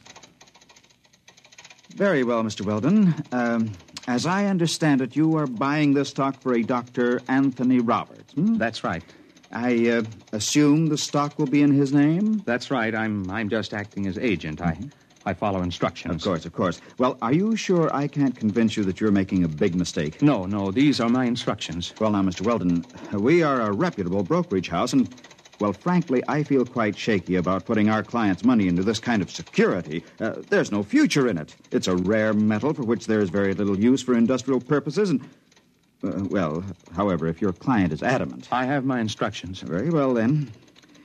In the name of Dr. Anthony Roberts, 100 shares of Montana uranium. Most unwise.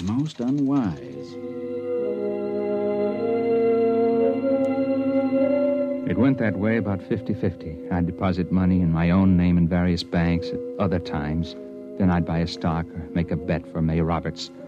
On June 21st, 1932, I bet Jack Sharkey to take the heavyweight title away from Max Schmeling. There was Singing Wood in 1933 at Belmont Park and Max Baer over Primo Carnera.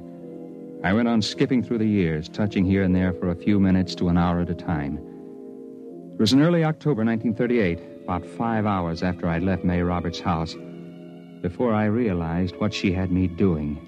It was making deposits and winning sure bets, just as those senile psychotics had done. The ink on their bank book seemed fresh because it was fresh. It wasn't given a chance to oxidize. At the rate I was going, I'd be back at my own time in a few hours with $15,000 compound interest in cash. But those old people had died of starvation somehow with all that cash in banks. I didn't know how it happened or why. But suddenly it occurred to me that I didn't want to be found dead in my hotel room. So rather than make the deposit in 1938, I grabbed a cab and told the driver to step on it. I got a mile away from the bank, and then the cab suddenly disappeared. I found myself in front of a counter at a lunchroom. The envelope instructed me to make a bet on the World Series. There wasn't any way to get out of the range of the machine. It picked me up at least 5 miles away from where I was supposed to be. Came back a week later to get my winnings. I was hungry, so I got myself a hamburger and went out the door. When I hit the sidewalk, it happened again.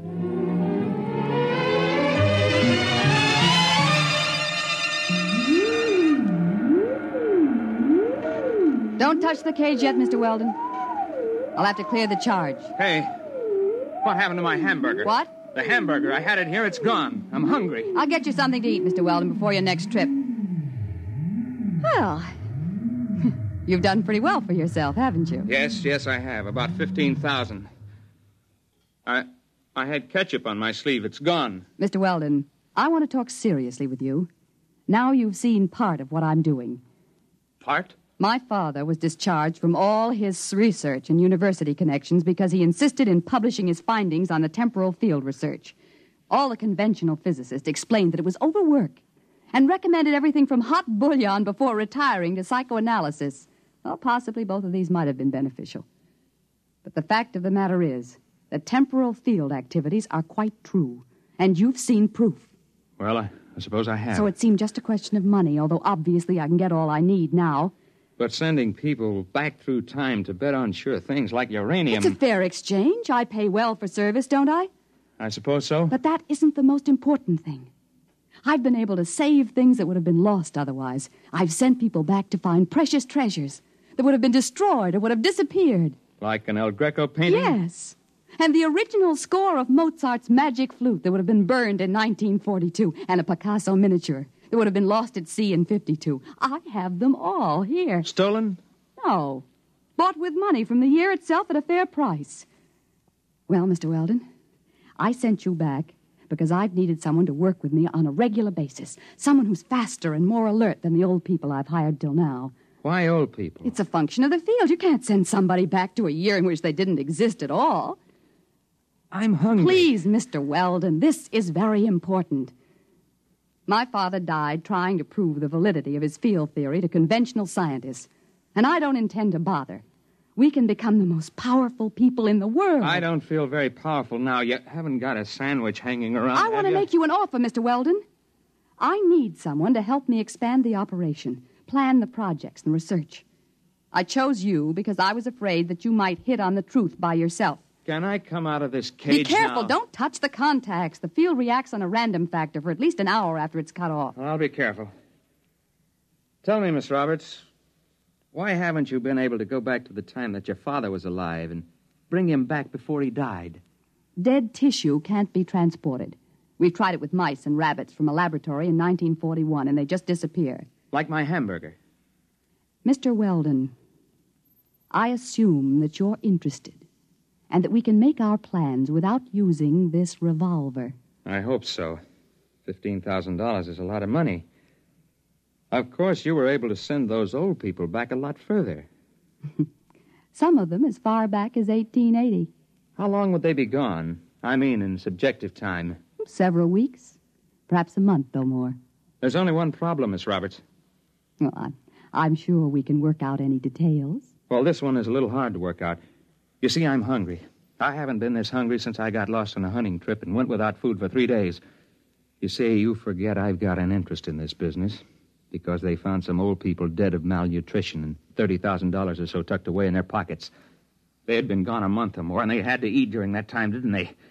When they came back, the food disappeared like my hamburger. It disappeared all at once, all over their body. In one fast jolt, they starved to death. No, you don't understand. They just couldn't take the field transition. They were too old, some of them, and they lied to me about their age to get the job. Oh, no, you can't tell me that because I know how hungry I am. And I was only gone about 12 hours. They were murdered. Get back. You know, they say a hungry man gets mighty desperate. He'll do almost anything. Let go. Let go. Let go of it. Oh! My arm. Look out. Look out. The cage. The contact.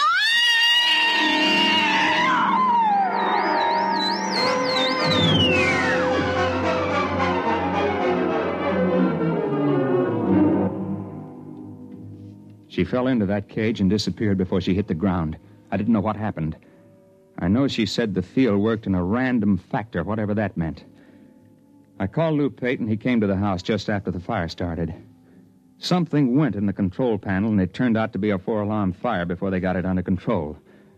There was nothing left of the machine. There wasn't much left of the brownstone house. Lou didn't believe the story I told him. You mean there won't be any more of them? No more senile psychotics starving to death with a bankroll in their hip pocket? No, I told you, Lou. Come on now, Mark. We'll get plenty more. We always have. No, I'll bet you won't. I'll bet you $1 there won't be another case like that. I'll take that bet.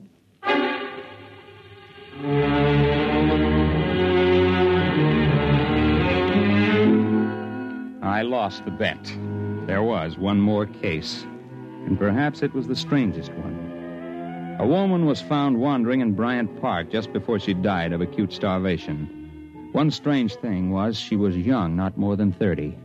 And the other was she had $17,000 stuck in her pocketbook and a bullet wound in her arm the medical examiner said was at least 2 months old. I guess that's what she meant by the random factor.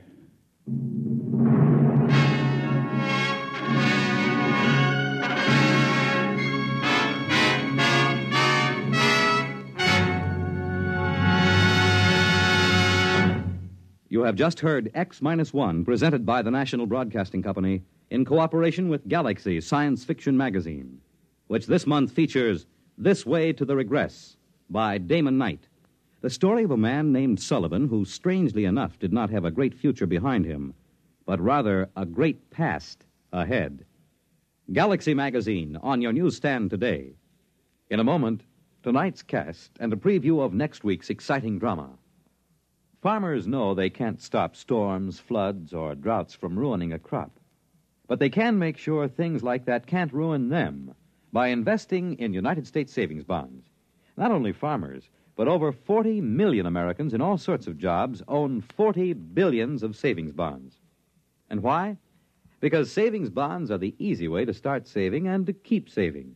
And the money you invest in savings bonds mean protection now and ready cash when you need it in the future. Improving the farm, sending the youngsters to college, or planning your own retirement. These are the big things you can be ready for with savings bonds. And besides offering you a safe investment, each Series E savings bond pays you back $4 at maturity for every $3 you invest. Yes, you earn extra dollars while you save, so start saving now. For the big things in your life, be ready with United States savings bonds. Tonight, by transcription, X-1 has brought you The Old Die Rich, a story from the pages of Galaxy written by H.L. Gold and adapted for radio by Ernest Kenoy. Featured in the cast were Jim Bowles, Jan Miner, Bill Zuckert, Guy Repp, Wendell Holmes, Ralph Camargo, and Ivor Francis. Your announcer, Fred Collins. X-1 was directed by Bob Maurer and is an NBC Radio Network production.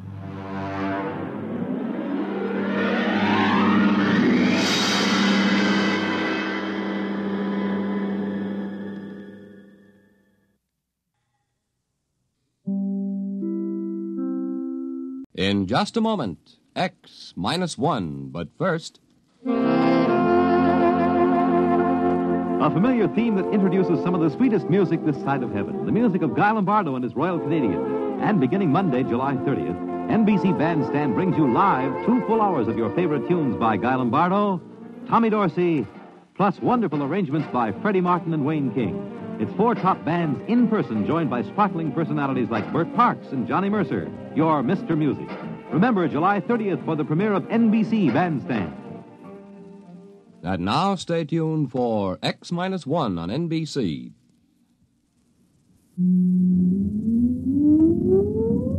Countdown for blastoff. X-5, 4, 3, 2, X-1, fire.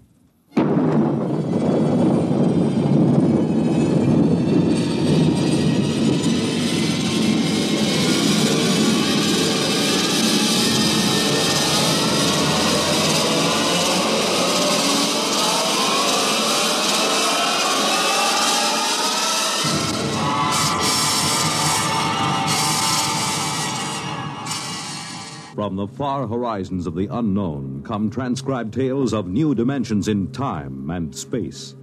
These are stories of the future, adventures in which you'll live in a million, could be years, on 1,000 maybe worlds. The National Broadcasting Company, in cooperation with Galaxy Science Fiction Magazine, presents X minus 1.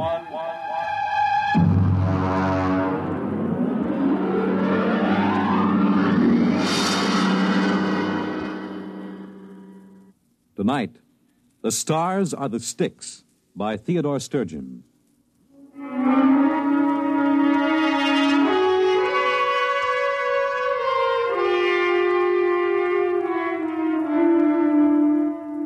They call me Karen. It isn't my real name, but it suits my job. Karen, you may remember, ferried dead souls across the river Styx of Greek mythology. I ferried dead souls from the planet Earth out into the unknown of space. My little satellite station is known as Curbstone. I've been here for 20 years. Yes? Karen, Oh, Tween. What is it? there's a ship landing from Earth.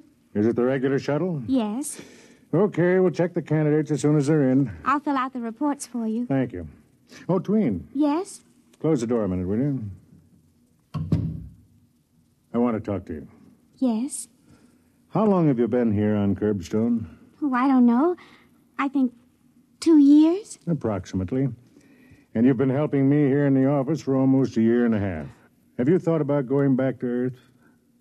Well, yes, I've thought about it. And? Well, I couldn't. I'd rather die. I just don't seem to belong there. You'd rather stay here and wait? Yes. Even though you may never become certified for space? One day it will happen. Perhaps. I almost hope it won't. Oh, don't say that. Well, the shuttle should be coming in soon. Maybe this trip there'll be somebody aboard for you. I have a feeling there will be.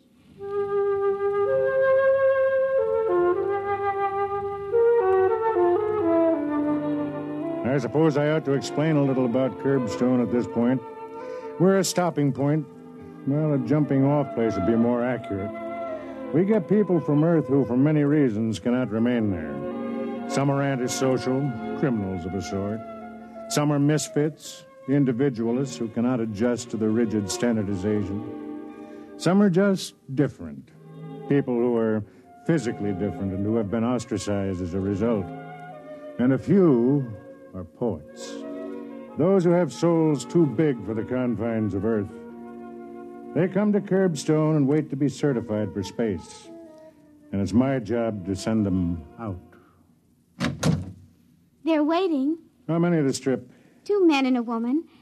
One of the men... Yes? Nothing. Oh, I've known you too well to be fooled. Why, you're practically glowing. Did you speak to him? No. But you think perhaps he'll be the one to choose you? Well, I think perhaps...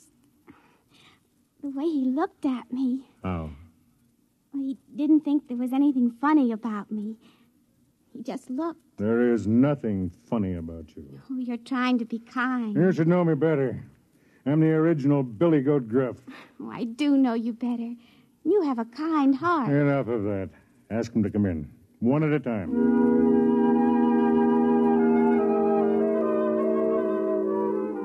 I watched her walk to the door, and I thought she was beautiful.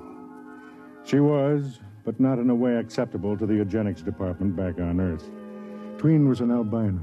She had silver skin and hair and ruby-colored eyes. If I hadn't been such an old fat fool. This way, please. Thank you. This is the senior release officer. He'll check you in. Thank you, miss. Your name, please. Well, don't you know it? No, I'm afraid Judd! Good Lord. Hello, friend. Judson, after all these years. I understand they call you Karen. Yes. Well, good. I'll call you Karen. Well, what in the name of misery brings you to Curbstone? Oh, I'm a candidate. But you, of all people, you had a good position and enough money. You didn't get into trouble, did you? Oh, the sort. Of what sort? When I was your student at the university many years ago, you taught me to enjoy my individuality. I tried to teach my students the same thing. The authorities wouldn't stand for it. I see. So I decided to take my chances in space. Are you aware of the risk? Well, not fully, or I probably wouldn't be here. Well, then let me acquaint you with the procedure here on Curbstone. Look out that window. What do you see? It looks like a spaceship on a launching platform. Exactly. That ship is aimed at the outer galaxies. It has enough fuel to reach its destination and land, but not enough to come back. I see. The people who come here to Curbstone have to be certified before they can take off in one of those ships. Well, how does one go about being certified? There are 3 requirements. You must pass a physical examination and a mental examination. And the third? You must find an agreeable partner for the trip. A partner? A partner of the opposite sex who is willing to share her life, or death, with you from now until eternity. That could be rather difficult. When the Earth authorities agreed to Operation Curbstone, it was decided that it would be a method of colonizing the outer galaxies with Earth people. Therefore, these ships are built to carry 2 people. I see. Well, suppose I choose somebody and she doesn't want me. You wait. Just suppose I pass the physical and the mental tests, and I even find a partner. Suppose we get into the ship and are launched into space. What are our chances? Come here. This board shows a light for each ship that is en route in space. There, you see that one? That's a couple named Fort and Mary Ellen. They went out together last week, headed for the Deneb systems. As long as the light shows, they're all right. They haven't been destroyed by radiation or piled up on some asteroid or gotten into a time warp. We know from our years of launching couples here on Curbstone that 46% of them never make it. And of those that make it? We don't know. They have the equipment for survival, of course, but who knows what they'll meet on some strange planet. And still they go out, huh? Still they go out. When do I take the examinations? Well, you can start tomorrow if you like. I'd like to talk over old times with you right now, but I have to check the other 2 passengers you came up with. Certainly. Tween, would you come in, please? Tween assists me here. She, too, is waiting to find a partner for the trip. Yes? Tween, this is Judson. Judson's an old friend. He was a student of mine many years ago. Very happy to meet you. Yes, I know you are. Tween, tell the others to come in, please. Yes, sir. A remarkable girl. Remarkable looking, at any rate. Well, Tween will tell you where your quarters are. I hope we'll talk soon. Well, I hope so. Oh, by the way, that light on the board, Fort and Mary Ellen? What about it? Well, it just went out.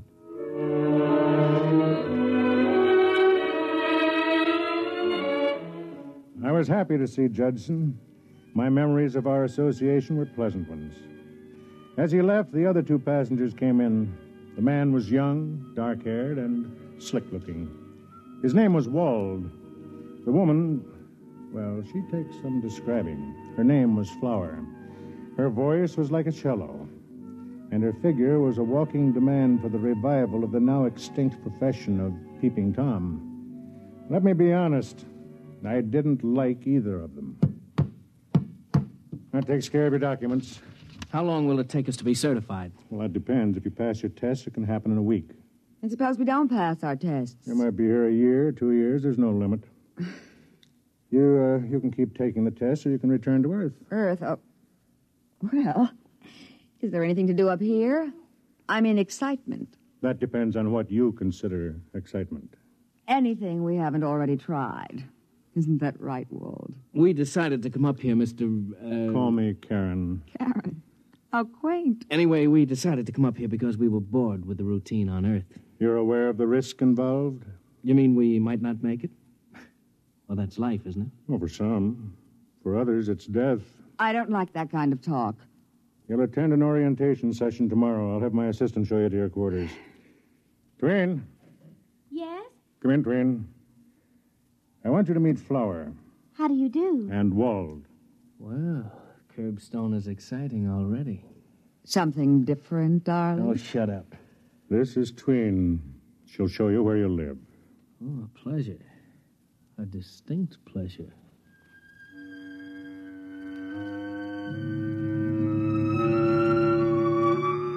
There was something decadent about Wald and Flower, something almost reptilian. I couldn't believe that these two would ever step into a ship and risk the trip to space. Of course, I could be wrong. Boredom drives people to risk many things. At the session the next day, I watched my three new arrivals. When it was over, I stood talking to Judson. Well, still want to go out? Yes. Picked out a companion yet? Oh, yes. Really? Well, you haven't met anybody yet. I've met the person I'd like to go with. Mind if I ask who? Your assistant, Tween. You don't disappoint me, Jed. I fell in love with her the first time I met her, too. I haven't even talked to her yet, except to say hello and where's the commissary, but there's a quality about her like, well... Like a cool breeze on a hot summer's day. Well, you are smitten. At my age, I can afford to be romantic. Oh, excuse me, am I interrupting? Not at all. Judson, you know Flower. Yes, we met on the ship coming to Curbstone. I wondered if you were busy. Me? You. Well, not really. No. Good. Then you can take me down to the recreation room for some methyl caffeine. Well, I don't use it. That doesn't mean you can't take me. Well, you're Mr. Wald. I mean... Wald and I are just very good friends. Besides, he's busy right now. He's being shown around the satellite by this gentleman's assistant. Tween? That's her name. The peculiar one. Coming, Judson? I guess so. You excuse us? Certainly.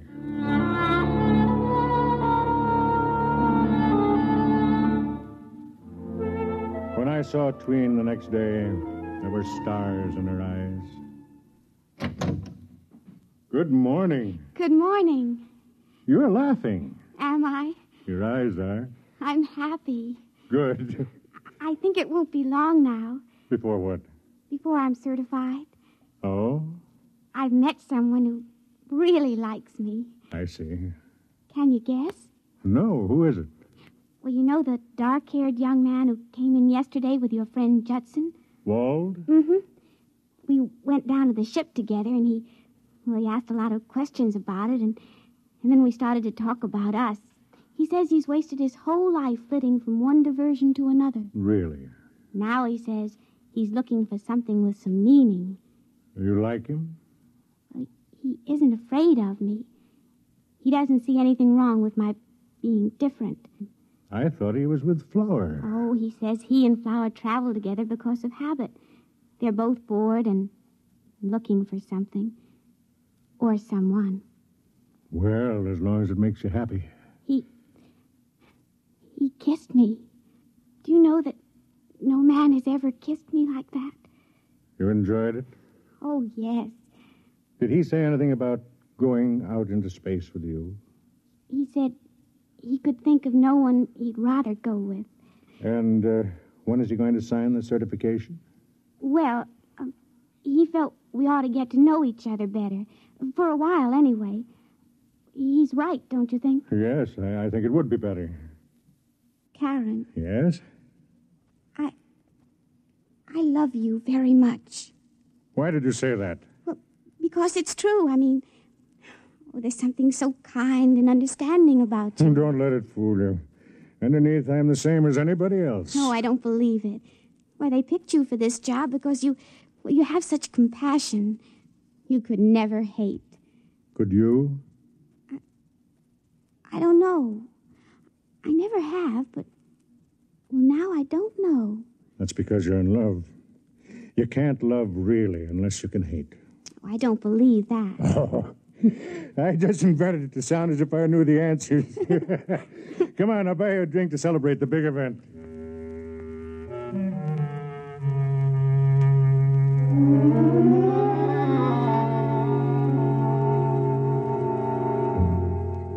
I watched her sip the drink, the tones of her skin coming and going with the pulse of her blood. I thought to myself, you're going to be hurt, Twin. You're going to be terribly, terribly hurt. And I wondered if perhaps she didn't know it. Well, Tween, another couple out into space. Maria and Clint. Will you record it and have another ship brought up to the launcher? Tween. What? Oh, sorry, I was thinking of something else. Wald? Sort of. How long has it been now? 3 months. Long time, huh? Well, he wants to be sure. And you? Are you sure? Oh, yes. Nothing to do but wait, then. I have to go over to the hull division. Will you take over? Yes.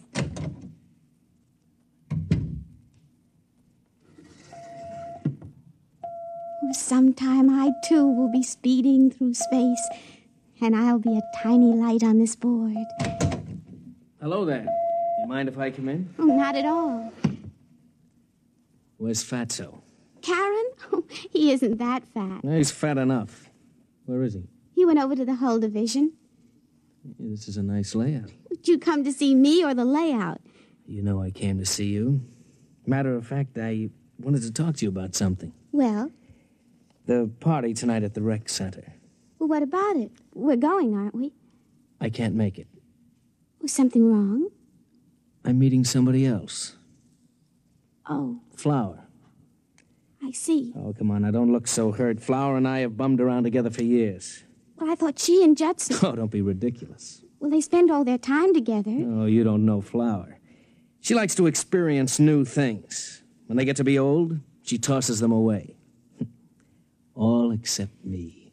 And you? Do you like to experience new things and toss them away? Look, I'm sorry, Tween, but it's just the way I am. Like Flower. Like Flower. We're two of a kind. Would you do me a favor? Why not? Make it a clean break. Don't try to see me again or tell me any more lies, even though I want to hear them. Okay. And thanks. Thanks. For these 3 months, even though they've been make-believe. At least I've had them. Well, I'll see you around. Yeah. I'll see you around.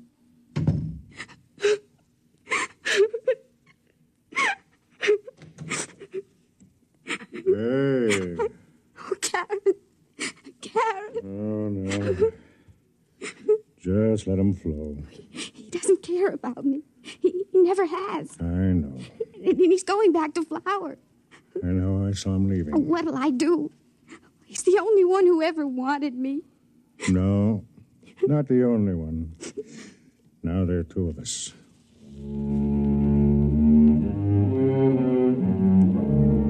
The question that kept going through my mind was, what next? How long was Wald going to hang around Curbstone before he decided to go back to Earth? I couldn't believe he'd have the guts to go out into space.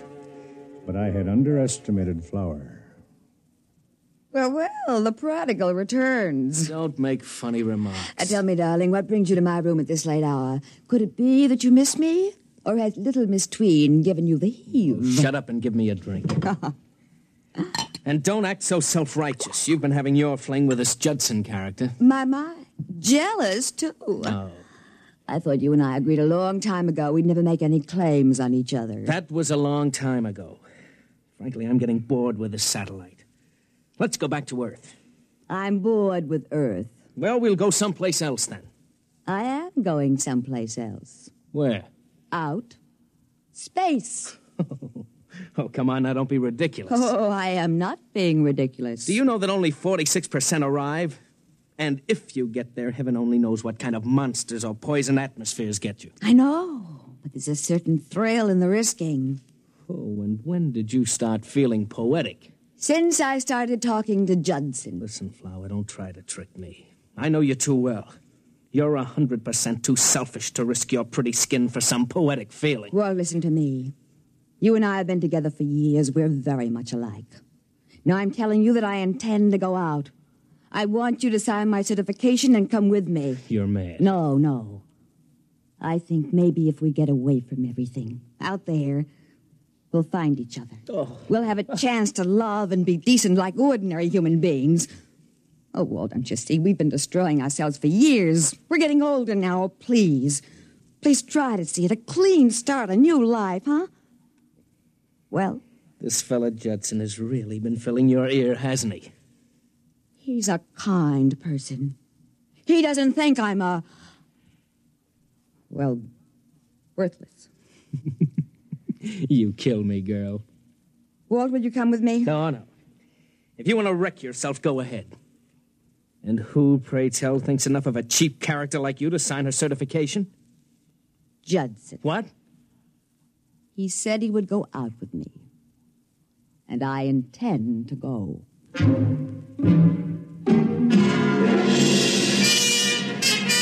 I certified Judson and Flower that same evening. They were going to leave at midnight. I was working late. Come in. Well, Flower, I thought you and Judson... We're not going. At least, I'm not. Oh? Judson decided he didn't want me along. He did? Here. He left this note for me. The story of my life. Nice girl, but who wants to marry anybody like that? Let's see. I'm going alone. Don't try to stop me. It wouldn't work.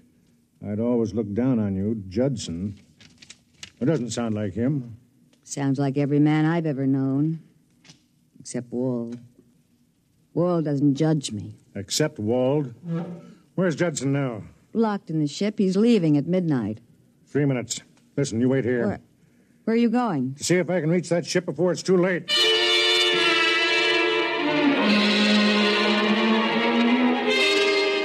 A man of my size and age shouldn't run, especially when he has a bad valve in his heart. But I covered the distance to the takeoff ramp like a track star. As I hit the edge of the ramp, I heard Tween's voice screaming at me from the control tower. Karen, look out! You'll burn! Karen! Look out! Karen! I reached the door just as the rockets were beginning to warm up inside the ship. There wasn't any way to get in except to blast.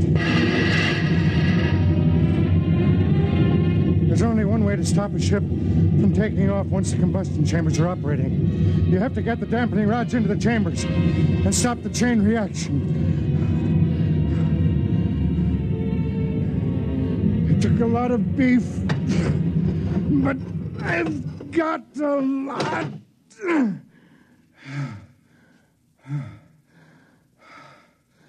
I looked around the control room of the ship. Judson was strapped into the pilot's chair. The controls were preset for automatic takeoff. I went over to him. He was dead. His head cracked like an eggshell. Judd, I know you can't hear me, but I swear to you, I'll get the one who did this. Really? Don't move. I have a gun on you. Wald, you're a pig. You're a living human pig.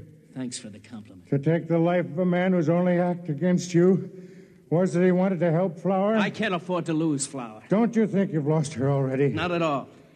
She thinks Judson is going out into space without her. Oh, I knew he wasn't capable of writing a note like that. It doesn't matter. Just how do you expect to get away with this? Quite easily. Judson isn't going out alone after all. Meaning? He's going to have a companion. You. It won't work, Wald. Once the ship is headed for the stars, there won't be a shred of evidence. Okay. You've got it all figured out. That's right. Now turn around. You have the gun. All I've got is this. Stop it! Drop it! Fat men can move amazingly fast, Walt. What are you going to do? Do? Nothing much. I'm just going to certify you, Wald. What? For a flight into space.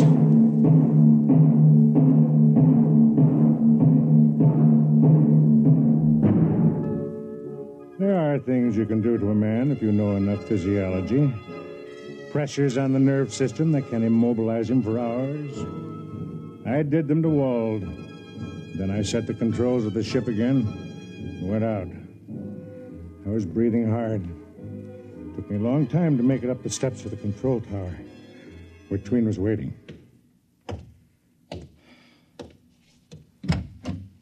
Karen. Oh, Karen, I was so worried. I thought you'd be burned. And then when Wall went in... I'm okay. Let me sit down a minute. What happened? Nothing much. I had to stop Judson from leaving alone, that's all. But why? Well, Wald decided to leave with him. What? That's right. He finally repented. He knew that if he stayed around, he'd just make you unhappy again. So he asked me to stop Judson until he could join him. You mean he did... Any second now. There go the engines. He had a spark of decency in him after all. I knew it. Yes. In a way, he's a sort of hero. The ship is trembling now. There they go.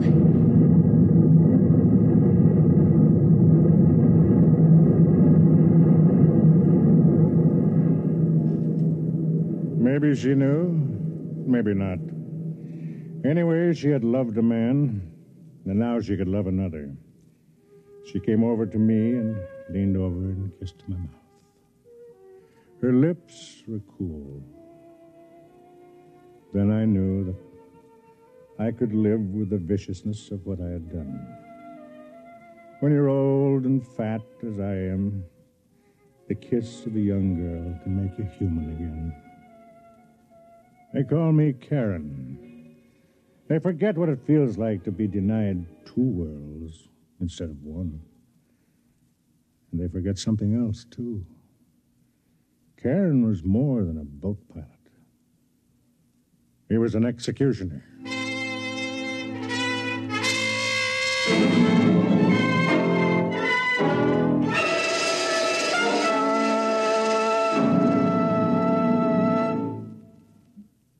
You have just heard X-1, presented by the National Broadcasting Company in cooperation with Galaxy Science Fiction Magazine, which this month features a story by Theodore Sturgeon, The Other Man, which tells of the hardest decision a man could face, to do his job well and thereby aid his bitterest enemy. Galaxy Magazine, on your newsstand today. Tonight, by transcription, X-1 has brought you The Stars Are the Styx, a story from the pages of Galaxy written by H.L. Gold and adapted for radio by Ernest Kenoy. Featured in the cast were Craig McDonnell, Patsy O'Shea, Dick Hamilton, Charlotte Manson, and Bob Hastings.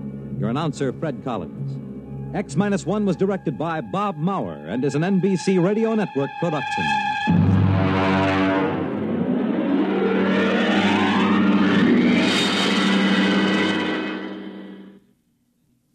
The music of Freddie Martin, live weekday morning starting Monday on NBC Radio.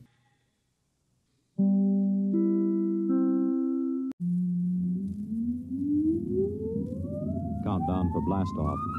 X-5, 4, 3, 2, X-1, fire.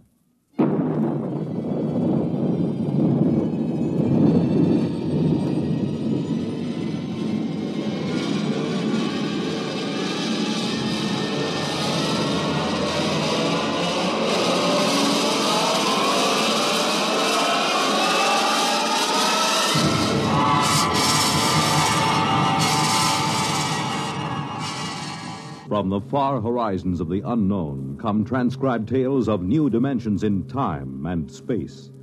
These are stories of the future, adventures in which you'll live in 1,000,000, could be years, on 1,000 maybe worlds. The National Broadcasting Company, in cooperation with Galaxy Science Fiction Magazine, presents X-1.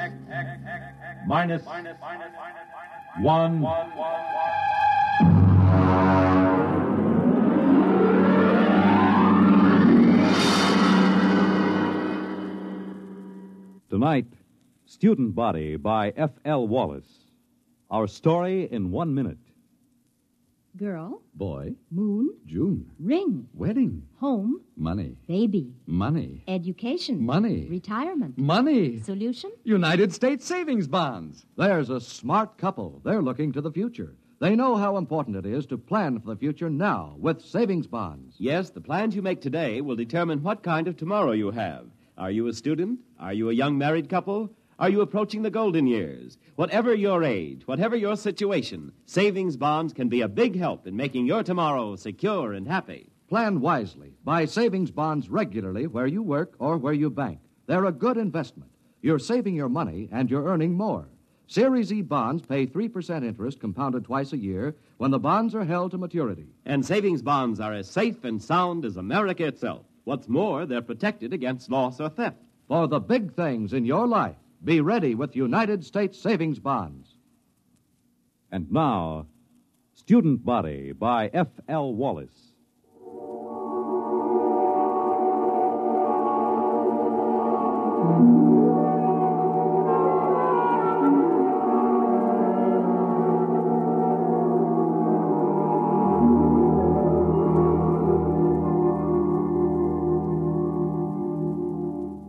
Emergency report to Central Colonial Service. Subject Planet 7G63, Glade. Reporting Dano Marin. Special assignment from Biological Control.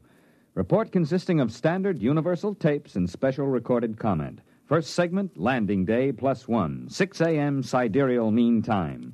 Voices on tape, myself, Colonial Executive Shep Hafner, and Athel, a female member of our crew. Tape commencing.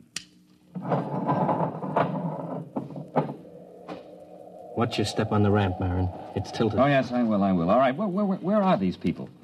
Over there, a few hundred feet. Beneath that tree. Oh, come on, then.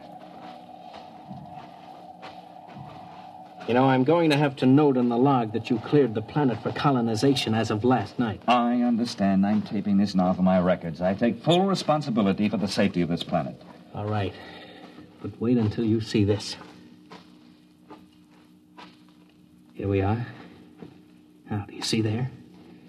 In the clearing beneath that tree? Why, good Lord, they haven't a stitch of clothes on. None of them. That's just what I told you. Are they all right? No, they're just asleep. You can see them breathing. Look here, Hafner, who gave them permission to sleep out here in the open? Shh, don't wake them yet. I gave them permission, Marin. They've been cooped up in that ship for over 6 months. They wanted to sleep outside. And in view of your clearance, I couldn't see any reason to refuse permission. I know. You were within your rights. But the clothing, why, they don't even have blankets. They did have, when they bedded down last night. Some of them even used the standard issue sleeping bag. Well, then what happened to them? There are 13 people sleeping around that tree, and they're stark naked, all of them. Last night you told me there was nothing dangerous on Glade. Do you still think so? I know so. I have the complete biological survey. Does your survey account for anything like this? You know it doesn't. That's what I thought. Okay. Now you've seen it for yourself. Let's wake them up and get them back to the ship. No, wait. You better wake them one at a time. This will be embarrassing enough for them as it is. Yes, I suppose you're right. I will wake the nearest one first. That's Athel, our lab technician. Yes, well, here, take my jacket. Cover her with it before you wake her. All right. Wake up, Athel. All right, Athel, wake up. It's Executive Hafner. What? Oh, what is it? I'm sorry, Athel. Something has happened. Oh, my clothes. My blanket, everything's gone. Now, be careful. Don't wake the others. Oh, yes, the others. Why, good heavens, they're all that way. Athel, just go back to your cabin on the ship. Everything is all right. We'll explain it to you when we have the others safely back. But I feel so foolish. How could this happen? What's the meaning of it? Now, just get back to the ship. Your clothes back there are perfectly safe. Yes, all right. Well, thank you. You told her we'd explain it later, Hafner. Do you think we can? That's your job, isn't it? This planet is as new to me as it is to you. You're the biologist. What destroyed their clothing? It would have to be something that could destroy both blankets and clothing without waking the people. Nocturnal insects? Ordinarily, I'd say that was a distinct possibility if it weren't for the fact that our surveys show no evidence whatsoever of any such insects on Glade. Your survey could have missed them, couldn't it? Not if they existed in any great quantity. Besides, if insects were the answer, there should be some kind of evidence of them right here in the area where Ethel was lying. Certainly one or two of them would be crushed when she rolled over in her sleep. Well, that sounds reasonable. Now, look for yourself. There's absolutely no sign of anything at all here. Well, what about some chemical, some vapor oozing from the ground? No chance at all. I'd rule that out completely. Then what?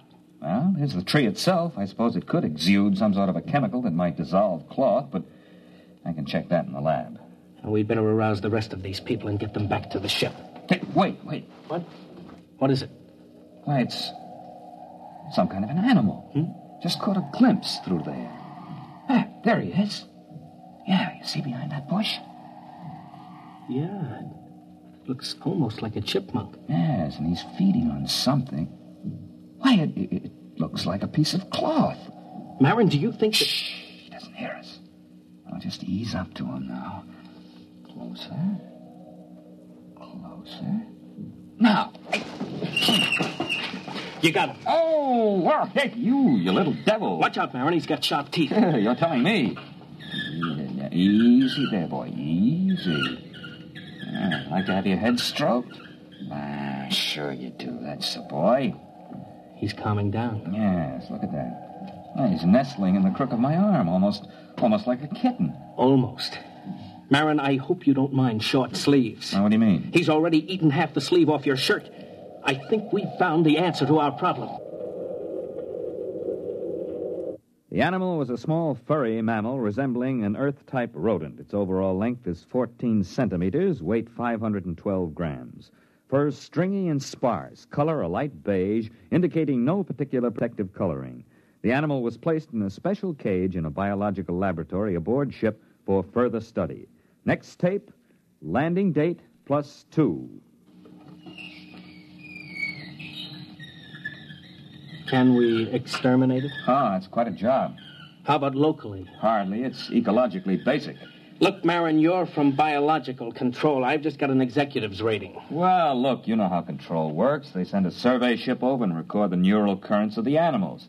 They get everything that has a brain, including insects, and they take a few specimens to check the patterns. Now, here's the report on Glade. The survey shows that this animal is one of only 4 species of mammals on the planet. It is also the most numerous. So if we kill them off here, others will swarm in from other areas? Yes, that's about it. There are probably millions of them around the planet. Of course, if you want to put a barrier across the connection to the mainland, you might be able to wipe them out locally. Look, Marin, I've got a tight schedule. I can't spare dirt-moving equipment for that. By the way, what do they eat? Well, as far as I can see, anything. Insects, fruit, berries. You could call it an omnivora. Now that our clothing is handy, it eats that, too. I thought our clothing was supposed to be vermin-proof. It is on 27 planets. On the 28th, we met up with a little fella that has better digestive fluids, that's all. He's eating a leather belt right now. Yeah. Are they likely to bother the crops we plant? They shouldn't, but then I would have said the same thing about our clothing. All right, Marin, you worry about the crops. Find some way to keep them out of the fields. Meanwhile, everyone sleeps inside the ship until we can build dormitories. Biological examination of omnivora posed this question. Why only 4 species of mammals on Glade? No reptiles and only a few birds. On all comparable planets, a large variety of species. Nearest Earth parallel, fossil remains from the late Carboniferous show creatures like the omnivora, but on Glade there appears to be no further evolution. Next tape segment, L+22, place, temporary warehouse, Quartermaster Crone, and myself. There you are, Mr. Marin. They got in every seat, sack, and barrel in this part of the warehouse. Well, what makes you think it's mice? Look, I've worked in grain elevators for 30 years in Kansas. Look at the way that sack is gnawed. And look over there. Droppings. Well, it's not exactly... I know, so they're mice-like. I want to know how to get rid of them. Have you tried poison? You tell me what poison to use, and I'll use it. They got into a 100-pound sack of arsenic and went through it like it was whipped cream. Well, how did they get in? It's a fused dirt floor, isn't it? It should be pest-tight. But see, there are cracks along here. They must have burrowed through. Hey, we're loose in here, and we don't have time to build another warehouse. They've got to be controlled here. Well, catch me a few of them alive, and I'll see what I can do. Next morning, a dozen live specimens of mice-like mammals were delivered to the lab. No two of them were affected by the same poison, and the poison developed to control the omnivora was completely ineffective. Alternate discussed with Executive Hafner and Machinist Tully of Computer Engineering. Next tape, L plus 24. Hafner, Tully, and myself. I tried it out yesterday, Mr. Hafner. I think I've got all the bugs licked now. Tully, I don't want any more metal used than is necessary. This isn't standard authorized equipment. You're not dealing with a standard authorized problem. Are you ready to activate the device? Sure thing. Here, help me get it down from this assembly bench down on the floor. All right. There you go, Kitty. Now, what do you think of her? A robot cat. Well, I still think we need at least 3 of them. Mr. Marin, inventory on colonial expeditions is always short. One will have to do. All right, Tully. Show us how this mechanical mouse catcher operates. You better get out of the way, Mr. Marin. If you've touched any of the mice in the lab, she'll go for you. She reacts to smell as well as sight and sound. All right, Tully, start it up.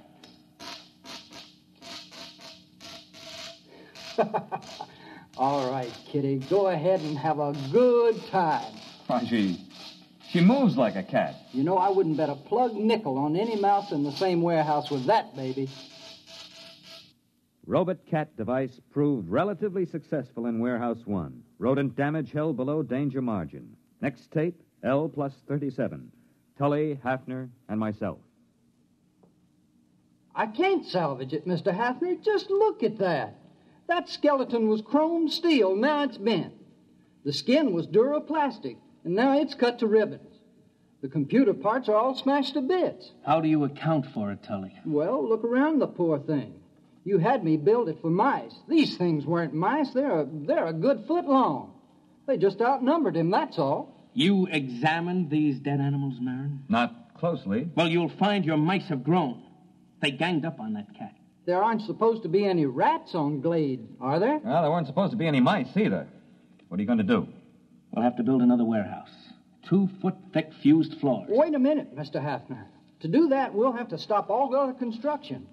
The atomic generator... Why not build more robot cats? You weren't here when we opened the doors, Marin. The warehouse was swarming with rats. Tully, how many robot cats would we need?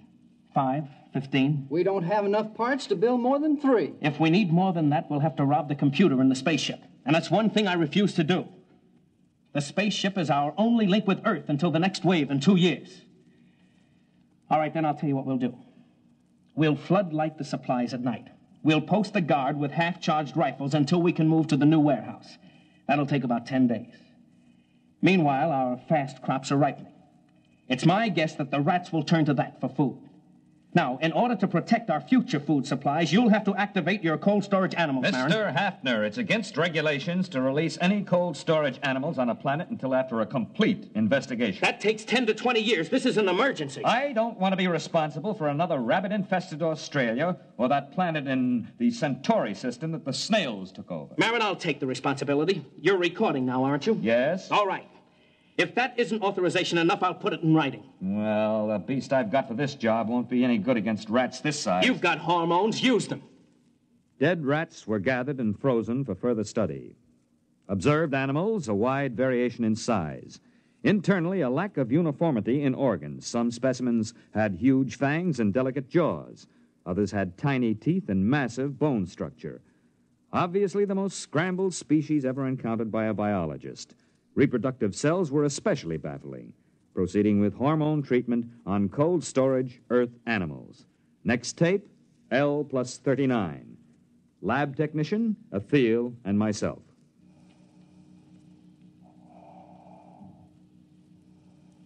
First one is coming out of it, Mr. Marin. Yes, that makes 85% viability. That's not bad.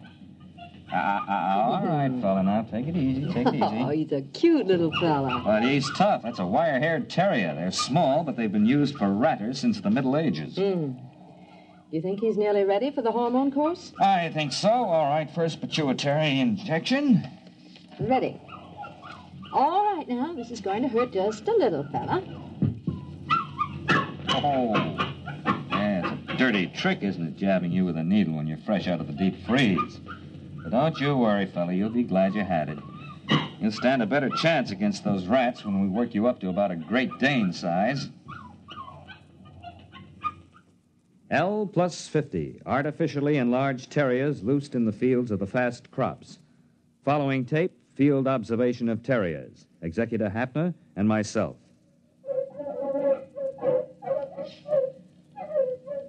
How long have they been at it, Marin? Since daybreak. I have to bring the dogs in at night and shoot them full of antibiotics. Will the dogs last? Well, this crop will be harvested in about a week. We'll make that. And there'll be 2 weeks to rest up before the next fast crop shows above ground. I think we've got the rats licked for a while. Well, when you get a chance, you might ask some of those PhDs in Central how they happened to hand us a survey and forgot to give us a few details like mice and rats. I have been checking on that, Mr. Hafner. I don't think there's any doubt. When that survey was made before we landed, there weren't any mice and rats on Glade. Then where did they come from? How did they get here? I don't know. But we're going to have to find out. Research project on pseudo-mice and pseudo-rats interrupted by field trip with Biological Survey Officer Whitehead. Tape L plus 63 in field geological survey vehicle. Whitehead and myself. You think you got troubles? Can you read a sonar map? No. Here, look. See this scope? It reads straight down about 10 miles. I'm supposed to be out looking for oil shale, but I got kind of interested in this. Look, first few feet down, you can find fossils. After the first few feet, that's about 20,000 years, there are no fossils until you get way down here. That's about the same as late Carboniferous on Earth. Then you get the fossils again. It doesn't figure. But isn't that usual? Changes in geological eras? You don't get it, man. I'm not talking about eras. I'm talking about years. Straight down from here, 20,000 years ago, this was a desert. And then 3 years later, it was a jungle. 5 years after that, there was a glacier. Earth normal would be 50,000 years or more for a change like that. What caused it? Yeah, you've got me. Fluctuations in the sun, I don't know, but talk about changeable weather. This planet really has it. Based on accumulated data, theory developed regarding mammalian life on planet Glade. Tape L plus 65. Place temporary headquarters of Executive Hafner. Marin, I've got a lot of work to clear up this morning. I thought you might like to know where the mice came from. They don't bother us anymore. I've also determined the origin of the rats. They're under control. I wonder if they are, Mr. Hafner. What do you mean? Mr. Hafner, I've checked this with Whitehead. Between 100 million years and 20,000 years ago, this planet was changing violently and quickly. The first change wiped out the dinosaur just the way it did on Earth. But it kept on changing. Desert, glacier, jungle, and all this within the lifespan of a single animal.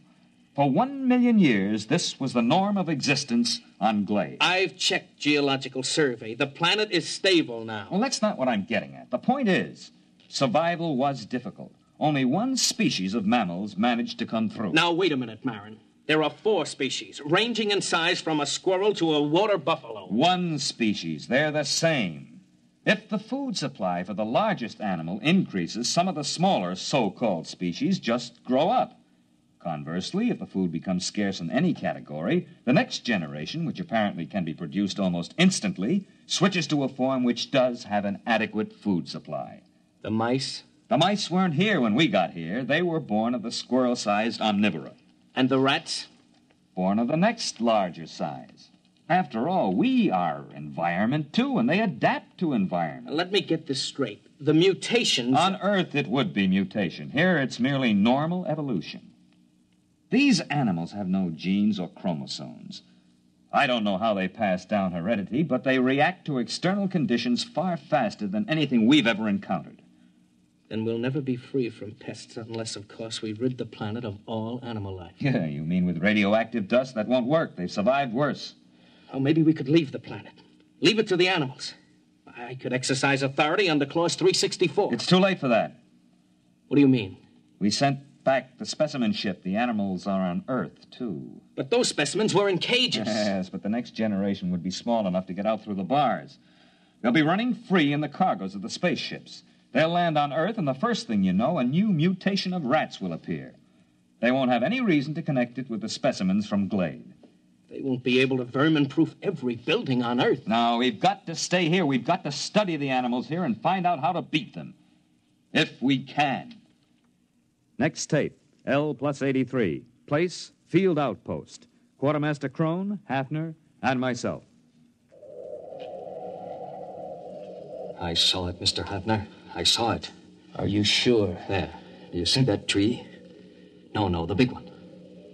The white flowers? That's the one. I saw it behind there. Can you describe it? Well, I didn't get a good... That's it. That's what I heard. It sounds like a tiger.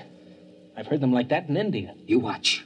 Right by that tree. Hey, look out. It's heading this way. Give me that rifle. Hurry up. Shoot. Try again. I've got it. Come on, let's take a look. Now look out. It might be still alive. No, I hit it square with that second charge. What in the devil is it? It's a good 8 feet long. What do you make of it, Marin? Well, except for the lack of markings, it closely resembles a tiger. Look at those claws. We chase the rats out of the warehouse, they go to the fields. We hunt them down in the fields with dogs, and they breed tigers. Well, that's easier than rats. We can shoot tigers. Wait a minute. We've been here less than 3 months, Marin. The dogs have been in the fields only 2. And that tiger's mature. How do you account for that? I'm not sure, Mr. Hafner, but I imagine if the survival factor is high, the young don't ever have to be young. What? They can be born as fully functioning adults.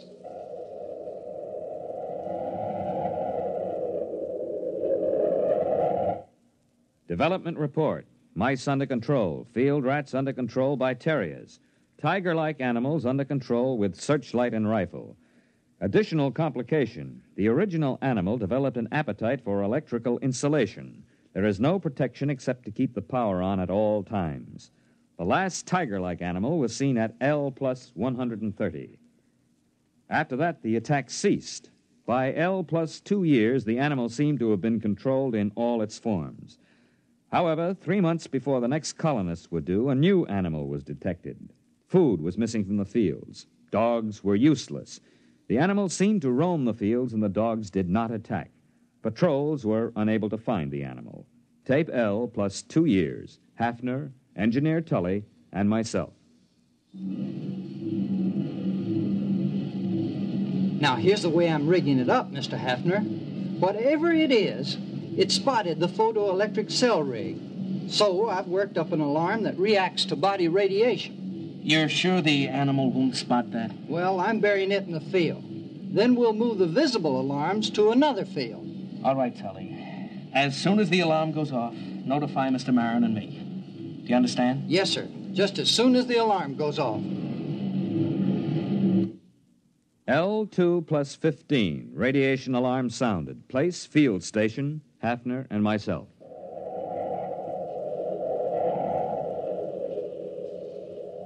Look out where you're walking, Marin. We don't want to scare it away. Well, there are dogs in that field, aren't there? Well, there were supposed to be, but they didn't bark. Quiet. Hey, there it is. See? Huh? It's in between the rows. Look out. Look out. Give me a clear shot. Now, wait a minute. Don't shoot. Look, Marin, I'm the executive here. I say it's dangerous. Dangerous? That's why you can't shoot. It's more dangerous than you know. Quiet. It'll hear you. We're downwind. Now, listen, Hafner. This is important. I don't want any lecture now, Marin. I don't want to lose the shot. You've got to listen. That animal could evolve mice. We stopped mice and it brought rats. We turned back the rat and provided the tiger. All right, we stopped the tiger. Not really. There was another animal being formed. The one that's in that field now. It took the animal 2 years to create it. How, I don't know. 1 million years were required to evolve it on Earth. He's moving away. Marin, I'm going to shoot. Don't shoot. We can't destroy the animal. It's on the Earth now and on other planets. We've never even been able to get rid of our own rats. How can we exterminate this animal? All the more reason to start now. Get down and give me a clear shot. Listen. Are their rats better than ours? Will their beasts win or ours be stronger? Or will the two make peace, unite, and interbreed? It's not impossible.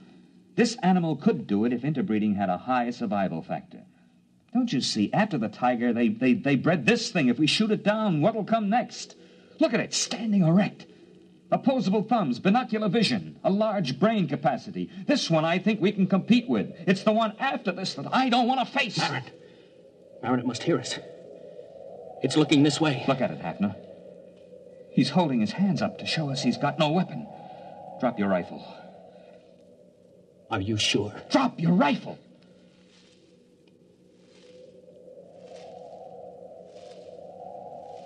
He's coming this way. He's got one of those white blossoms in his hand. Yes. Must be a sign of peace. What? It looks almost like a man. I wonder what's inside that body. I wonder what's inside that head.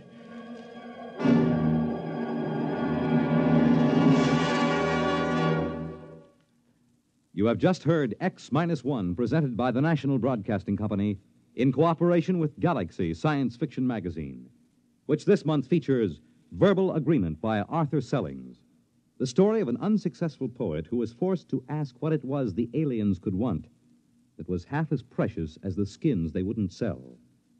Galaxy Magazine, on your newsstand today. Tonight, by transcription, X-1 has brought you Student Body, a story from the pages of Galaxy written by F.L. Wallace and adapted for radio by Ernest Kenoy. Featured in the cast were John Raby, Bob Hastings, Kate Wilkinson, James Stevens, Charles Carruth, and Merrill E. Joels. Your announcer, Fred Collins. X-1 was directed by Bob Maurer and is an NBC Radio Network production.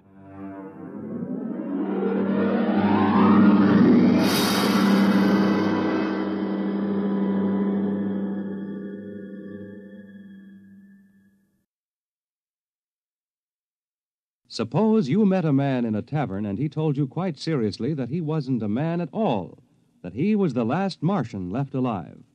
Well, that's what happens to a newspaper reporter next week when he is sent out on what appears to be a routine crank story. What happens next, though, is very far from routine, as the interview leads to a whole succession of astonishing events. The story is The Last Martian by Frederick Brown, next week on X-1. The Fisher Body Awards to Teenagers will be made tonight on the NBC Radio Network.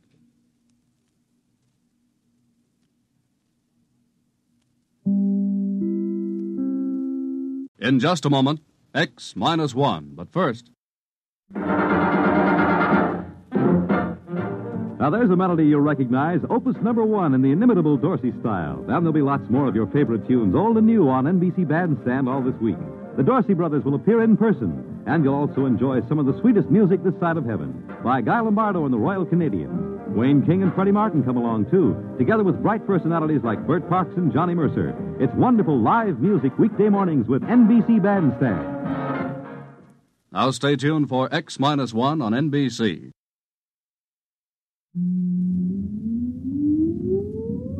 Countdown for blast-off. X-5, 4, 3, 2, X-1, fire.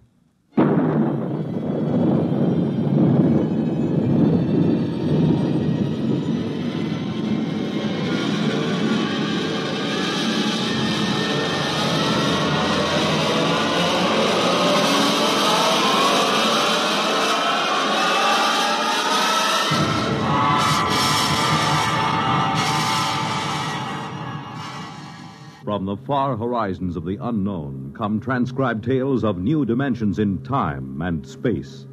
These are stories of the future, adventures in which you'll live in a million, could be years, on 1,000 maybe worlds. The National Broadcasting Company, in cooperation with Galaxy Science Fiction Magazine, presents X-1.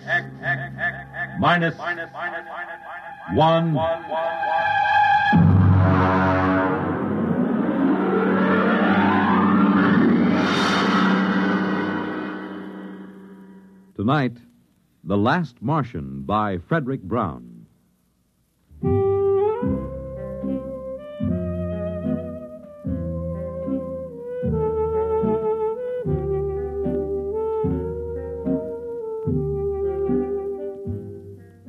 It was like any evening, but duller than most.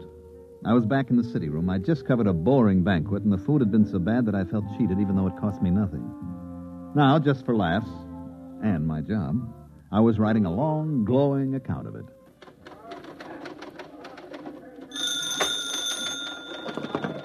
City desk, Corrigan. Yeah? You what?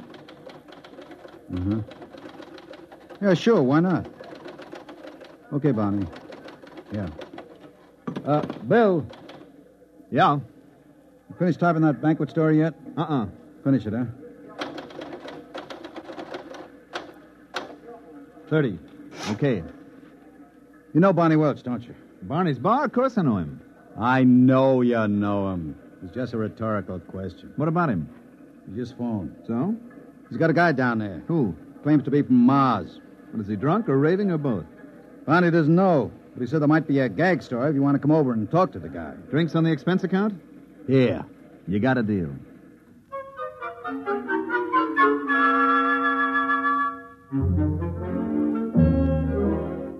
There wasn't a Trib reporter who didn't know Barney well enough to borrow money from him. I made for the bar like a St. Bernard makes for a fallen traveler and ordered a quick one with water on the side. Keep the bottle handy, Barney. Which one is the Martian? You see the tall, dismal-looking guy sitting alone there in the booth? Over there? That's him. What's his story? Well, he says he just got in from Mars 2 hours ago, and he's trying to figure it out. He claims he's the last living Martian. Mm-hmm. Does he know I'm a reporter? But he'd talk to anybody who'll listen to him. What's his name? He says it's Yangan Dao. I'll talk to him. Now, listen, Bill. Yeah. Don't get him violent or anything, huh? I don't want no trouble in my place. Oh, now, don't worry, Barney. Look, dish up 2 beers for us, and I'll take him over with me.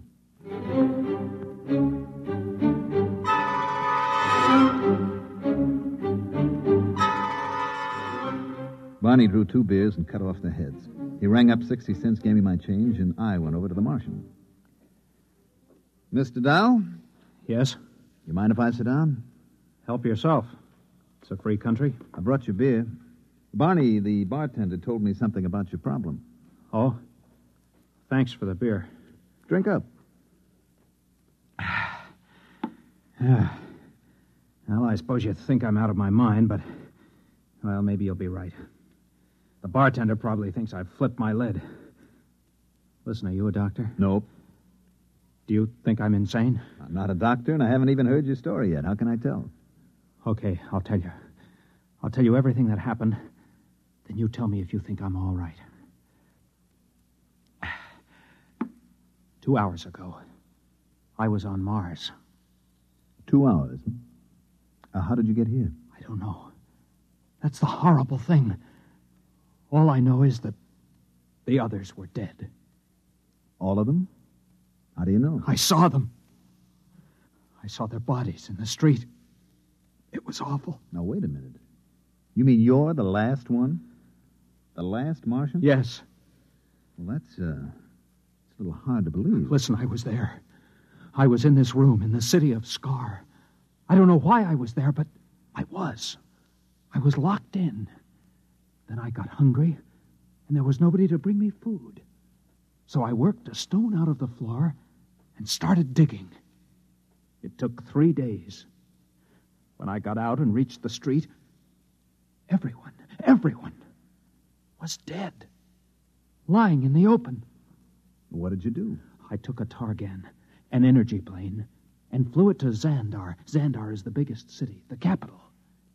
Every place, it was the same. Hundreds of thousands of bodies lying in the fields, the streets, as if everyone had died at the exact same instant. At Xandar, in the stadium. I'm listening. In the stadium, there were 100,000 of them. As if they'd come there specially to die together. I landed my ship there. In the stadium? Yes. Mm-hmm. I see. Well, there, in the stadium, they had built some sort of platform. On it was a column made of copper. Copper is a rare metal on Mars. And there was a push button. Where? In the copper column. Oh. And there was a Martian in a blue robe, a priest, right under the button. It was as though he'd pushed the button and died. And everybody else had died with him. Except you? Yes. All except me. And then? And then I was on a Madison Avenue bus, riding to work, here in New York. Oh, now wait a minute. Listen, I know you don't believe me. I know it sounds as if I was stark raving Now, mad, but take it easy, huh? You know what I think? What? You've had some sort of terrible shock. Well, of course I have. There were 3 million of us, all dead. I don't mean that kind of shock.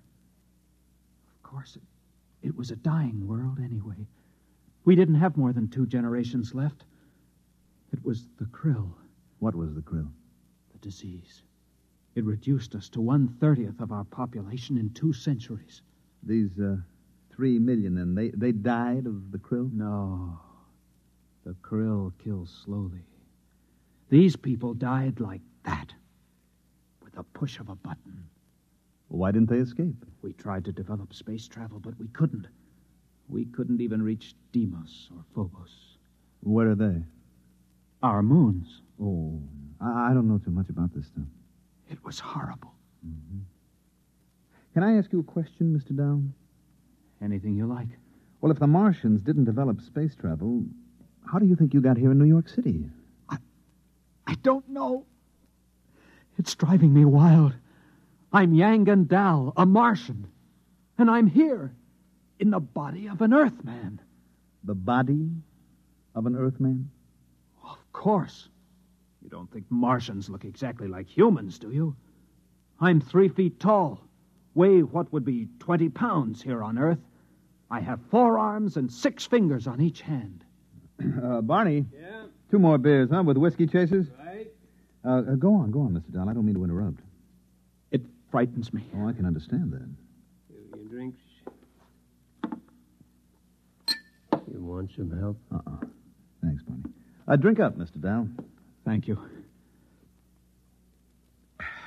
By the way, who is this Earthman whose body you've got?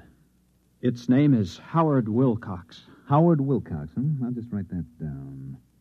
Address? It's in the wallet. 45 Amber Court. Mm-hmm. This Howard Wilcox whose body you're in, does he have a family? It is married to a female of this species, yes. Well, have you been home? No. Then how do you know? I have all of its memories.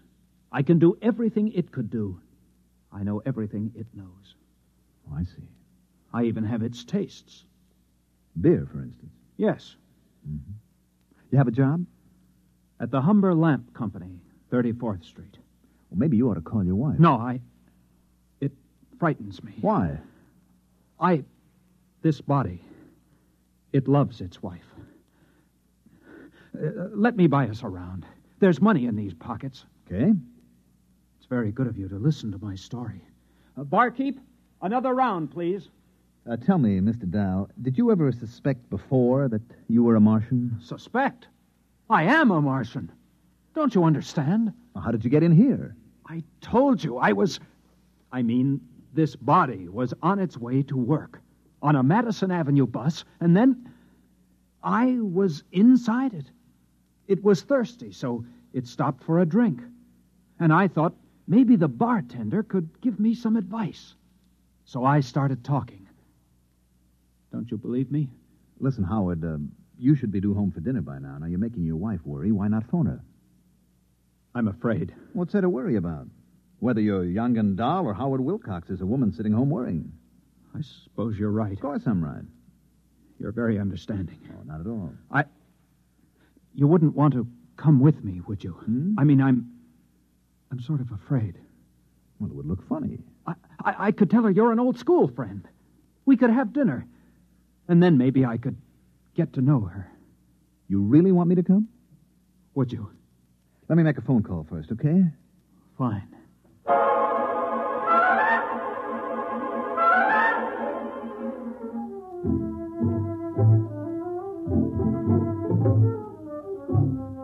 I rang up the Tribune and got Cargan at the city desk.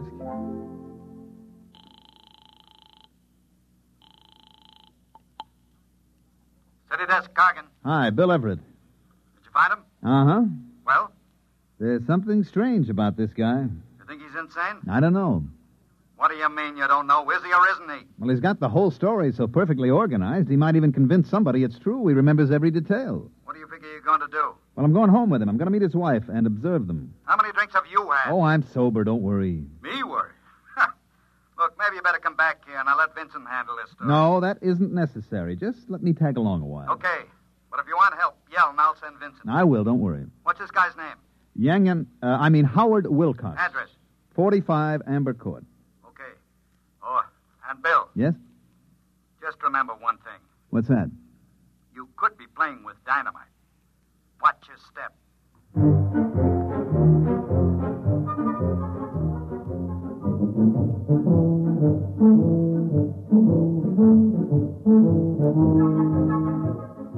Number 45 Amber Court was an apartment down in the village. We were met at the door by a pretty woman in dungarees with her black hair and a ponytail with a red ribbon. Let me handle it, okay? I wish you would. Howard, I was so worried.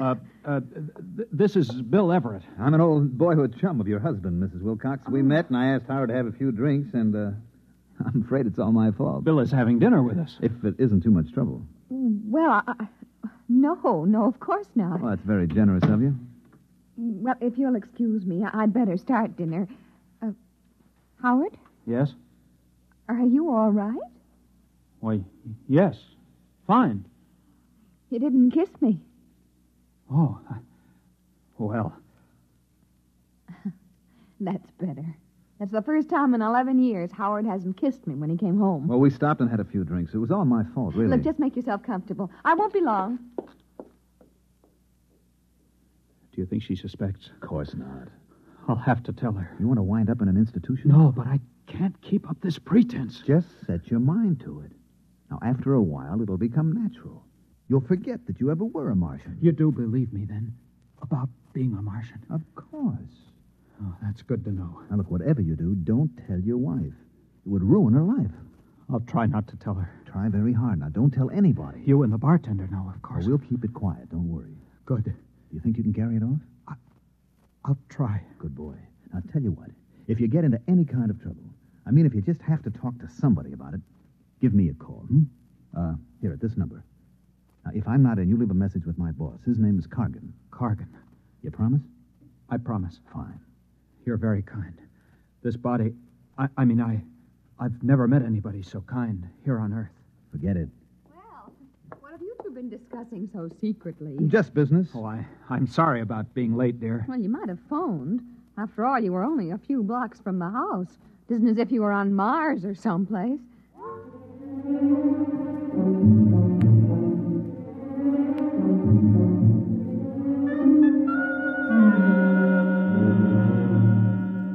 Dinner went pretty well, and Elaine Wilcox turned out to be an expert at shish kebab, which is one of my favorites. After dinner, I still had a couple of hours to put in at the paper, so I went back. Cargan came over to me right away. Well? Well?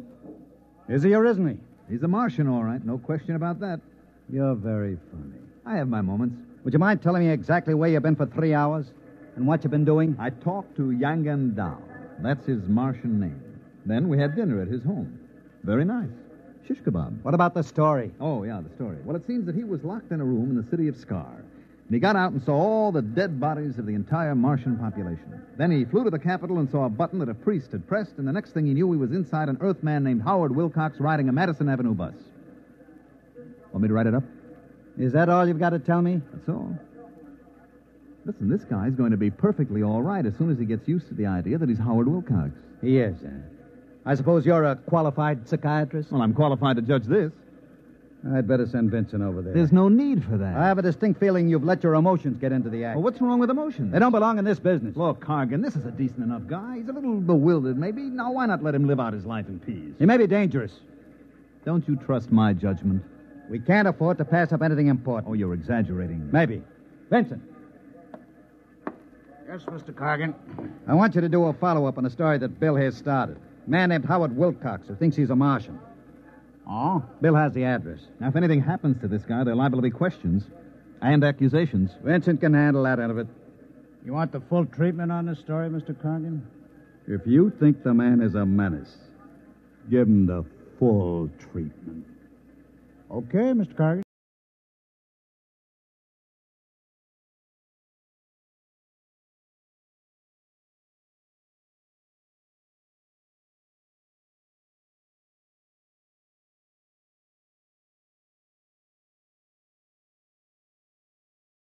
His home. His wife, Elaine, answered.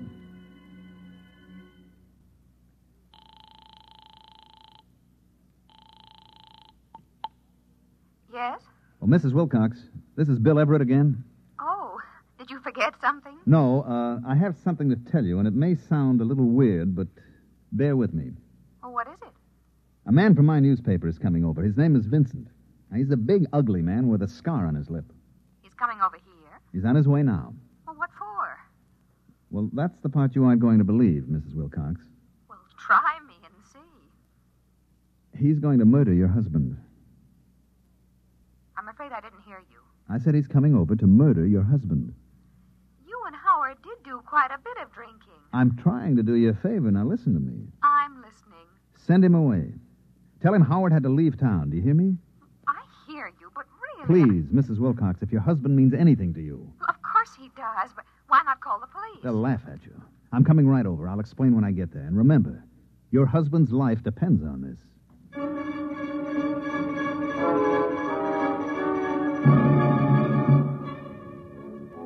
I didn't know whether I'd convinced her or not. It all sounded so terribly melodramatic. Anyway, I hopped into a cab and told him to use a heavy foot on the gas pedal, and about 15 minutes later, I arrived at 45 Amber Court. Oh, it's you. Was Vincent here? There was a man here from the Tribune, yes. Did you do as I told you? Well, I got Howard out of the house. I sent him out for some mozzarella cheese and gave him a couple of places that don't carry it. What'd Vincent say? I told him Howard wouldn't be back in town till tomorrow. He said he'd be back. Did he say what he wanted? Just that he had some good news for my husband. Some good news. May I come in? I wish you would. I want to know what this is all about. Sit down. Mm-hmm. Now, would you mind explaining? You won't believe me. You keep saying that. Okay, Mrs. Wilcox. Your husband, Howard, is a Martian. A Martian? That's right.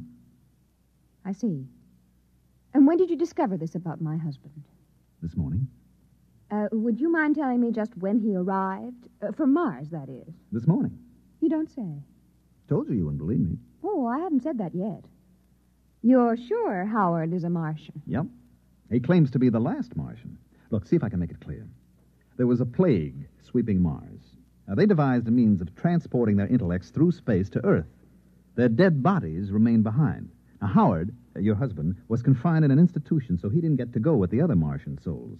He dug his way out and went to the capital city where the energy machine was located. Mm-hmm. I guess there was enough left to send his intelligence down here, where it landed in the body of one Howard Wilcox. How did you find this out? He told me. Mr. Everett, if you don't mind, I'm rather tired.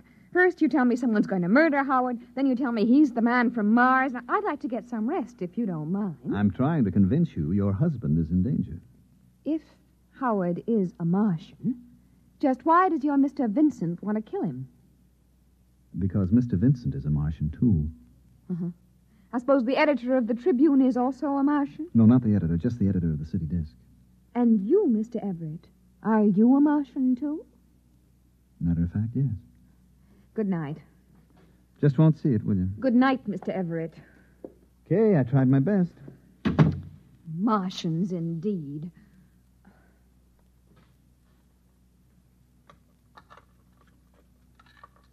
Oh, Howard, thank heavens. I couldn't get the mozzarella. It doesn't matter.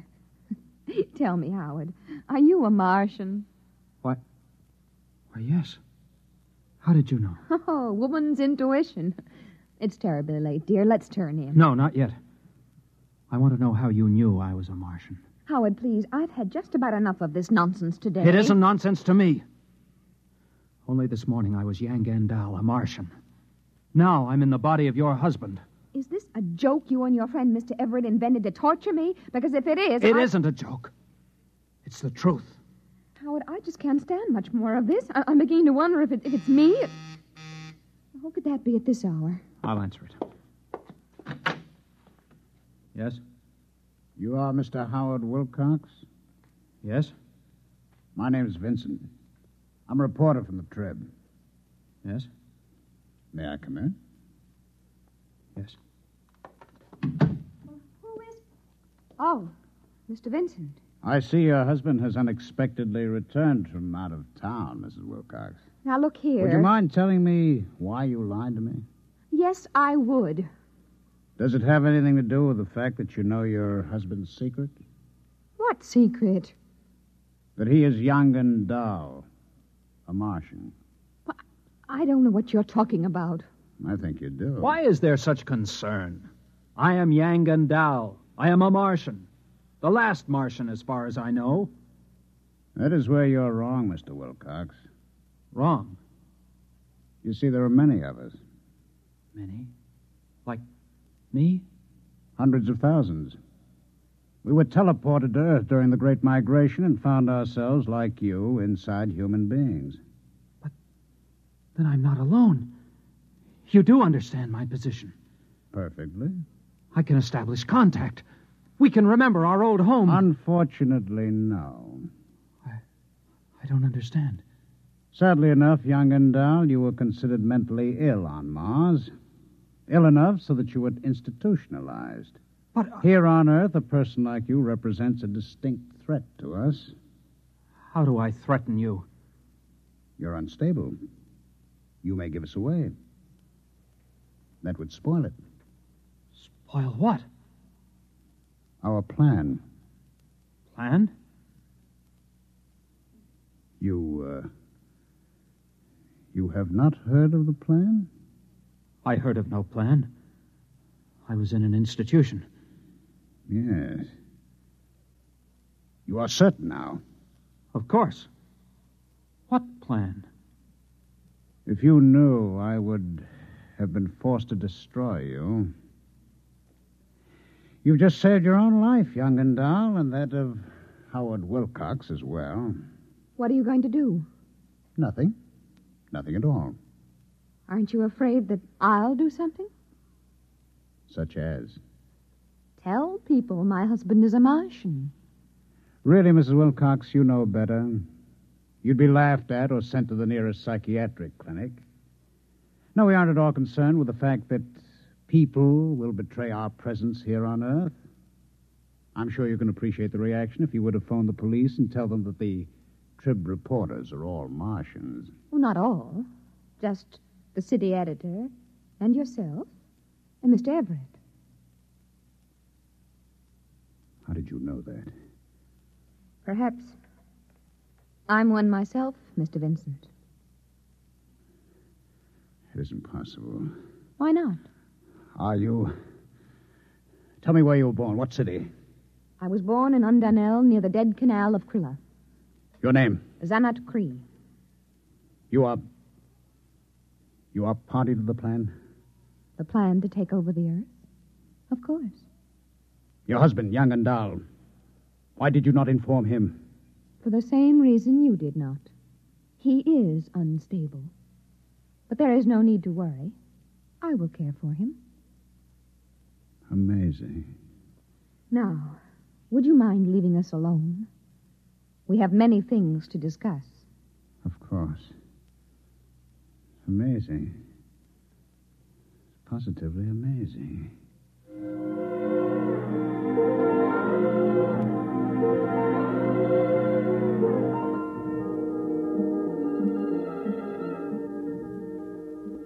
I was standing in Barney's bar having a double scotch on the rocks when Vincent came in looking like a man who spent the last 3 hours in a KitchenAid mixer with the dial on Fluffy.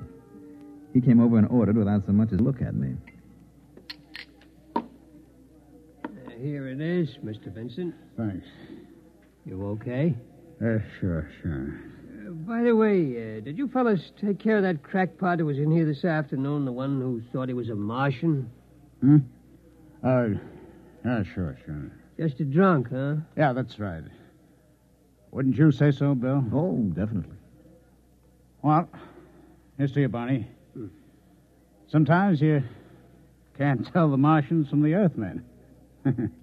you know. It's getting to be that way, Mr. Vincent. Right, Bill? That's right, Barney. Integration. That's what it is.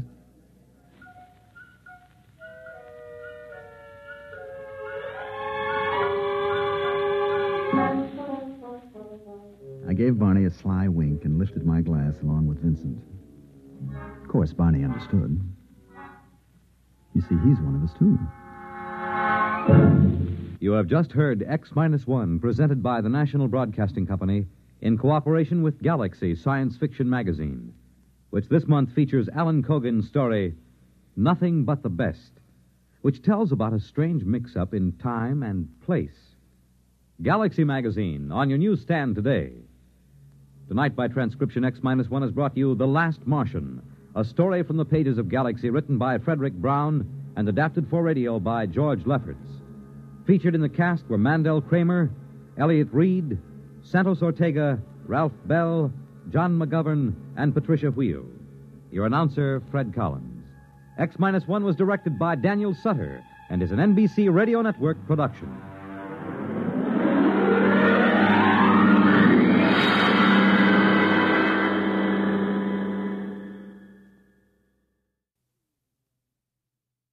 Go to the conventions with NBC Radio beginning Monday, August 13th. In just a moment, X-1. But first...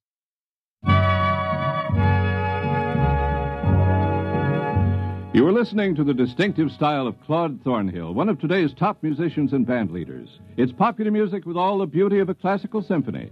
And there are more fine arrangements by Claude Thornhill all this week when he makes his appearance on NBC Bandstand. In addition, you're treated to the inimitable beat and rhythm of master jazzman Lionel Hampton. Join MCs Bert Parks and Dick Hames all this week on NBC Bandstand. And now stay tuned for X-1 on NBC. Countdown for blast off.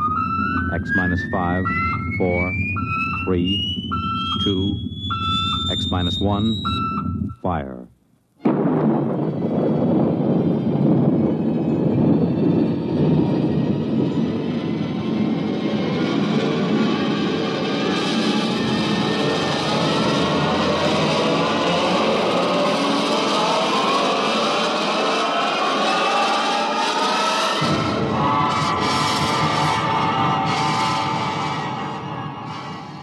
From the far horizons of the unknown come transcribed tales of new dimensions in time and space.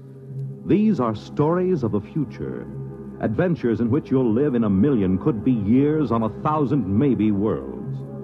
The National Broadcasting Company, in cooperation with Galaxy Science Fiction Magazine, presents X minus one.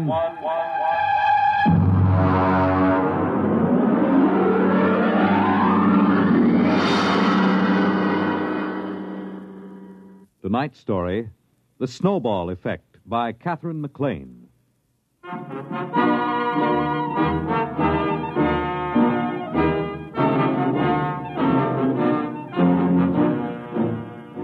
I took over the university at a time of crisis. For one thing, we had been placed on probation by the conference for overpaying football players by 100%, and one half of the varsity was penalized a year's eligibility. On top of that, I was called in by Mr. Harvey J. Grover of the Board of Trustees. We had lunch at 21 on his expense account, and after the Napoleon brandy, he lowered the boom. Dr. Holloway, the university is in crisis. I know, Mr. Grover, I know, but I'm assured that our scouts have turned up several likely zinc miners in Colorado. You can assure the board that we'll have a line to reckon with next season. I'm not talking about football. There are other things at the university, I'm told. Well, of course. Holloway, as president of the university, you've taken on a grave responsibility. I know. I don't mind telling you the board has been gravely concerned. The number one problem facing us is academic freedom. It is? You're darn tooting. We want every academic department free from debt, running in the black. Is that clear? Academic freedom, huh? I see. Any faculty that can't support itself by grants, bequests, corporation or government contracts is out. All of them? Down to the last assistant instructor. Look, Holloway, I'll put this to you straight. Most of the board was against hiring you. They had a bright young plant manager from General Products they said could show a profit from a candy store in the Mojave Desert. But I stood up for you. Why, thank you, sir. I told him the president of university has got to be at least a high school graduate, or it doesn't look good. You know, you did graduate from high school, didn't you? Oh, yes. And college, too. I got my master's at Harvard and my doctorate at... Never mind. Let's not go too far. Have you got this straight now? Oh, yes. I've got to make a profit on the candy store. I mean, the university. That's right. Oh, and, Holloway. Yes? How many zinc miners did you say we dug up?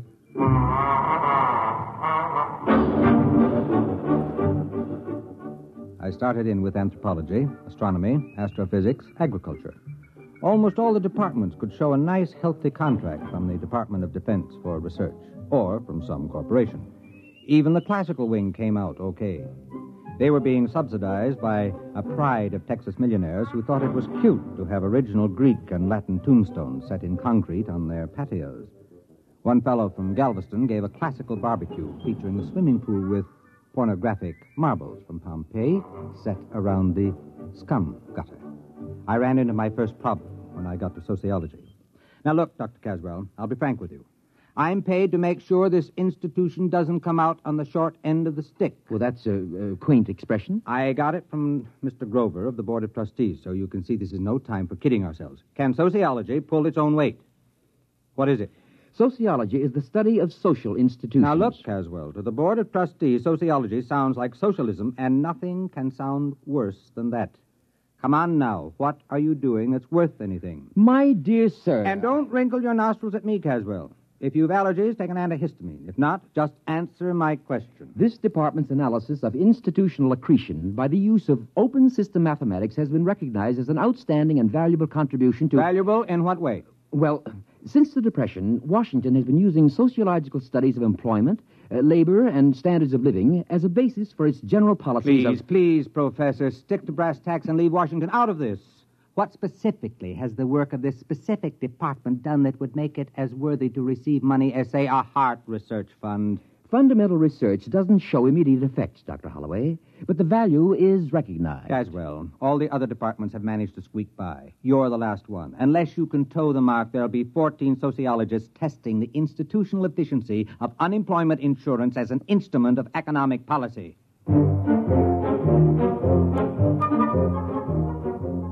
Caswell knew I had him. Unless he could show me how his department could scratch a buck together, I'd have to expunge his name from the catalog and have him drummed out of the faculty club. I'll hand it to him, though. He glared from behind his pince-nez, and sliding into his lecture manner, he started his con. Institutions, organizations, that is, have certain tendencies built into the way they happen to have been organized, which cause them to expand or contract without reference to the needs they were founded to serve. I have developed a form of socio-mathematics to plot these factors, and by comparing formulae...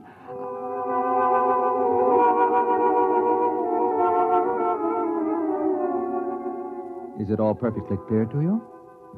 Well, it wasn't to me either. I grasped the idea that he could tell whether an organization would get bigger or smaller and why, and so I asked him for proof. Well, I could give you a demonstration. How quickly? 6 months. All right, let's see.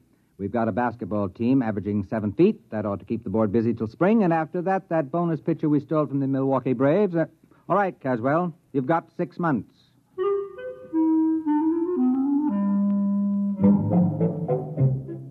I forgot about Caswell and sociology department for a couple of days while I went back to convincing semi-literate millionaires that they might as well leave a couple of millions to the university rather than have the federal snap it up in inheritance taxes. I was on to a real beaut. A button manufacturer with a bad heart who could go any minute, who wanted to endow a scholarship for needy and intellectually gifted lacrosse players. When Caswell came back to see me, we had lunch at the student cafeteria on my expense account. And he explained. Ever hear of feedback effects? Is it something to do with reducing overweight co-eds? No, it's a mathematical term. You might call it the snowball effect. You mean like rolling a snowball downhill? That's right. It grows. Now, here's the mathematical symbol. That spiral? That's the formula for the general growth process. Do you understand the equation? Why, no. It accounts for all sorts of institutional growth. The Roman Empire, Alexander, the Masons, the spread of tobacco, anything. You see, when the snowball becomes too heavy for the cohesion strength of snow, it breaks apart. Now, we've decided to run the test on an organization and make it grow according to the formula. I see. You're going to use some club or lodge or something as a guinea pig. If you could follow the equation, you'd see I've built a pattern of a cogent reason for the ins to drag in new members from the outs, and an urgent factor to prevent anyone from resigning. That's this Greek symbol here. Kappa for compulsion.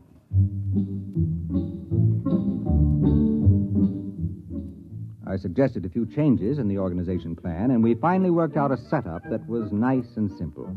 We put our heads closer together and tried to pick the best place for a demonstration. It should be small enough to observe, and yet large enough to be statistically significant. How about Passaic, New Jersey? My sister lives there. Oh, let's make it Watershaw. I have some student sociological surveys of it already. We can pick a suitable group from that. We've got to make this an ironclad demonstration. We'll have to pick some little 2-foot nothing club that nobody would ever expect to grow. Some miserable, pathetic little organization.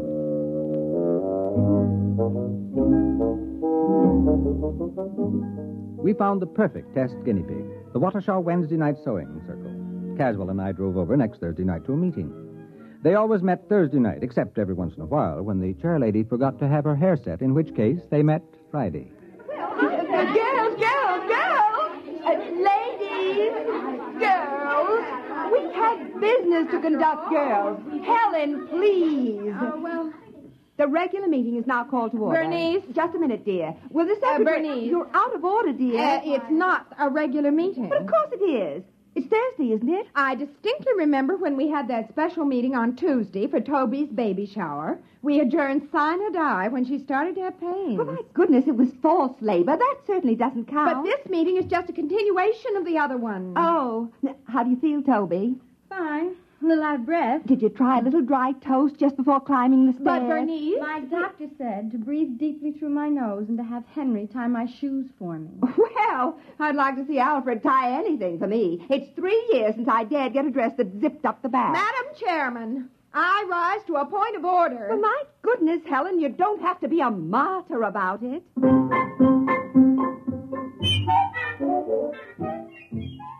That's the way the meeting of the Watershaw Sewing Circle went on.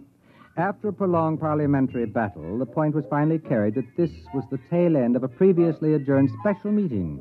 At this point, the secretary, who had shorthand training, read the minutes.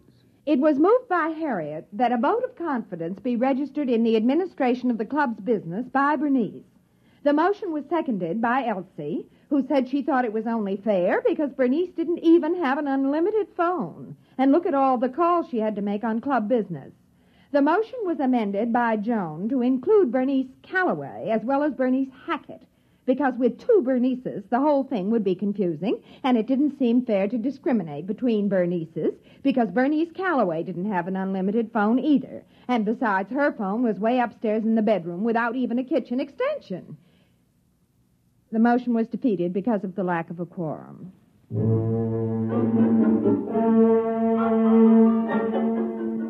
Finally, the new business of the meeting was reached, and Bernice, introduced Professor Caswell and myself as observing professors doing a survey of charitable institutions.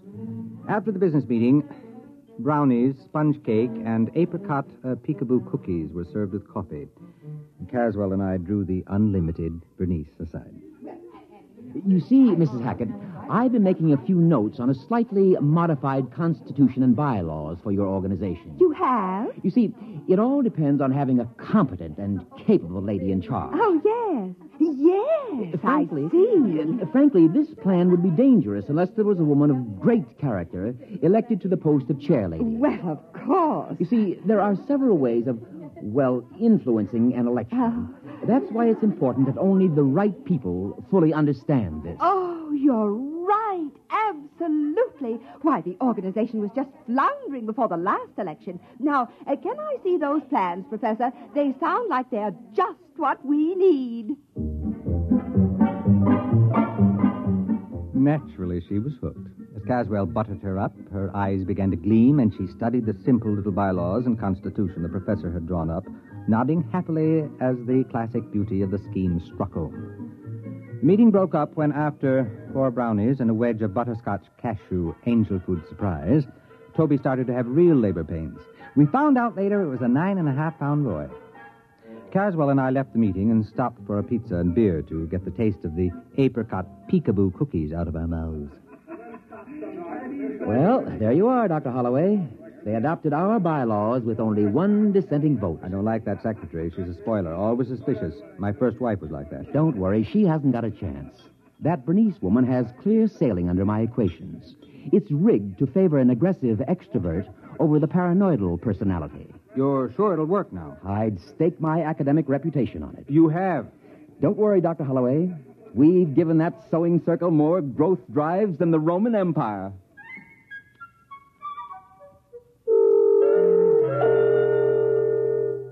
We let the whole thing gel for a while. About 4 months later, I shook loose from my schedule and dropped over to see Caswell. He looked up from a student paper on the correlation of Bermuda shorts seen at Madison Avenue and 46th Street to the swing towards Democratic candidates in the Corn Belt. Good morning, Dr. Holloway. Good morning. Caswell, I just wanted you to know we hadn't forgotten you. Now, about that sewing club business, I'm beginning to feel the suspense. Could I get an advance report on how it's coming? Well, I haven't been following it that closely. We're supposed to let it run the full 6 months and then check. But I'm curious. Could I get in touch with that woman? What's her name? Bernice something? Hackett. Bernice Hackett. Would it change the results if we checked it now? Not in the slightest. If you want to graph the membership rise, it should be going up in a long curve, probably doubling ever so often. Well, if it's not rising, you're fired, you know. If it's not rising, you won't have to fire me. I'll burn my books and shoot myself. I went back to my office and put in a call to Watershaw. Mrs. Hackett wasn't in. The maid informed me she was at the meeting. That sounded better. If the sewing circle was meeting on a Saturday, then maybe Caswell had a chance. But she wasn't going to a sewing circle meeting. There was another organization, the Civic Welfare League. I hung up the phone and thought about poor Caswell. If the sewing circle had really gone up the flue, he was on his way up with it. I decided to go over to Watershaw and check to give the poor old goat the benefit of the doubt. The meeting of the Welfare League was in the Knights of Columbus building, a tremendous pile used for dozens of club meetings at a time. There was some kind of political rally going on in the main hall. Streets were jammed, and I figured I was going to have a tough time finding the little back room where the Civic Welfare League was meeting. I figured they must be in a pretty bad way trying to hold a meeting in competition with a brawl like the one in the main room. Right this way, look, sir. Miss, I'm looking for a small meeting. Well, here you are, membership application, song sheet, bylaws, and pledge. No, you don't understand. I don't want Well, that's all right. You can keep it. It's a new membership kit. Everyone's supposed to have it. We've just printed up 6,000 copies to make sure there'll be enough for this meeting. No, you don't understand, Miss. I'm looking for the meeting of the Civic Welfare League. Well, this is it. No, I mean the one with Mrs. Hackett. Bernice Hackett. Do you know her? Well, there she is up on the speaker's platform. And now, after the ushers have passed among you with membership blanks, it is time to rededicate ourselves to the principles we stand for. With a bright and glowing future, the best people in the best planned town in the country, the jewel of the United States. All we need is more members. Now get out there and recruit! Recruit! Recruit!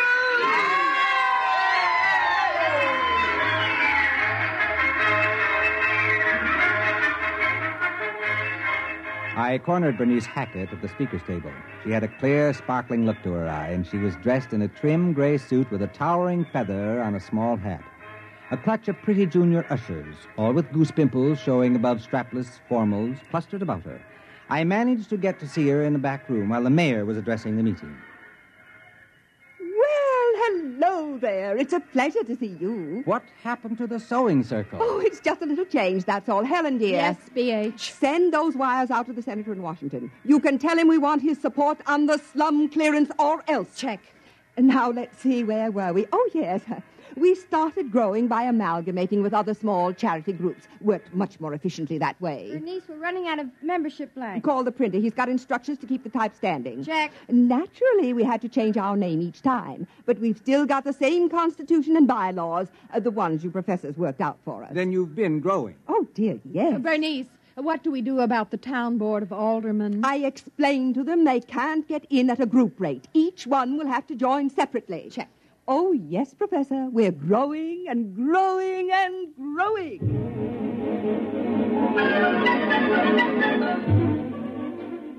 I kept close watch on the the Civic Welfare League for the rest of the month. Evidently, they'd swallowed up the real estate organization because they came out with a plan to attract new industries to town, and there was a gimmick splitting up the profits among club members only. It was the same provision Caswell built in to split up profits from dues and fines, but now it was operating in the 100,000s. I graphed the rise in membership, and it went up like the first rise in a roller coaster. I went over to Caswell's office to tell him the good news. Naturally, I knew the equations would work. Well, don't be so calm about it. With a demonstration like this, I can get all kinds of grants and funds for the sociology department. You'll think it's snowing money. Well, naturally, I expected this. I haven't been following the test at all, but I was quite confident. I don't mind admitting I wasn't. Well, that organization sure blew up. Now, let's see the formula for stopping it. Oh, I didn't complicate the organization with negatives. I wanted it to grow. It falls apart naturally when it stops growing for more than 2 months. You remember we built into it the idea that the members know what happens if the membership stops growing. Why, if I tried to stop it now, they'd cut my throat. Yeah, they sure were enthusiastic at that meeting. No, we'll just let it play out to the end of its tether and die of old age. And when will that be? Well, it can't grow past the female population of the town. There are only so many women in Waukesha, and some of them don't like sewing. Sewing? Caswell! What's the matter? Are you sick? You haven't been following the experiment? Why, no. I told you I haven't even thought about it since we started. Well, they wanted to expand, and they weren't going to let sewing stand in their way. They went from general charity to social welfare schemes to something that's pretty close to an incorporated government. They're now filing an application to change their name to the Civic Property Pool and Social Dividend Membership Combine. Well, very interesting. I hadn't thought of that. Fascinating. Dr. Caswell, tell me, where does the formula say it will stop? Oh, I shouldn't worry. It stops when you run out of people to join it. After all, there are only so many people in Waukesha. It's a pretty small town. Yes, it is. Doctor, they've opened a branch office in New York.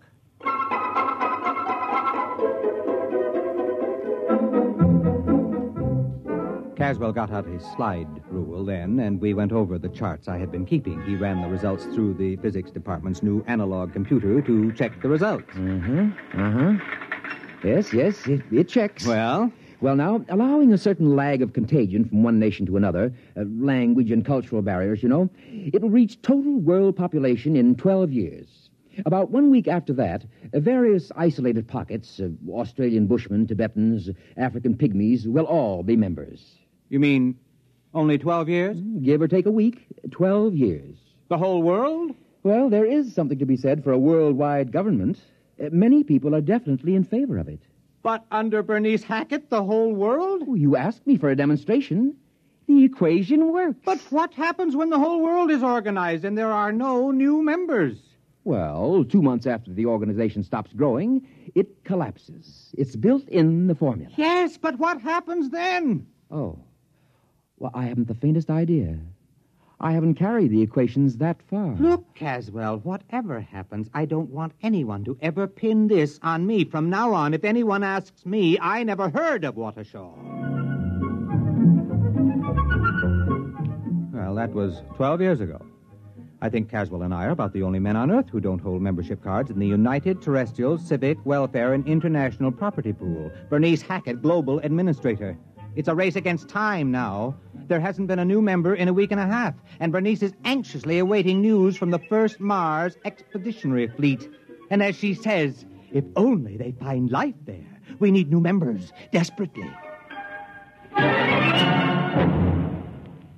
You have just heard X-1, presented by the National Broadcasting Company in cooperation with Galaxy Science Fiction Magazine, which this month features The Stars, My Destination, the first installment of a 4-part serial by Alfred Bester, a brilliant novel on teleportation in the world of the future. Galaxy Magazine, on your newsstand today. Tonight, by transcription, X-1 has brought you The Snowball Effect, a story from the pages of Galaxy written by Catherine McLean and adapted for radio by Ernest Kenoy. Featured in the cast were Ted Osborne, Wendell Holmes, Warren Parker, Audrey Blum, Mary Patton, Patsy O'Shea, and Peggy Allenby. Your announcer, Fred Collins. X-1 was directed by Daniel Sutter and is an NBC Radio Network production.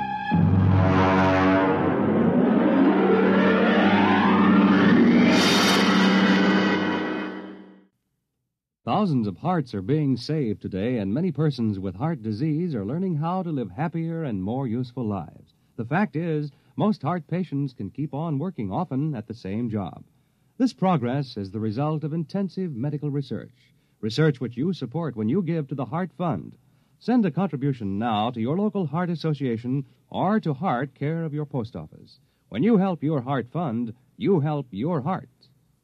Only NBC Radio brings you the whole convention story. Listen tonight.